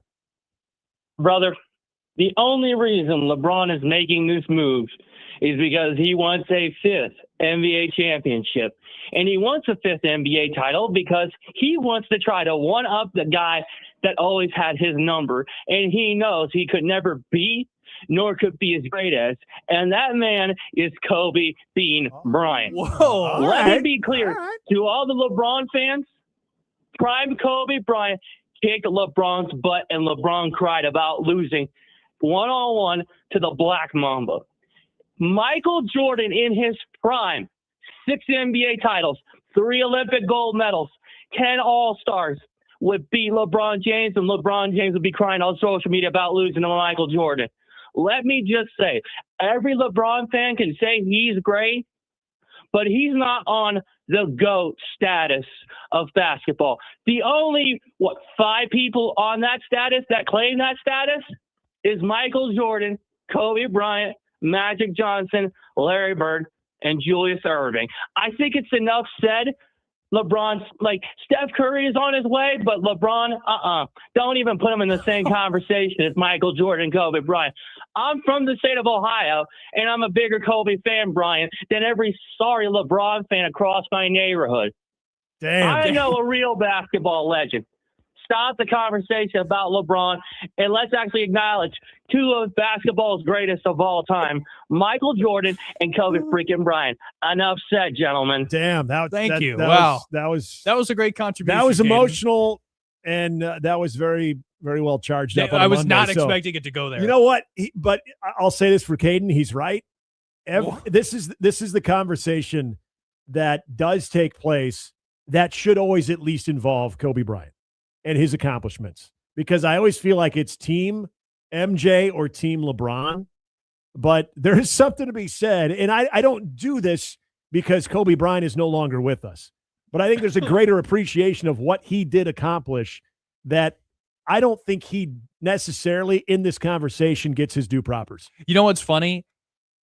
Tired, LeBron, Jordan, who's greater, wired, LeBron, Kobe. Also, slipping it in there at the end, putting Steph into the conversation before LeBron.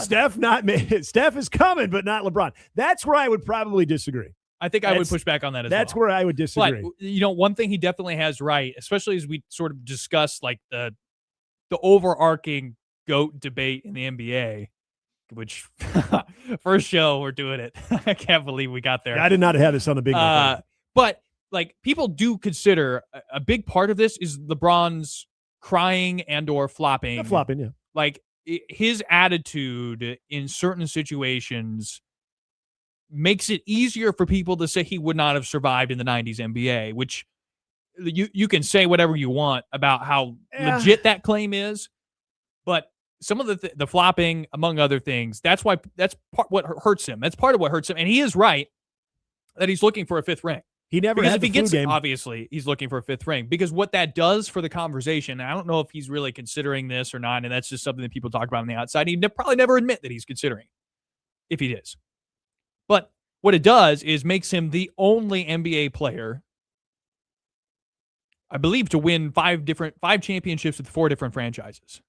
Yes, that would be. And correct. it puts him 1 shy of Jordan. So that's something that, in theory, Jordan can't claim. I still would put Jordan ahead of him, but and you have to admit, Justice, too, LeBron's contributions from a cultural perspective and from a meme perspective are part of how he fits into this whole thing. The hair meme, combing the hair on the head that clearly doesn't have much hair on it. There's a lot of stuff on there. Yeah. Watch that. But guys, we're forgetting an important name in this conversation. Caden rattled off a great list of names. Julius Erving had great contributions. Larry Bird certainly had an iconic rivalry with Magic Johnson in the 80s. Where is Kareem Abdul-Jabbar? Yeah, that was the other pick. 6-time NBA champion, 71, 82, 85, 87, 88. 6-time NBA MVP, 19-time All-Star, 15-time All-NBA team, 11-time All-Defensive team, 1970 Rookie of the Year, 4-time blocks leaders, Basketball Hall of Famer. I mean, this is a no-brainer top 5 here, guys. What are we missing? Yeah, okay. Yeah. There we go. I do think he left out. Now, I certainly wouldn't put I wouldn't put Steph in before Wilt. No. And that, by the way, that's a larger conversation that I do think we should touch on at least a little bit tomorrow, as we were somehow almost up to 6 o'clock. But there are teams that got left on the outside looking in. And I certainly think on the LeBron sweepstakes, the Warriors, Cleveland, God, that would have been Miami. I mean, all those teams, what's next for them? I think that is a pretty important piece of this conversation, especially as it pertains to Stephen Curry and Golden State. Not on the eve of Big Ten Media Days, folks. Not on the eve of Big Ten Media Days. We're going to have to dissect all this Tony Petitti stuff tomorrow. You guys realize it's not the end of list season. It's not the end of talking season because we're about to step into the biggest part of talking season this week in Chicago. But now we actually get a chance to get some practice reports. So next week you can leave your teams left out. Interesting tidbit. You leave that for next July, my man. You got some volleyball fans listening. I hope there are, because we'll have some volleyball talk throughout the year on this show. You got the voice of the Supernovas on here. You're going to get some big. We're going to get some voice of the Huskers on there, and John Baylor too. John Baylor. Well, here's the thing, because we're going to we'll have some volleyball reports on this station from John Baylor, of course, Sean Callahan, and some practice reports from Sean will be a part of our regular content. Can he do some volleyball ones? No, he cannot. Wow. I'm going to be honest. I love Sean. I owe Sean quite a bit. You're about to talk smack about Sean. I would never ask Sean to do a volleyball report. Why? I wouldn't. Come on. He could do it. If he really set his mind to it, he could do it. But he is so wired in on football. I love John. Love you. But no.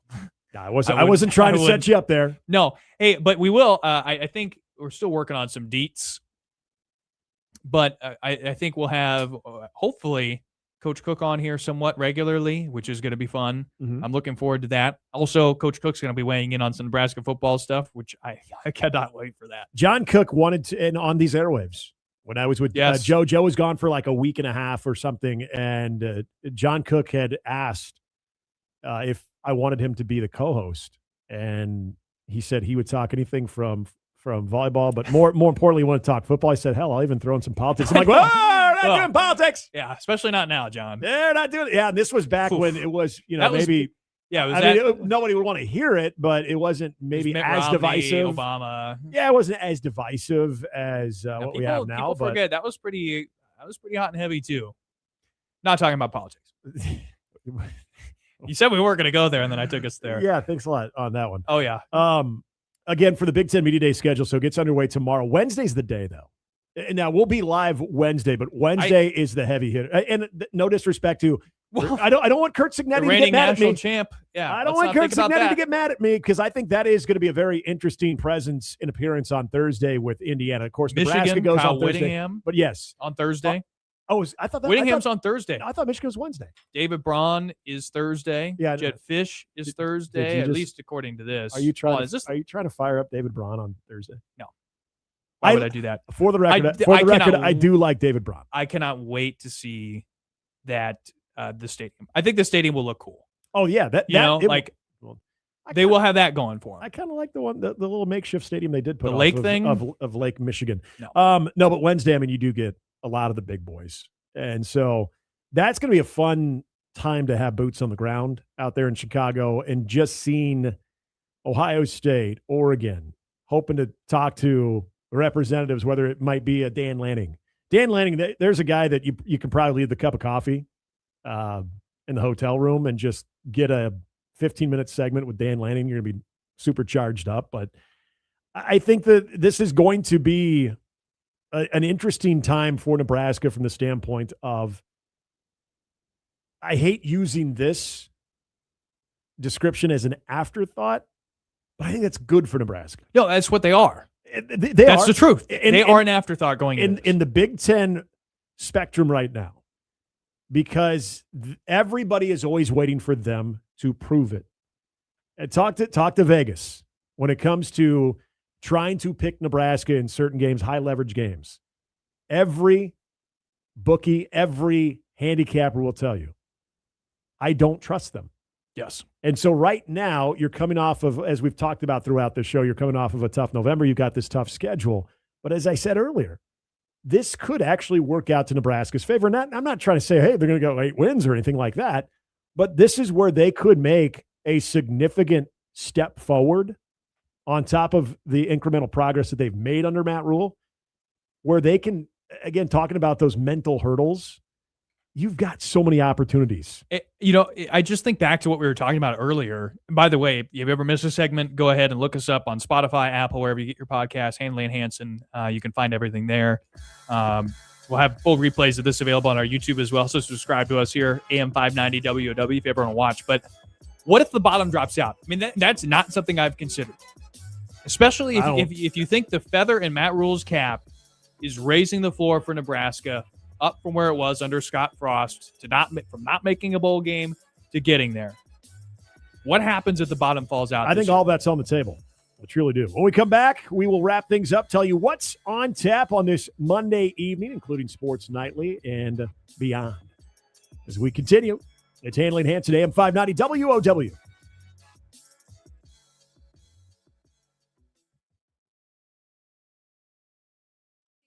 Opening of the newest 42 Degrees location at 180th and Q. Celebrate big with 42 Degrees and take advantage of grand opening sales and discounts on everything in the store. That's right, sales on everything. From wellness-focused solutions that support everyday aches and pains to products designed for comfort and relaxation. This is your moment to save and feel your best. Now with 10 convenient locations serving Omaha and Lincoln, 42 Degrees makes it easy to stop in and stock up. Get details at 42degrees.com. 42 Degrees, trusted by mom. Save big money on everything you need at Menards. Your roof is the first line of defense against the elements, and it enhances the appearance of your home's exterior. Owens Corning Duration Shingles offer ultimate protection and impressive curb appeal. Choose from 26 stylish colors and transform your home today. Shop our selection of roofing products on Menards.com. Plus, check out our weekly flyer for all the great deals happening now. Save big money at Menards.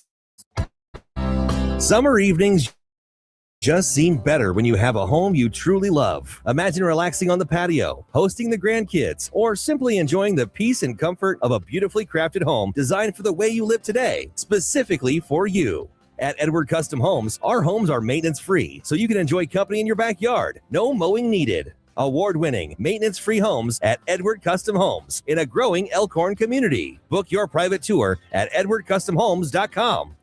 Imagine this. It's 7 a.m., you're late for work, and now your garage door won't open. Or worse, it's stuck open all day while you're gone. Suddenly, your home is wide open for the world to see. That's where Spring Kings come in. As the fast and friendly garage door experts, we don't just fix what's broken, we make sure it stays safe. Broken springs, worn cables, faulty sensors, we find it before it costs you having to deal with the neighbors seeing your treadmill turn clothes rack all day. Spring Kings Omaha. We would appreciate your vote again for Best of Omaha. Online at springkingsomaha.com.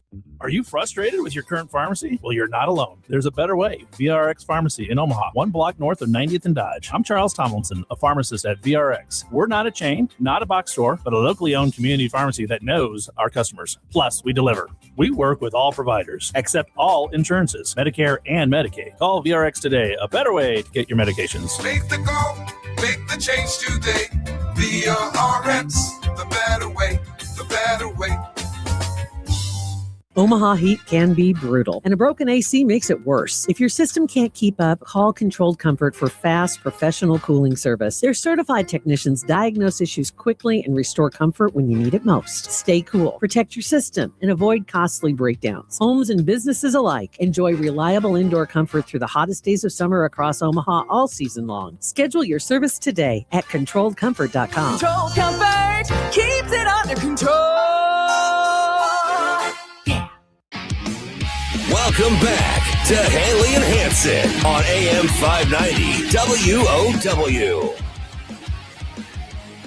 5 o'clock hour, the Hoppy Hour, brought to you by Monolithic Brewing at 120th and Fort. As we tell you what's on tap for tonight, we will do that here in just a moment, including Sports Nightly, which will be following us right here on the airwaves. You're going to have Nebraska assistant basketball coach and a Nebraska wide receiver we're going to tell you about here in just a moment. But Tony Romo, folks. Poor guy. Well, maybe not. He got Wisconsin. You know, there was that, what was it in Big Daddy when John Stewart talks about how they were up in Canada and they were drinking Canadian beer and said, it's like moonshine. I feel like when you're in Wisconsin and you're having one, you just don't stop at Justice, one. there are tiers, right?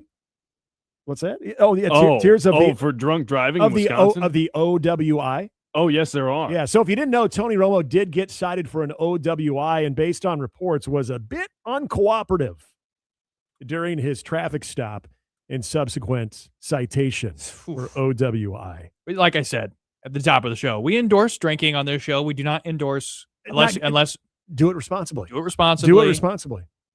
Don't do it illegally. He completed a round drive. at the Wisconsin Amateur Championship Golf Tournament. And again, this is relatable where I myself have had a few pops during a round of golf. Sometimes it's the only thing to ease the sting of what was a very, very bad performance. He was in Wisconsin doing so. He's booked on a charge of operating while intoxicated. First offense after performing poorly on the standardized field sobriety tests. We did not get his BAC. That's okay. Just I'll curious. take their word for it. I'm always curious. But did you see the mugshot? Question is, the the mugshot. mugshot looks like old Tony was still feeling it a bit. Yeah. Well, I'm sure there could be lower moments in a lot of people's lives, but that's got to be up there, right? Just when I'm assuming there'll be some type of, CBS had no response as of now, but I'm assuming there'll be some type of either suspension or at least some type of reprimand, whatever it might be. But know this, every time you see Tony Romo on a broadcast, there's going to at least be a sign or two that will have said mugshot. Oh, I'm sure. Somebody will There'll find. probably be Well, I some mean, it's not t-shirts. like College Game Day, so he spared a lot of it. Well, for Giants but- fans, Eagle fans, Washington fans, probably going It'll to be wear. interesting. Probably going to wear that mugshot. I don't think so. You don't think so? No. He's a cowboy. I don't think people care that much. Although people will 100% hold it against him. You don't think Philly fans care? A guy who went from being, at least initially in his first couple of years, thought of as one of the best analysts to now somebody who most people can't stand, that'll be brought up several times, especially if he gets things wrong, which he's found a way to get some things inexplicably wrong. So Chiefs fans in particular, I'm sure, are fed up with him and are ready to use this as ammo. Chiefs fans might be people who may be more. Will be Why interesting. why are Chiefs fans fed up with him? Because he's on they're on CBS all the time. They get him all the time. They get him, but he loves Patrick Mahomes. He does love Mahomes. So why? But even for them, I think they'll probably be pretty upset. Even for them, I don't know. Do we have some? I want to hear me. Some Does he get both feet in right here at the end, Jim? see, I actually kind of find some of this stuff entertaining on certain levels. Is that what he was saying? A lot of it is so bad it's so good. That was the officer who pulled him over was named Jim. That was a live looking at Be a tough look. at the OWI stop. Yeah. That was not a mashup with Tony Romo. That was actually Or what just he said. him reading the breathalyzer. Yeah, so after he blew it. that's why he did not pass that sobriety test. Here, really quickly, just to give you guys a breakdown on the tiers of operating while intoxicated or an OWI in Wisconsin. They're broken into first offense, civil violations, misdemeanors, and felonies. So That makes your sense. first offense is a civic traffic violation. That's typically a $150 to $300 fine. Plus, you get a 6 to 9 month driver's license revocation. And if you have a blood alcohol level 0.15 or higher, you have to get an ignition interlock device, which basically stops your car from starting unless you're under a certain limit. And then there's a second offense, which is a misdemeanor. Third's a misdemeanor. And then you're on your fourth offense. It's a Class H felony within 15 years of a prior offense. And you have mandatory prison fines up to $10,000 and a lifetime driver's license revocation. It could have been a lot worse. Wow. It could have been worse. Well, yeah. He's not going to be on trial. Mark Sanchez is going to be on trial. Oh, yeah. That's a good point about Sanchez. Now, it's been a bad year for former quarterbacks getting Sanchez. drunk and making poor decisions. Mark Sanchez just lost it. Just absolutely lost I know. it. Goes after Also, a truck driver. Dude was and- great on TV. Had a lot of he was not. There was never a point where I was like, I think Mark Sanchez might just completely go off the handle. Oh, yeah. Not from that He standpoint. never gave that He didn't seem vibe like he off. was this like horrible dude that Yeah. had like this mean streak. What? Clearly caught him at a bad day. Hey, at least Tony didn't do that. Had maybe something to do with Rex Ryan. Does Rex Ryan still have a tattoo of Mark Sanchez on his calf? You'd have to ask him. Is that something that you end up getting rid of at some I would point? think so. Yes, I would. I would never put it on in the first Well, place. I don't know why you'd ever want to put another grown man Exactly. as a tattoo on your body. Hey, what's on TV tonight? A lot of Major League Baseball. There's a lot of Major League Baseball. Yes, there is. And, of course, we got Sports Nightly following us. We'll give you that lineup here in just one moment. But Guardians Reds delayed. it is delayed. Sad. It is delayed. And Justice's Cardinals take on the Cubs. Maybe it's very good. But yes, you got the D-backs that are in action right now against the Pirates, O's, and Tigers tonight. Phillies, Marlins, Blue Jays, Nats. It's a pretty significant series for the Tigers, too, when we talk about the trade deadline approaching. Braves and Mets. Yankees, White Skubal on the Sox. move. We'll see. He'd look good in a Cleveland uniform. No, he would not. Yeah, Okay. That's good. He most certainly would. Enjoy it. Next year, there might not be any games. What? This time. Think about it. Yeah. Lockout could be real. I'm not going to enjoy it if the Cubs win tonight. So actually, I'm going to be in quite a terrible Also true. mood. Sports Nightly tonight, by the way, they will have Brad Fisher, assistant women's basketball coach, on in hour New number addition. 1. Yes, new addition. And then speaking of new additions, wide receiver Quasi Gilmore out of UCLA will be People are talking pumped to for Kyle Quasi. and Jessica on Sports Nightly after the show. Well, boys, 4 hours go by.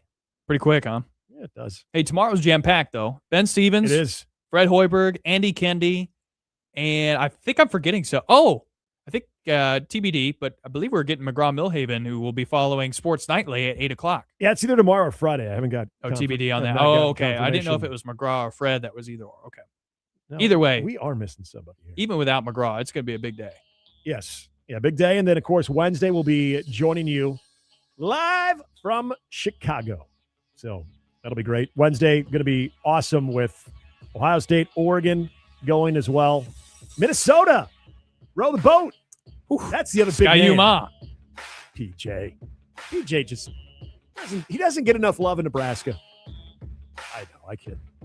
All right, for Grant Hansen and for Justice Rhody, I'm Nick Handley. You've been listening to Handley and Hansen weekday afternoons right here on AM 590 WOW. Till tomorrow, have a great rest of the evening, and we will talk to you then. Good night.